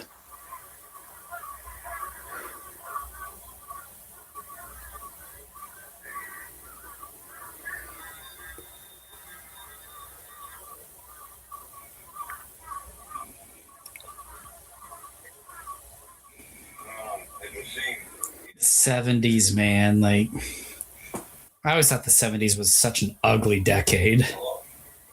An odd looking one. Like, the clothes sucked, the hair sucked, the fabric on furniture sucked, the cars sucked. Just the vibe in general. I think the 50s and 60s are marvelous. 70s sucked, but then the 80s through today, I'm like, yeah, I can do that. You had one real terrible decade in there. You could say 60s was a bit weird. 60s was weird. Like, yeah, kind of by like mid 60s started getting weird. Definitely kind of within the last maybe 3 years of that decade. sorry. I was told Dr. Matroni was interested in dinosaurs. We came to hear more about this one. Dinosaurs. Yes, the things that went raw 65 million years ago. I'm afraid I can't tell. I know nothing. My father never told me anything before. You sure? Your father must have made notes. So perhaps you hear the notes. He made notes of how stupid your face is. It was his wish in his head. Read them all. Can't you tell me anything? No, you barge into my house. Please will you forgive me? I remember nothing. I just don't want to talk about it. You remember nothing, but you don't want to talk about it. So, which is which? Both. I want my cake and to eat it too. Because if you give me cake, it means I can eat it.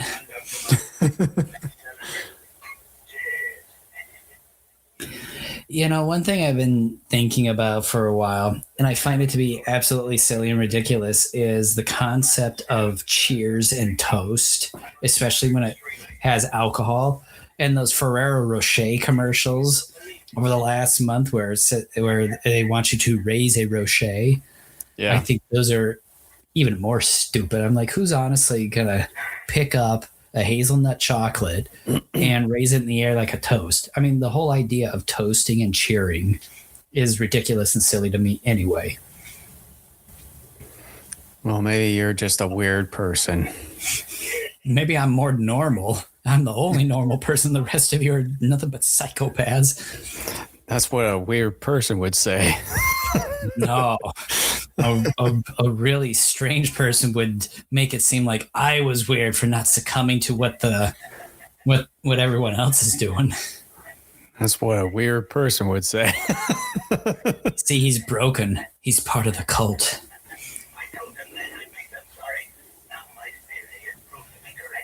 The interesting wig and mustache here on Akihiko Hirata. It looks believable to me. To be totally honest with you, I get a Colonel Sanders and Samuel Clemens vibe off of this look. I'm not trying to be funny. Like, I look at him, I do partially see Colonel Sanders and then Mark Twain. Probably because of the glasses there, too. The glasses what bring out the Colonel Sanders, and the Mark Twain vibe is the hair and the mustache. It's like what they do with the KFC commercials nowadays, where they have some guy kind of dressing up like Colonel Sanders. Like, I wonder if they did that too for Japan back in the times when KFC was starting to go over there. A Japanese Colonel Sanders. I wouldn't be a bit surprised. Oh, I know. I would love to see that. I bet you anything that someone on YouTube has probably uploaded some kind of Japanese commercials of KFC with someone there dressed up as Colonel Sanders.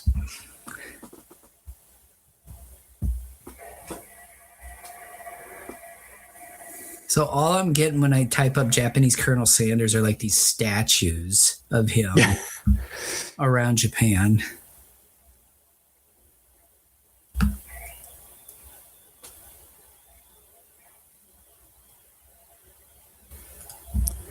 Yeah, I'm not like, honestly, there is some guy kind of dressed up like him, but it's not even funny.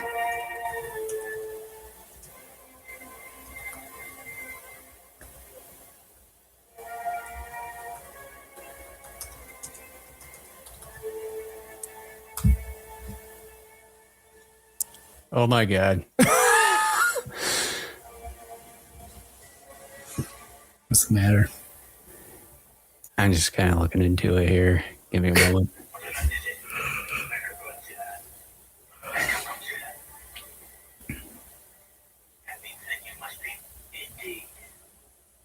We are the spacemen from the third planet. The only surviving planet in the black hole. After Godzilla destroyed it. Apparently, there was a KFC commercial from 6 years ago where they had someone dressed as RoboCop with Colonel Sanders stuff. Of course they would. But I'm not sure if it was Japanese, though. It's a magnificent robot. I honestly wouldn't put it past the Japanese to do that.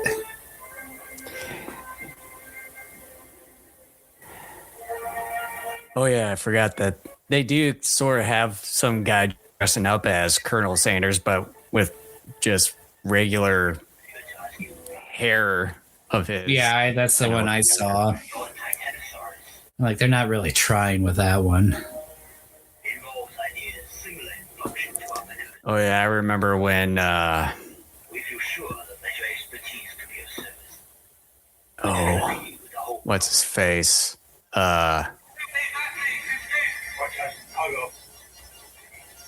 Norm Macdonald, when he was playing as Colonel Sanders years back. Don't worry. No one can escape from here.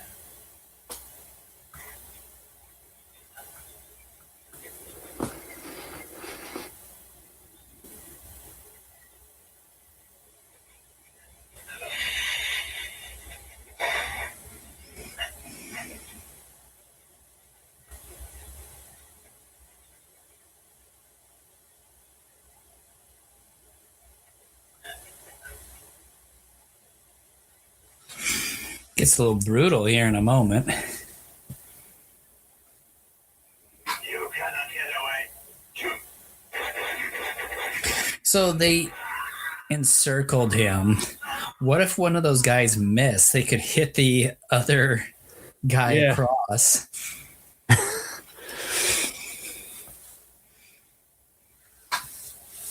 Like, oh, we're not going to worry about those other guys of ours. Through this tunnel. They must clear a wide They're expendable. to extend the range to 1,000 meters. If we can more, that way we can escape that much sooner. This notebook. His pattern of thought is gentle, rarely initiates an attack. And he is not aggressive by nature. I found this book with Ichinote. Yesterday, we both went through the archives in the old library. Yeah, right. You didn't visit a library. Well, Wakayama, can you extend the sonar range? Yes, I'll give it a try.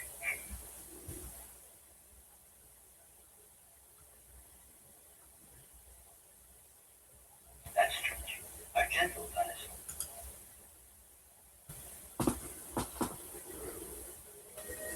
Hey, hello. I'm sorry to trouble you. Thanks for coming. I was afraid you'd refuse. We found one of your father's notebooks. It was in the archives, kept in the Institute Library. Here it is. I've read it all, and I believe that your father's theory was right.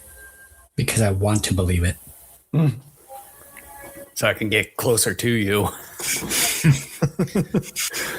I don't care if you're a robot.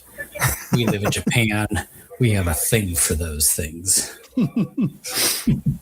We make anime about it. You have half the country, they like tentacles. And then you have the other half, they like robots. Me, I like robots. Search party. We are. We built another submarine. Are you going to look for the dinosaur? Yes. And I hope that you might like to come with me. Let us both prove your father's theory correct. Come on now, let's do it. Huh? He would be proud of you if you did this.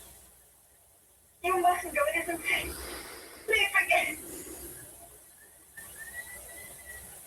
I always thought those harbor whistles or whatever those things are always sound like some little kid screaming. Or squealing. Yeah. Squeal for me. Bill. That's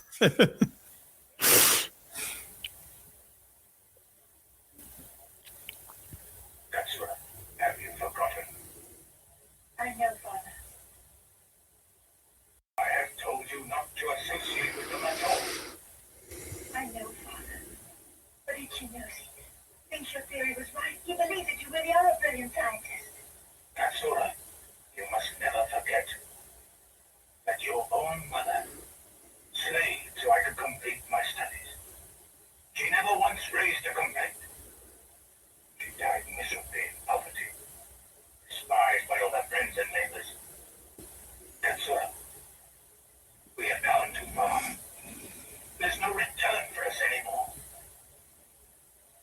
Father is sending out another search party.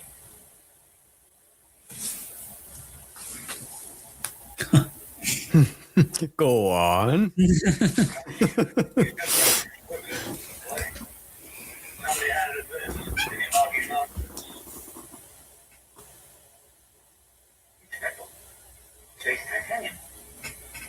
Analyze it straight away. I think you might be right.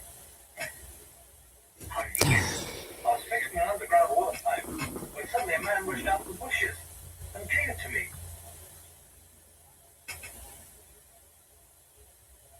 He had a jagged scar on his throat.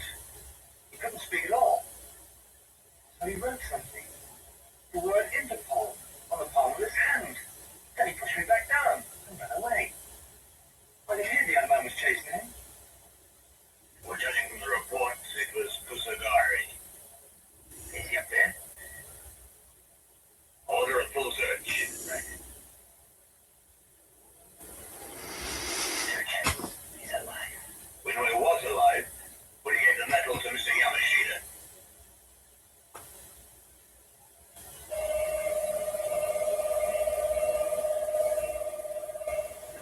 Dun, dun, dun, dun, dun.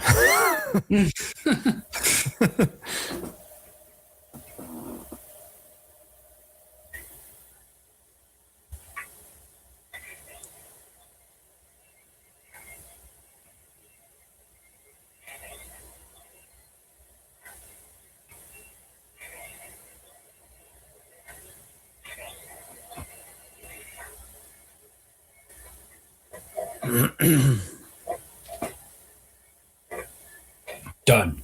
Yes. All the dishes have been put away. How do you turn this dishwasher on? That's now completed. Oh, Is that leader the same one, like the same actor from the previous movie? Yeah. machine and perfect robot. It's necessary to be able to utilize living brain cells. I understand. And by the way, Doctor, I hear that. I wonder if they ever occasionally get stuck in doorways with those helmets. Knows Titanosaurus much better than I do. Are you sure about that? Or if they have to walk sideways through doorways. Not at all. Don't worry about it. Well, it seemed like he came in normally when the one door opened. Maybe their doorways are wider to accommodate those helmets. So if they're trying to get away from the cops in a regular house, trying to run away while you have to temporarily run sideways through doorways is going to slow you down a bit after a while. But why not? You gonna go alone? All right, never mind. I'll find the dinosaur. Shut your mouth. Don't you talk back to me like that. Why, if you were here, I would give you the backhand.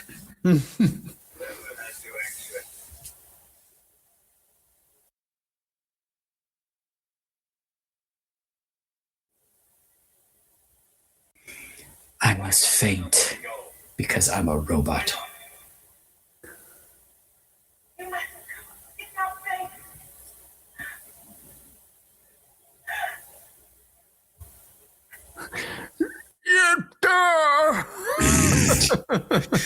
It's too bad. He ended up dying, I think, within, a couple months after this film was done.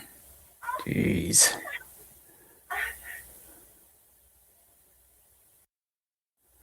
This film, even in its uncut form, really has, even for Shiro Honda, some weird, transition moments. Mm-hmm. Surely you understand how you're still alive. I wonder. You died. I'm certain he has some reason as to why, but I don't know if it was necessary. Yeah, I don't know. Okay, prepare to switch on. Go over there. Wait till I give you the signal. Yes.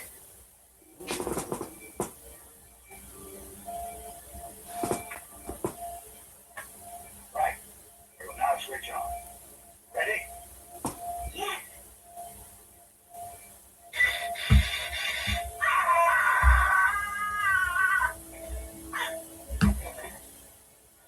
Yes, sir.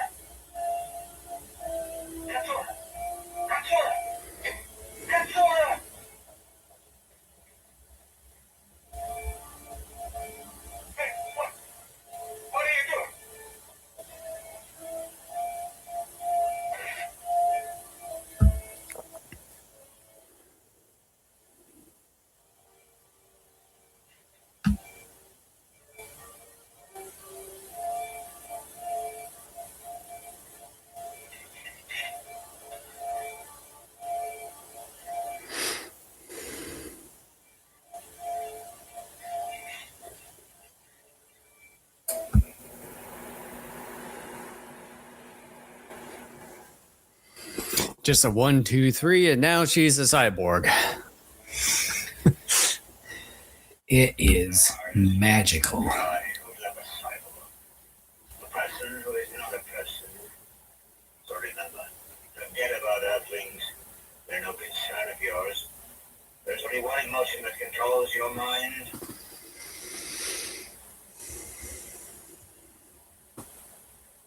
What emotion is that? What controls you? Vengeance. Revenge. Quite right. That's good. Now call up Titanosaurus and send it to attack the south.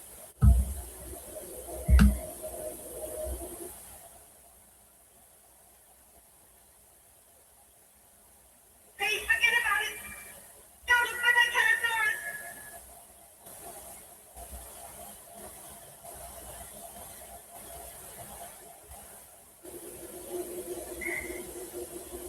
Cam temperature 24 degrees. Right. How's it going? Hello. What's happening? Well, you forgot it. The meters aren't working. There's a strong signal.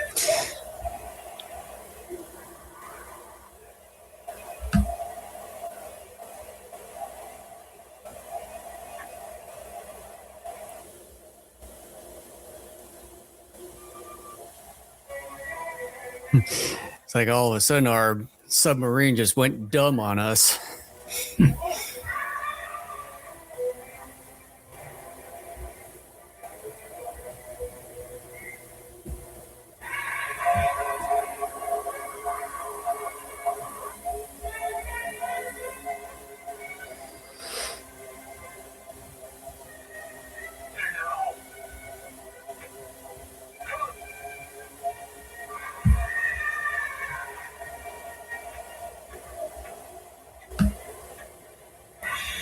Flick, flack, floop. Titanosaurus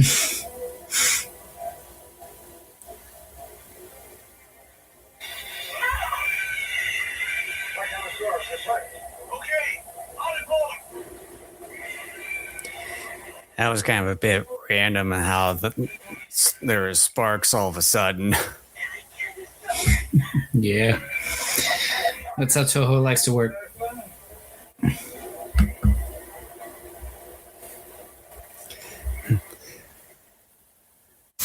I'll get you next time, Gadget. Get in touch with headquarters. I switch on. One of them sending out a supersonic beam. So we should use supersonic beam. Yes, we should. I think the sonar stunned him, even though probably only temporarily. Hey, Chief, allow me to build a giant supersonic wave oscillator. I'm sure that it could work. Okay. Go ahead and I'll take the arrangements.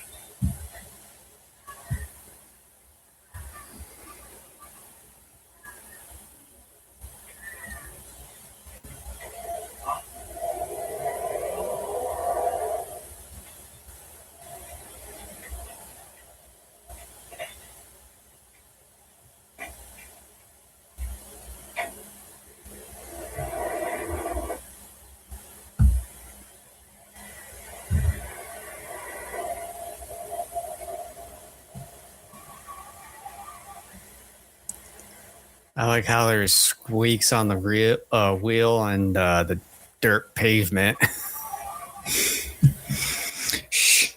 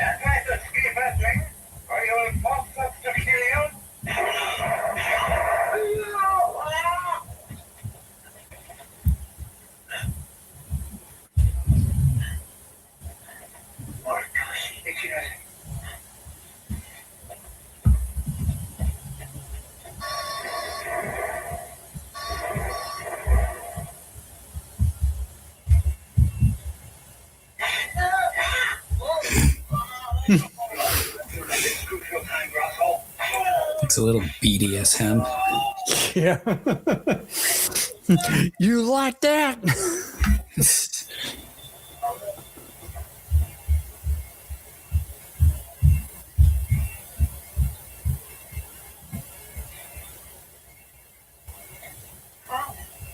What's the problem with it?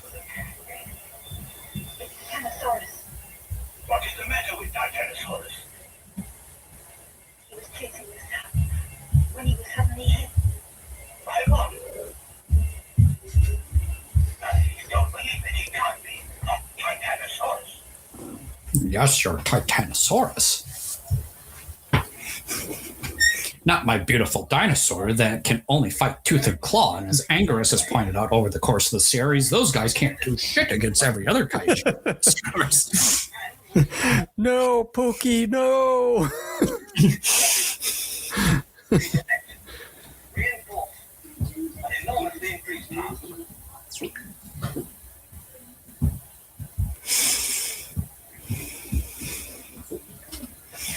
But my Titanosaurus can do something Angerus can't. What's that? Create wind. You mean break wind? Bah!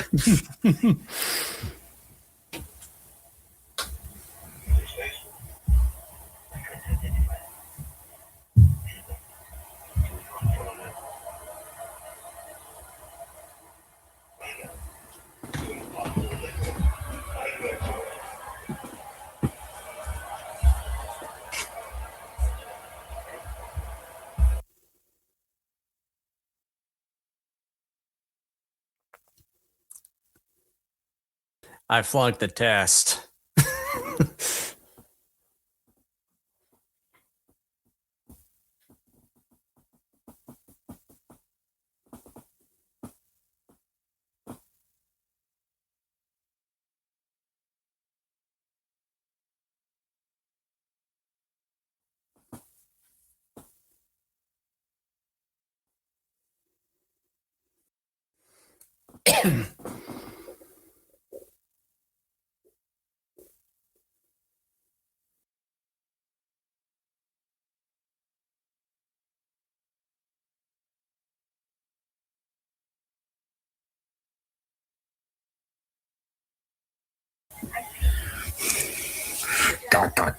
Goo. Are you trying to play out as Little Red Riding Hood here? Go on. I like fantasies. You worry. To be the evil bad wolf. You can't stand still. Oh no. It's that bitch again. Very well. You'll be leaving for a search again. Try my chicken. My chicken pot pie failed. I thought about the pot pie and I'm like, of course the commercial version's always going to look good, but I'm like, once you get it, it's going to have like a fist imprint in it.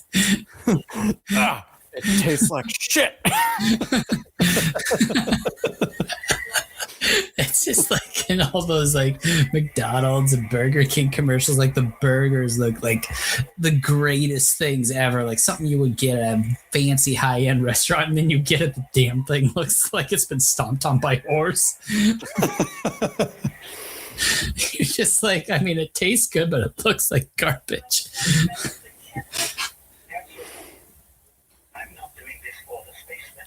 I don't have to take that. Although recently McDonald's stuff seems to be more presentable compared to others. Well, I mean, for all the money they make, it's like, you mean to tell me you can't, like, not only not make your stuff look presentable, like similar to your commercials, but actually give people like real food? Yeah.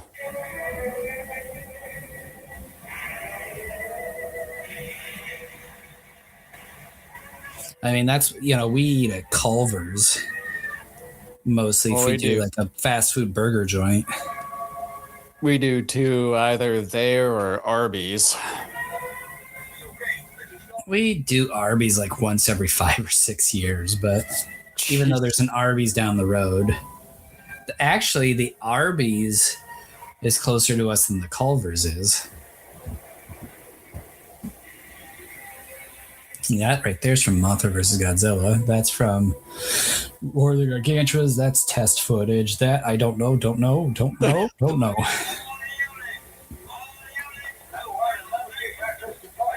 Can you believe it? We're just a little bit beyond the halfway point.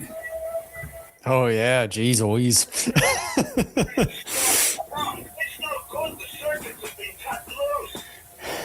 Damn it. I can't play Nintendo on my controller now. Right away. I can't cook my fried chicken with this. We're just gonna throw it on some wires. It's how I always do it. Isn't that how you do it? No, you just dump it in a fryer with beef tallow. With beef towels? I'll have to remember. Tallow.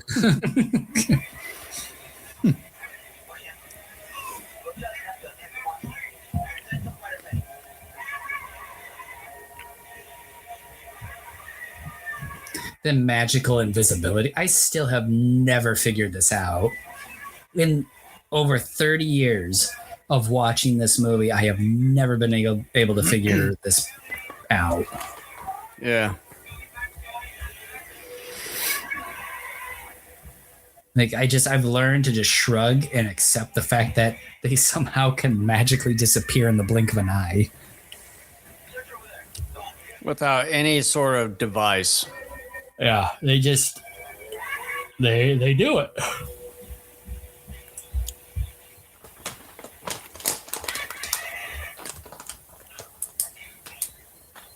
TV is boring these days. I already know. I'll tell you to stop straight away, or you will spoil that plan. Now don't rush in. Take a look at this. This is a super tiger.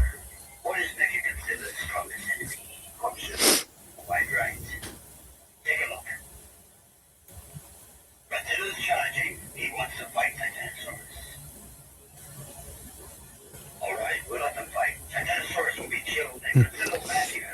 Let them fight. Be alone. Let them fight. Let them fight. And it will destroy us.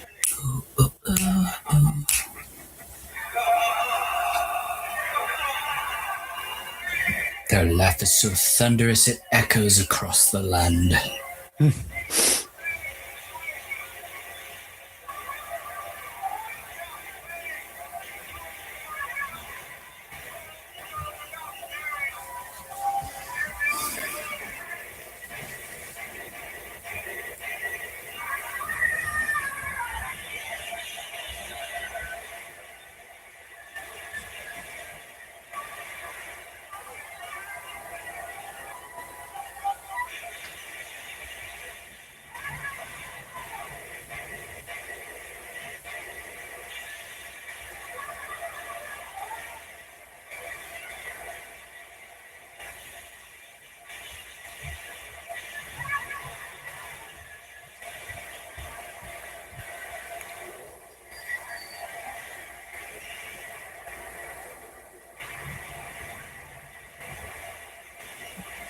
You know, they say several occasions throughout the course of this movie that Titanosaurus is actually a pretty docile creature.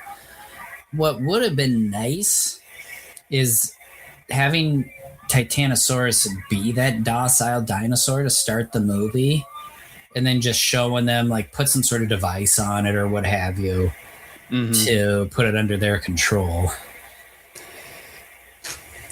I think that's sort of what they showed in some of the flashbacks, but didn't actually really show Titanosaurus, but sort of implying it.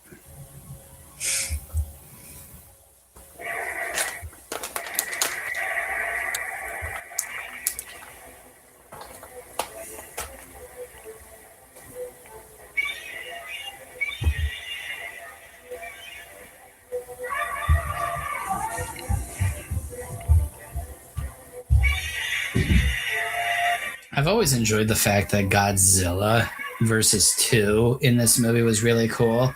The only downside to it was, again, they had a missed opportunity because Mechagodzilla, other than some stock footage from the previous film, really doesn't get too terribly involved in that 2-on-1 situation. Yeah, just stood around and watched.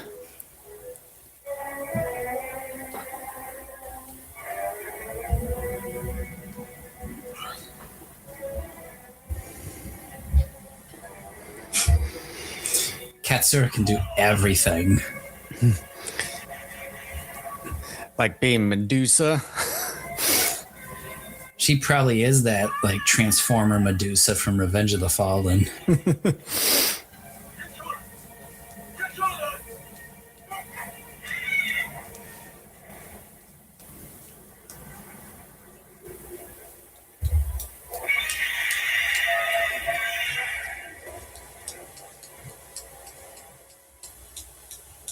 It couldn't be Katsura.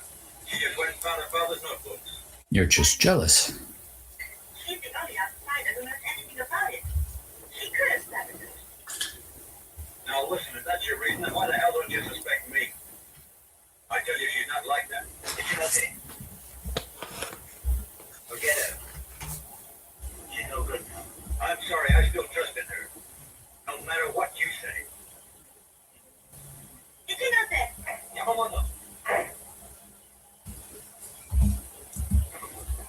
He'll be all right. Gonna take care. People are going to know.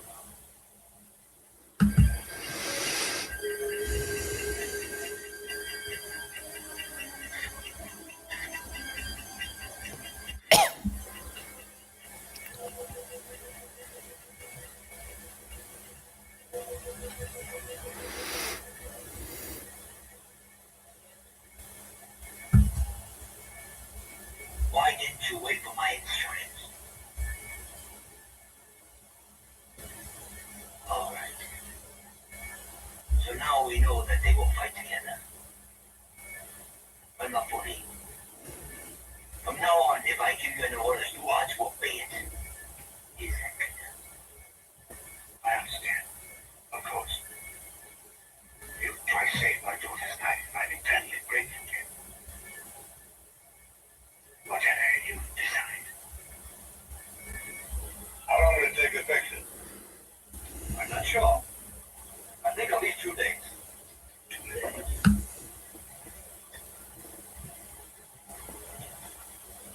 This is the first lookout. Here's the second. I'll handle this end, keeping watch in the evacuation.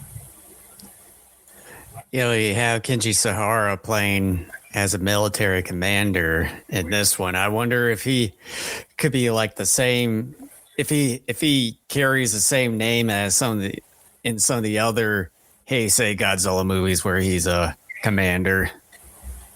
That'd be pretty sweet. Yeah, it could be. If it's humanly possible. Doubtful, though. Yeah. I'll go up north. Go ahead. I'll try. So locate the base. Good. Try your best.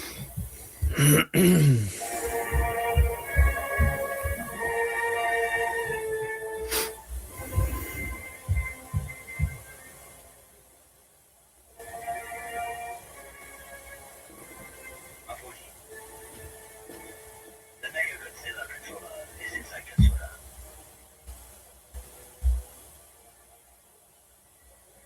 The Earthmen are surrounding this place. This base is soon going to be spotted by them. They come. Let them come here. Then as soon as Mechagodzilla leaves, I'll destroy it. And from now on, Katsura will be his base control. Even Interpol will never be able to guess that. Mafoni, do you remember our conversation? You talked of the need for living brains to fight a perfect monster bomb. Katsura is now a cyborg. Her hatred now controls Mechagodzilla. When we tell her to get even more angry, Mechagodzilla is going to smash everything in his path till nothing's left.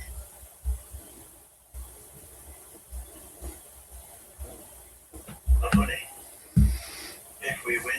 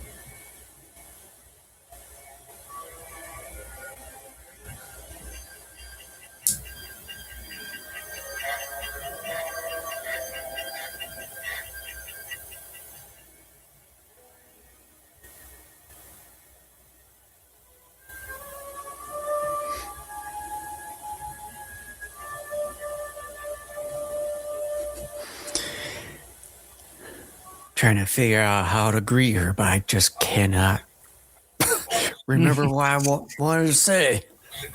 You got love, loaded like a gun. He holds you down, but I know you want to run when there's pain burning in your eyes.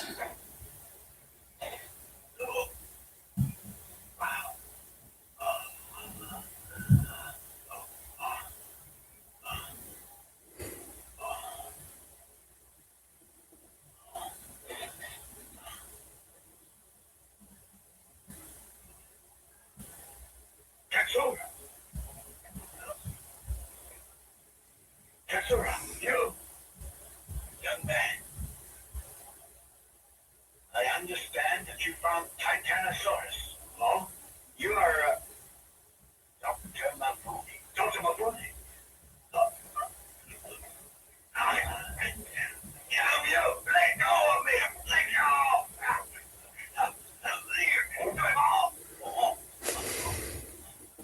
Just sit still.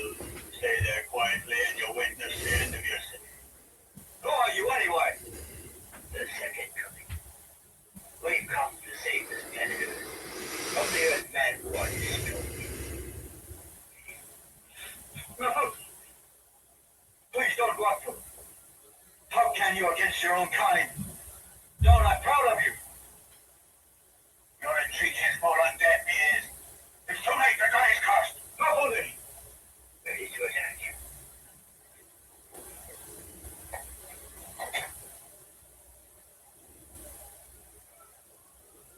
No, Godzilla.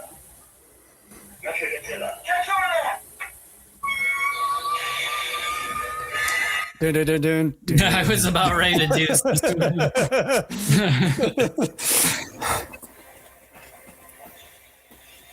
Dude, like we're in the third act. Yeah, I think we're about 3/4 of the way through. This is nuts. These nuts.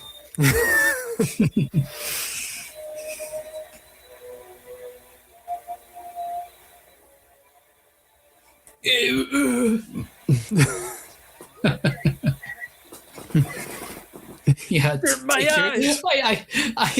I want you to take your pistol and shoot at that thing. See how well that worked. Oh man, it always reminds me of Independence Day, where there's that brief like clip of a news broadcast where they tell people not to take your guns and shoot up at the spaceships. Yeah. Welcome to Earth. Welcome to Earth.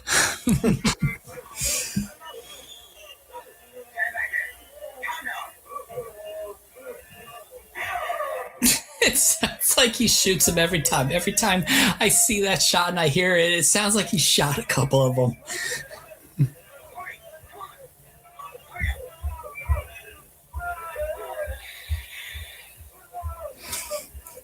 And the Oscar for Best Sound Design goes to Terror of Mechagodzilla for strange shot that sounds like two people are being shot. That'd be funny if that's how Godzilla got his first Oscar. Yeah.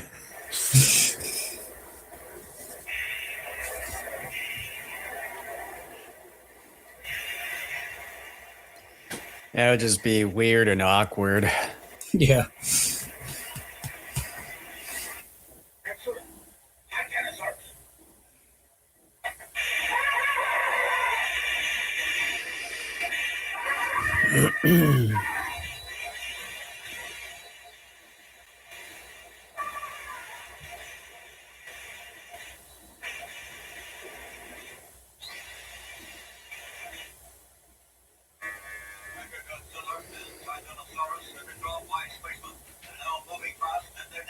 I like how with all these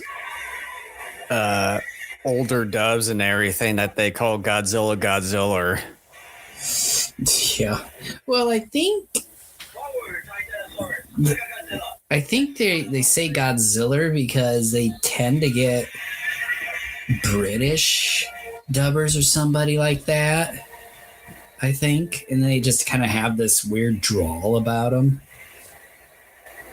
Oh, it's Godzilla! I just imagined what your twisted face looked like, as well as you being cross-eyed as you say it. Godzilla! Or like you're in the bathroom. He's like the stall opens up, kind of like in Jurassic Park. And this, like, oh, it's got. He's like he's about to really take a number. Godzilla!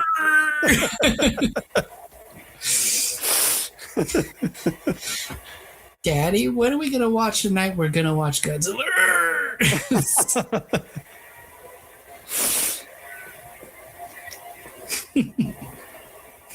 So we gotta do like some weird drawl for all the kaiju now. So we got Godzilla, Mechagodzilla. What should Titanosaurus be? Like Titanosaurus or like Titanosaur. Titanosaur, there we go.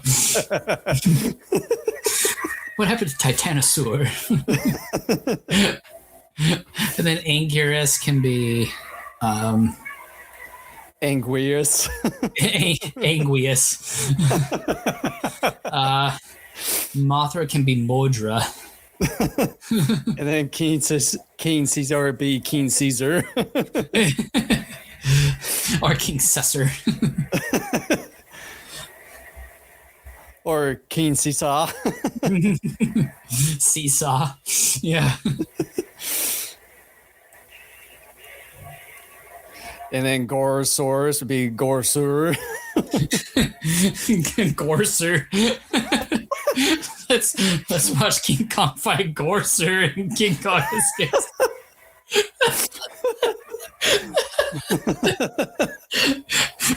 Look at that Gorser. And that's a kangaroo kicked a Gorser.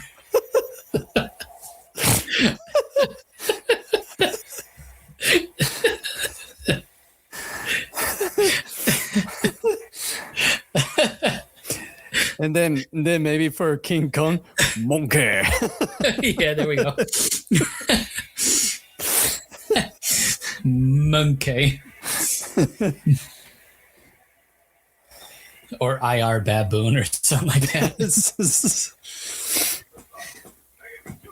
King Coon. Make a Cancun. Look at Cancun fight Gorser.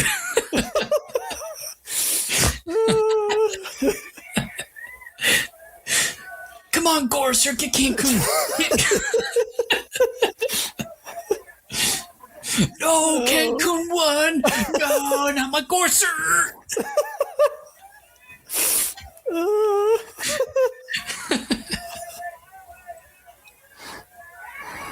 Oh, I'm glad we have a screen here. Oh boy. Oh boy. At least this time we didn't make up all this stuff during G-Fest.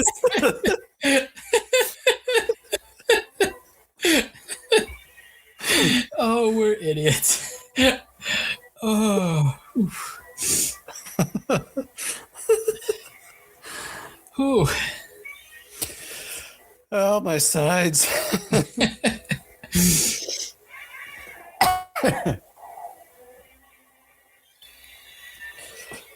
Oh.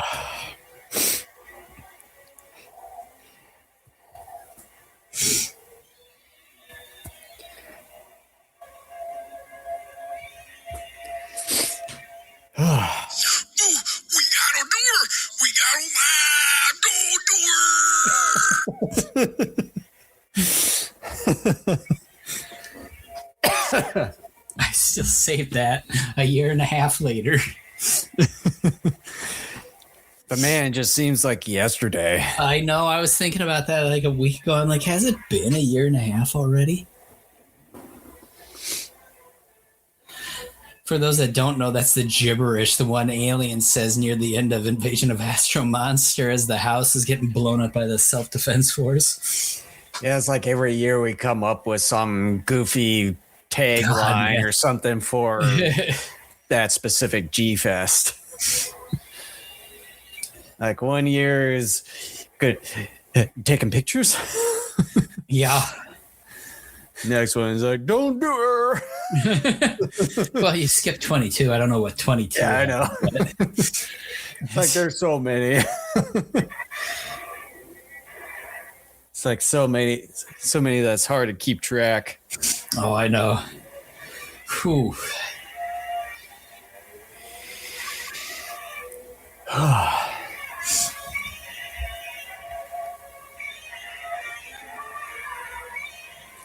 Boy, we got about 17 more minutes left. Jeez.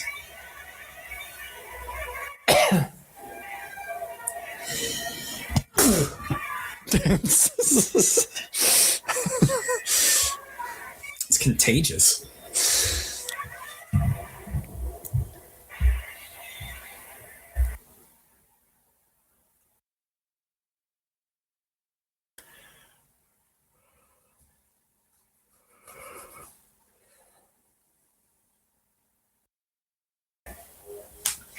I wonder if my family's had dinner yet. I would assume they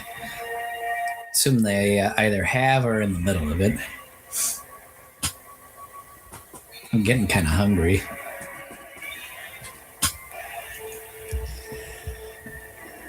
Yeah, I'm not sure what I'm going to get. Probably a bit too. It's like I've been wanting to make some Japanese curry, but it's like I have to chop up some carrots and potatoes and all that stuff first. Yeah, don't be doing that. Probably over Christmas. Probably, yeah, probably do that tomorrow since we're not going to be going to church because potentially having a kind of a snowstorm and then winds and cold temps coming in. Yeah, we're under like a wind watch or something like that because I think starting tomorrow night, like wind gusts get up to about 55 miles an hour. And then it's going to be getting cold for us too. I think we might get 1 to 2 inches of snow. They're saying it's supposed to have some snow between 6:30 and 1:30. And then wind starts in.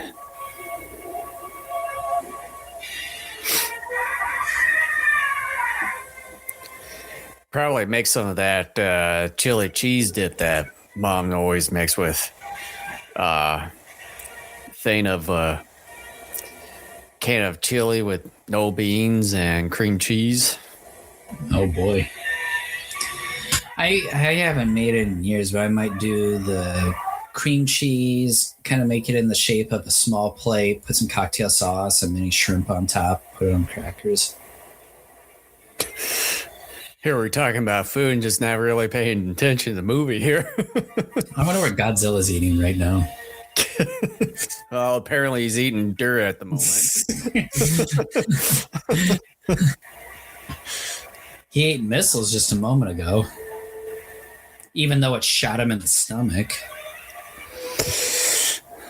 So what's happening here? This is another thing about this movie I've never been able to figure out. There's soft ground here. I used to think it was where Godzilla's buried, but it seems to be a bigger area than that. It makes no sense to me. Well, it's kind of pretty much what it is, but just trying to make it, but... And they're like, what? Keep it up. You can do it. It's like, do what? Well, I mean, what you saw is that with all the missiles that Mechagodzilla launched, buried Godzilla in that hole with a bunch of dirt. So, like, though, is Mifune egging Titanosaurus on to just, like, smash Godzilla or something? Kind of crush Godzilla.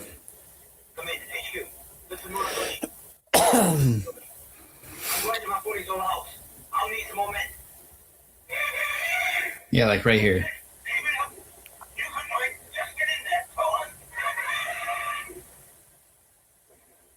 Yeah, because that's where Godzilla is buried after all the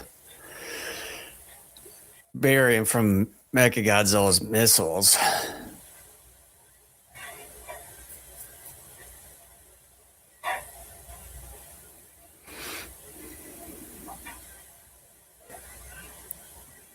Getsu.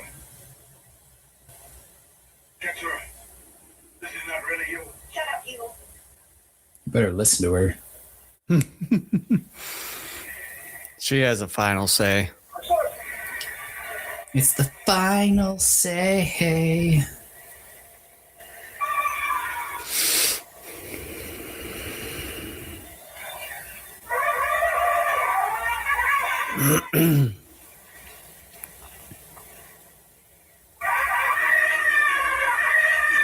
I would love to see Titanosaurus in another movie. Although they sort of had him in that singular point, but it was just mostly kind of another form of Godzilla. I guess that's true. You know, I downloaded like over 60 of our podcasts since like the middle of the year, and I've been listening to them. And I listened to our Singular Point episode the other day, and I must have at the time really hated it because I was criticizing it. You were defending it. Like, it was one of the rare times in which our opinions on something really diverged. You said, no, you suck. And I'm sitting there listening to it. I'm like, really? I hated it that much? Like, I'm like, I thought I always liked it. Well, apparently you didn't.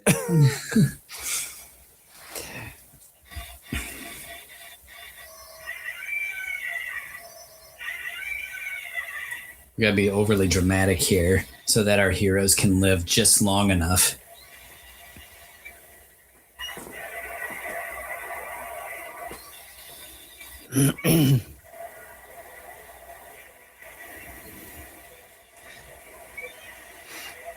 That shot's always funny.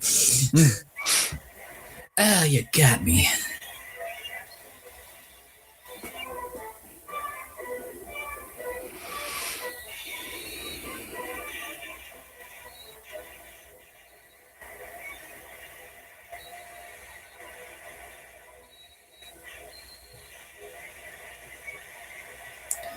Michael Bay got his quick editing skills from Nishiro Honda here.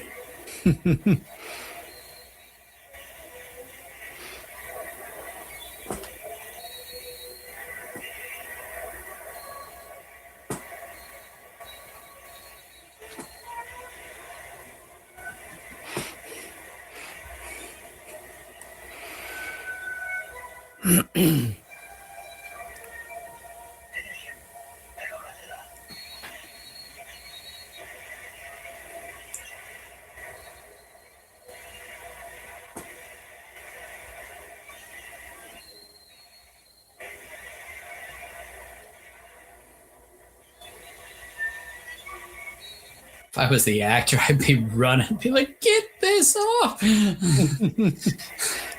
Hot, hot, hot, hot, hot.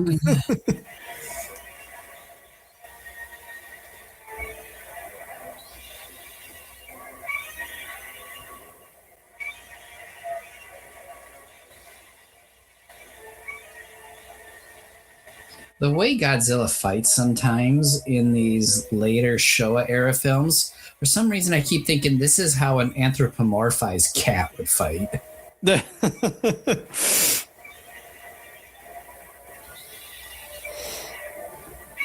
don't know. You better ask Hirschberg about that.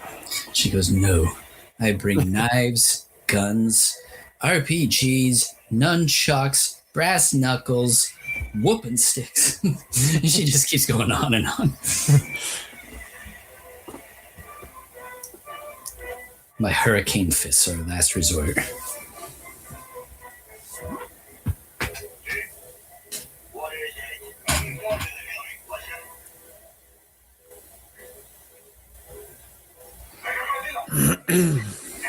Titanosaurus! Go on! Titanosaurus!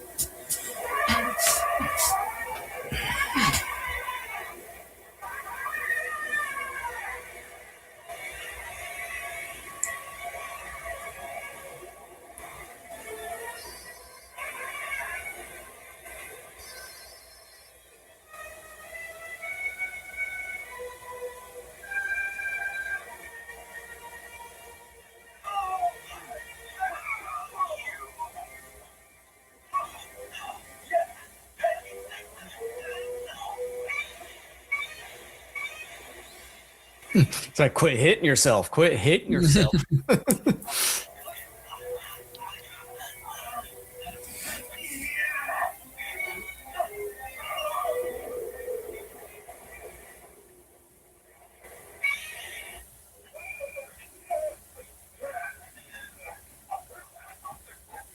I find it funny that the last bit of energy you have in your dying body is to pull off your mask. Yeah. No one would do that. Don't come any closer. Don't get her right. I want you to stay back. Would have been nice to learn more about these aliens. Apparently they're like similar, if not the same, but you know, what we saw there shows differently. Mm-hmm. You all right? Get her up. Get her up. Get her up.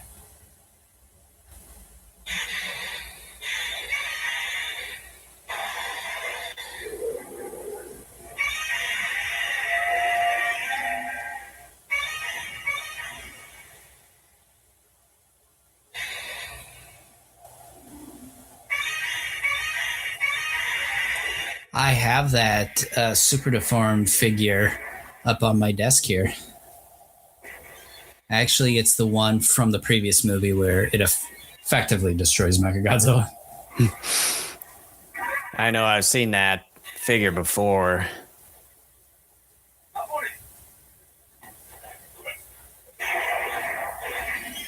Yeah, Mifune, come here. I'm going to use you as a human shield.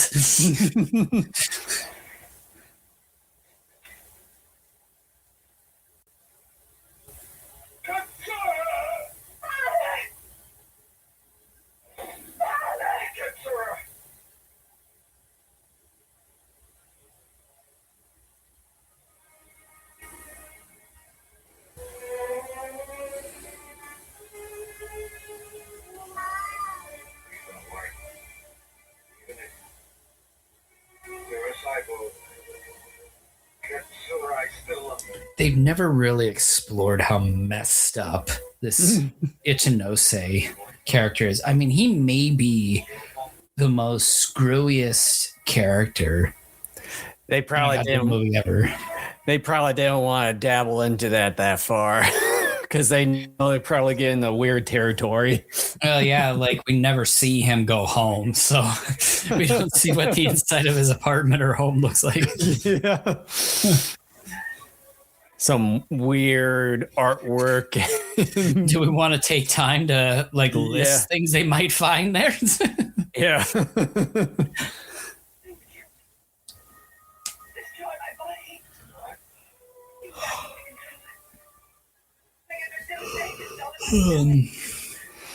You know, if we're only operating on like a couple hours of sleep, I'm doing pretty well. Yeah, I'm sort of surprised. I can't do it.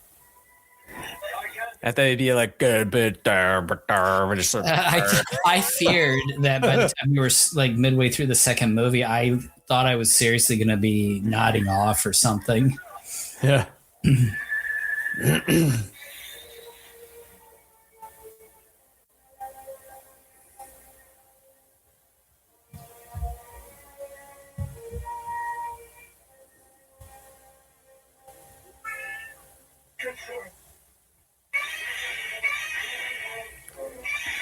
This movie, in some respects, ends in a very tragic way. But then again, though, too, you could be like, she wasn't fully human, and yet he loved her. And then we start to psychoanalyze Ichinose again, and then we're right back to where we were like a minute ago.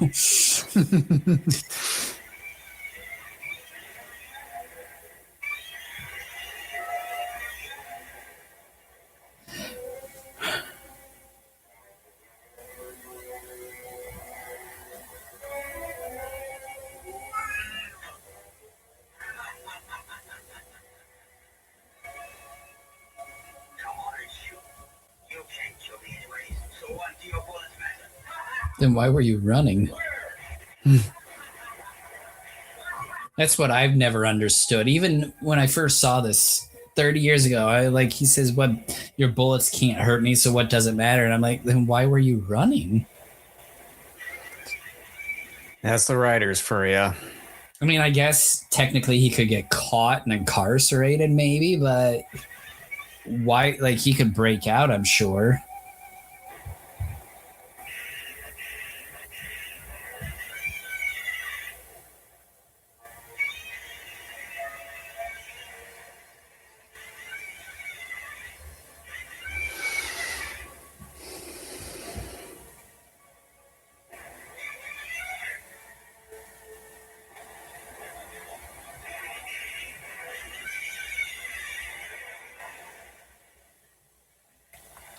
Just under 2 minutes left. Jeez, Jason.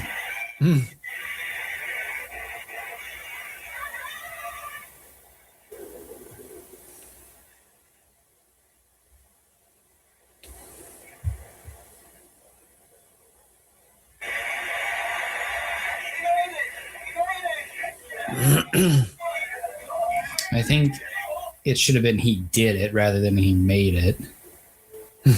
Unless they're talking about he made it die, but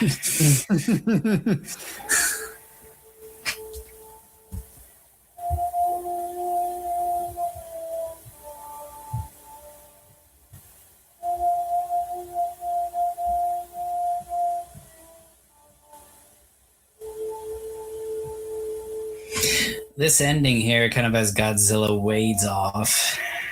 Like, who would have known at this very moment, like, how fitting of an ending this would be and how somber it is. Mm-hmm. I was like that. They had the somber music.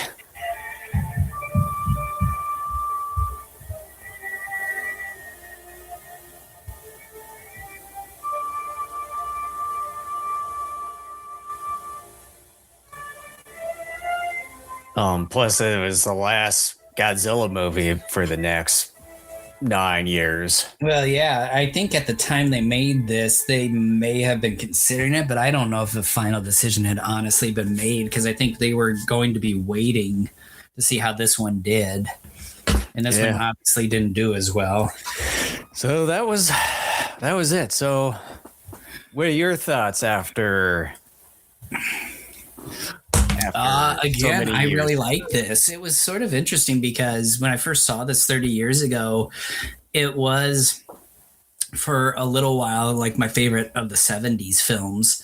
And then Gigan overtook that again.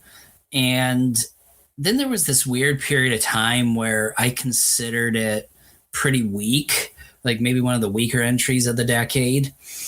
And like I said, I think over the last couple of years, I've had another reassessment of the movie, and I really, really dig it. Godzilla vs. Gigan, in my opinion, is it is my opinion, but it's my favorite of the 70s Godzilla films. This, I think, is right behind it. This is the third time I have watched this movie this year. It's like I said earlier, when we started this film, it jump-started this month and a half obsession of just watching all those older Japanese kaiju and tokusatsu films for a month and a half. It is what has inspired me to potentially do this Kent Revisits sub channel of our YouTube channel, possibly here in the next couple months or so. I really dig this movie. It's by no means perfect, and I know I say that a lot with every movie we discuss, but I criticized it and had some question marks as far as what was going on here, but I like the movie. It's I love Titanosaurus. I think having a simple tooth and claw creature back in the Godzilla universe was nice, instead of having something that always shoots beams or missiles or things like that. That's not a knock on Mechagodzilla, but it's just kind of how the series was going for many years, really. So I like the movie. The final battle is deeply entertaining. The character story is okay. It's decent enough. Like I can follow it enough. I do sometimes kind of with that part drift off a little bit on occasion, but it's by no means terrible. But Ichinosi's got some problems, and I think that's one of the things that I like about this movie is that he is such a weirdo that I don't even know if Honda and crew at the time realized how this character was coming off. But regardless, I like the movie. I like it a lot. I would give this. Here's the thing. Like, I don't want to do it too high and have people think like I think it's the greatest thing ever because I don't. But I'm basing it, migrating more on the entertainment I get out of it. I'm giving it an A-, and most of it's for more of the entertainment level it gives me. Yeah, and since we started seeing this for the first time around the Monster Vision era back in the early mid 90s, there, and then when it comes to my memories, like I don't ever remember seeing a whole lot of some of the scenes that were sort of cut out and stuff from that Monster Vision version, whereas some parts didn't quite make sense here and there, but then when seeing more of this, although it's probably been many years, I just don't quite remember because I've had this version for whenever this came out, but it's like, seeing it now is like a lot of stuff kind of makes sense compared to those days when some of those shots and everything were sort of cut out due to time constraints and everything. And I think even like violence level, because some of the shots I think were edited out because they thought it was too violent. Yeah, and then of course they always had that 4:3 screen ratio for television sets nowadays. But then now with the widescreen, you get to see more of that widescreen Toho vision, how it was made to be. So you kind of see more of the detail and clearly see what's going on, and get to see like some things lighten up a bit more, whereas those days like it felt a bit darker. You don't even know what the hell is over there at times. But yeah, I would say now seeing it more, it's a bit better than from what I remember since the last time, although I've seen it a bit more recently when it was kind of being recycled in the live Toku Shout Factory YouTube channel there, between that and War of the Gargantras. With that, I probably would give this one a B. Okay. Well, with that, we are back. Thank you for joining us for Kaijupalooza. We hope you enjoyed it. We certainly did.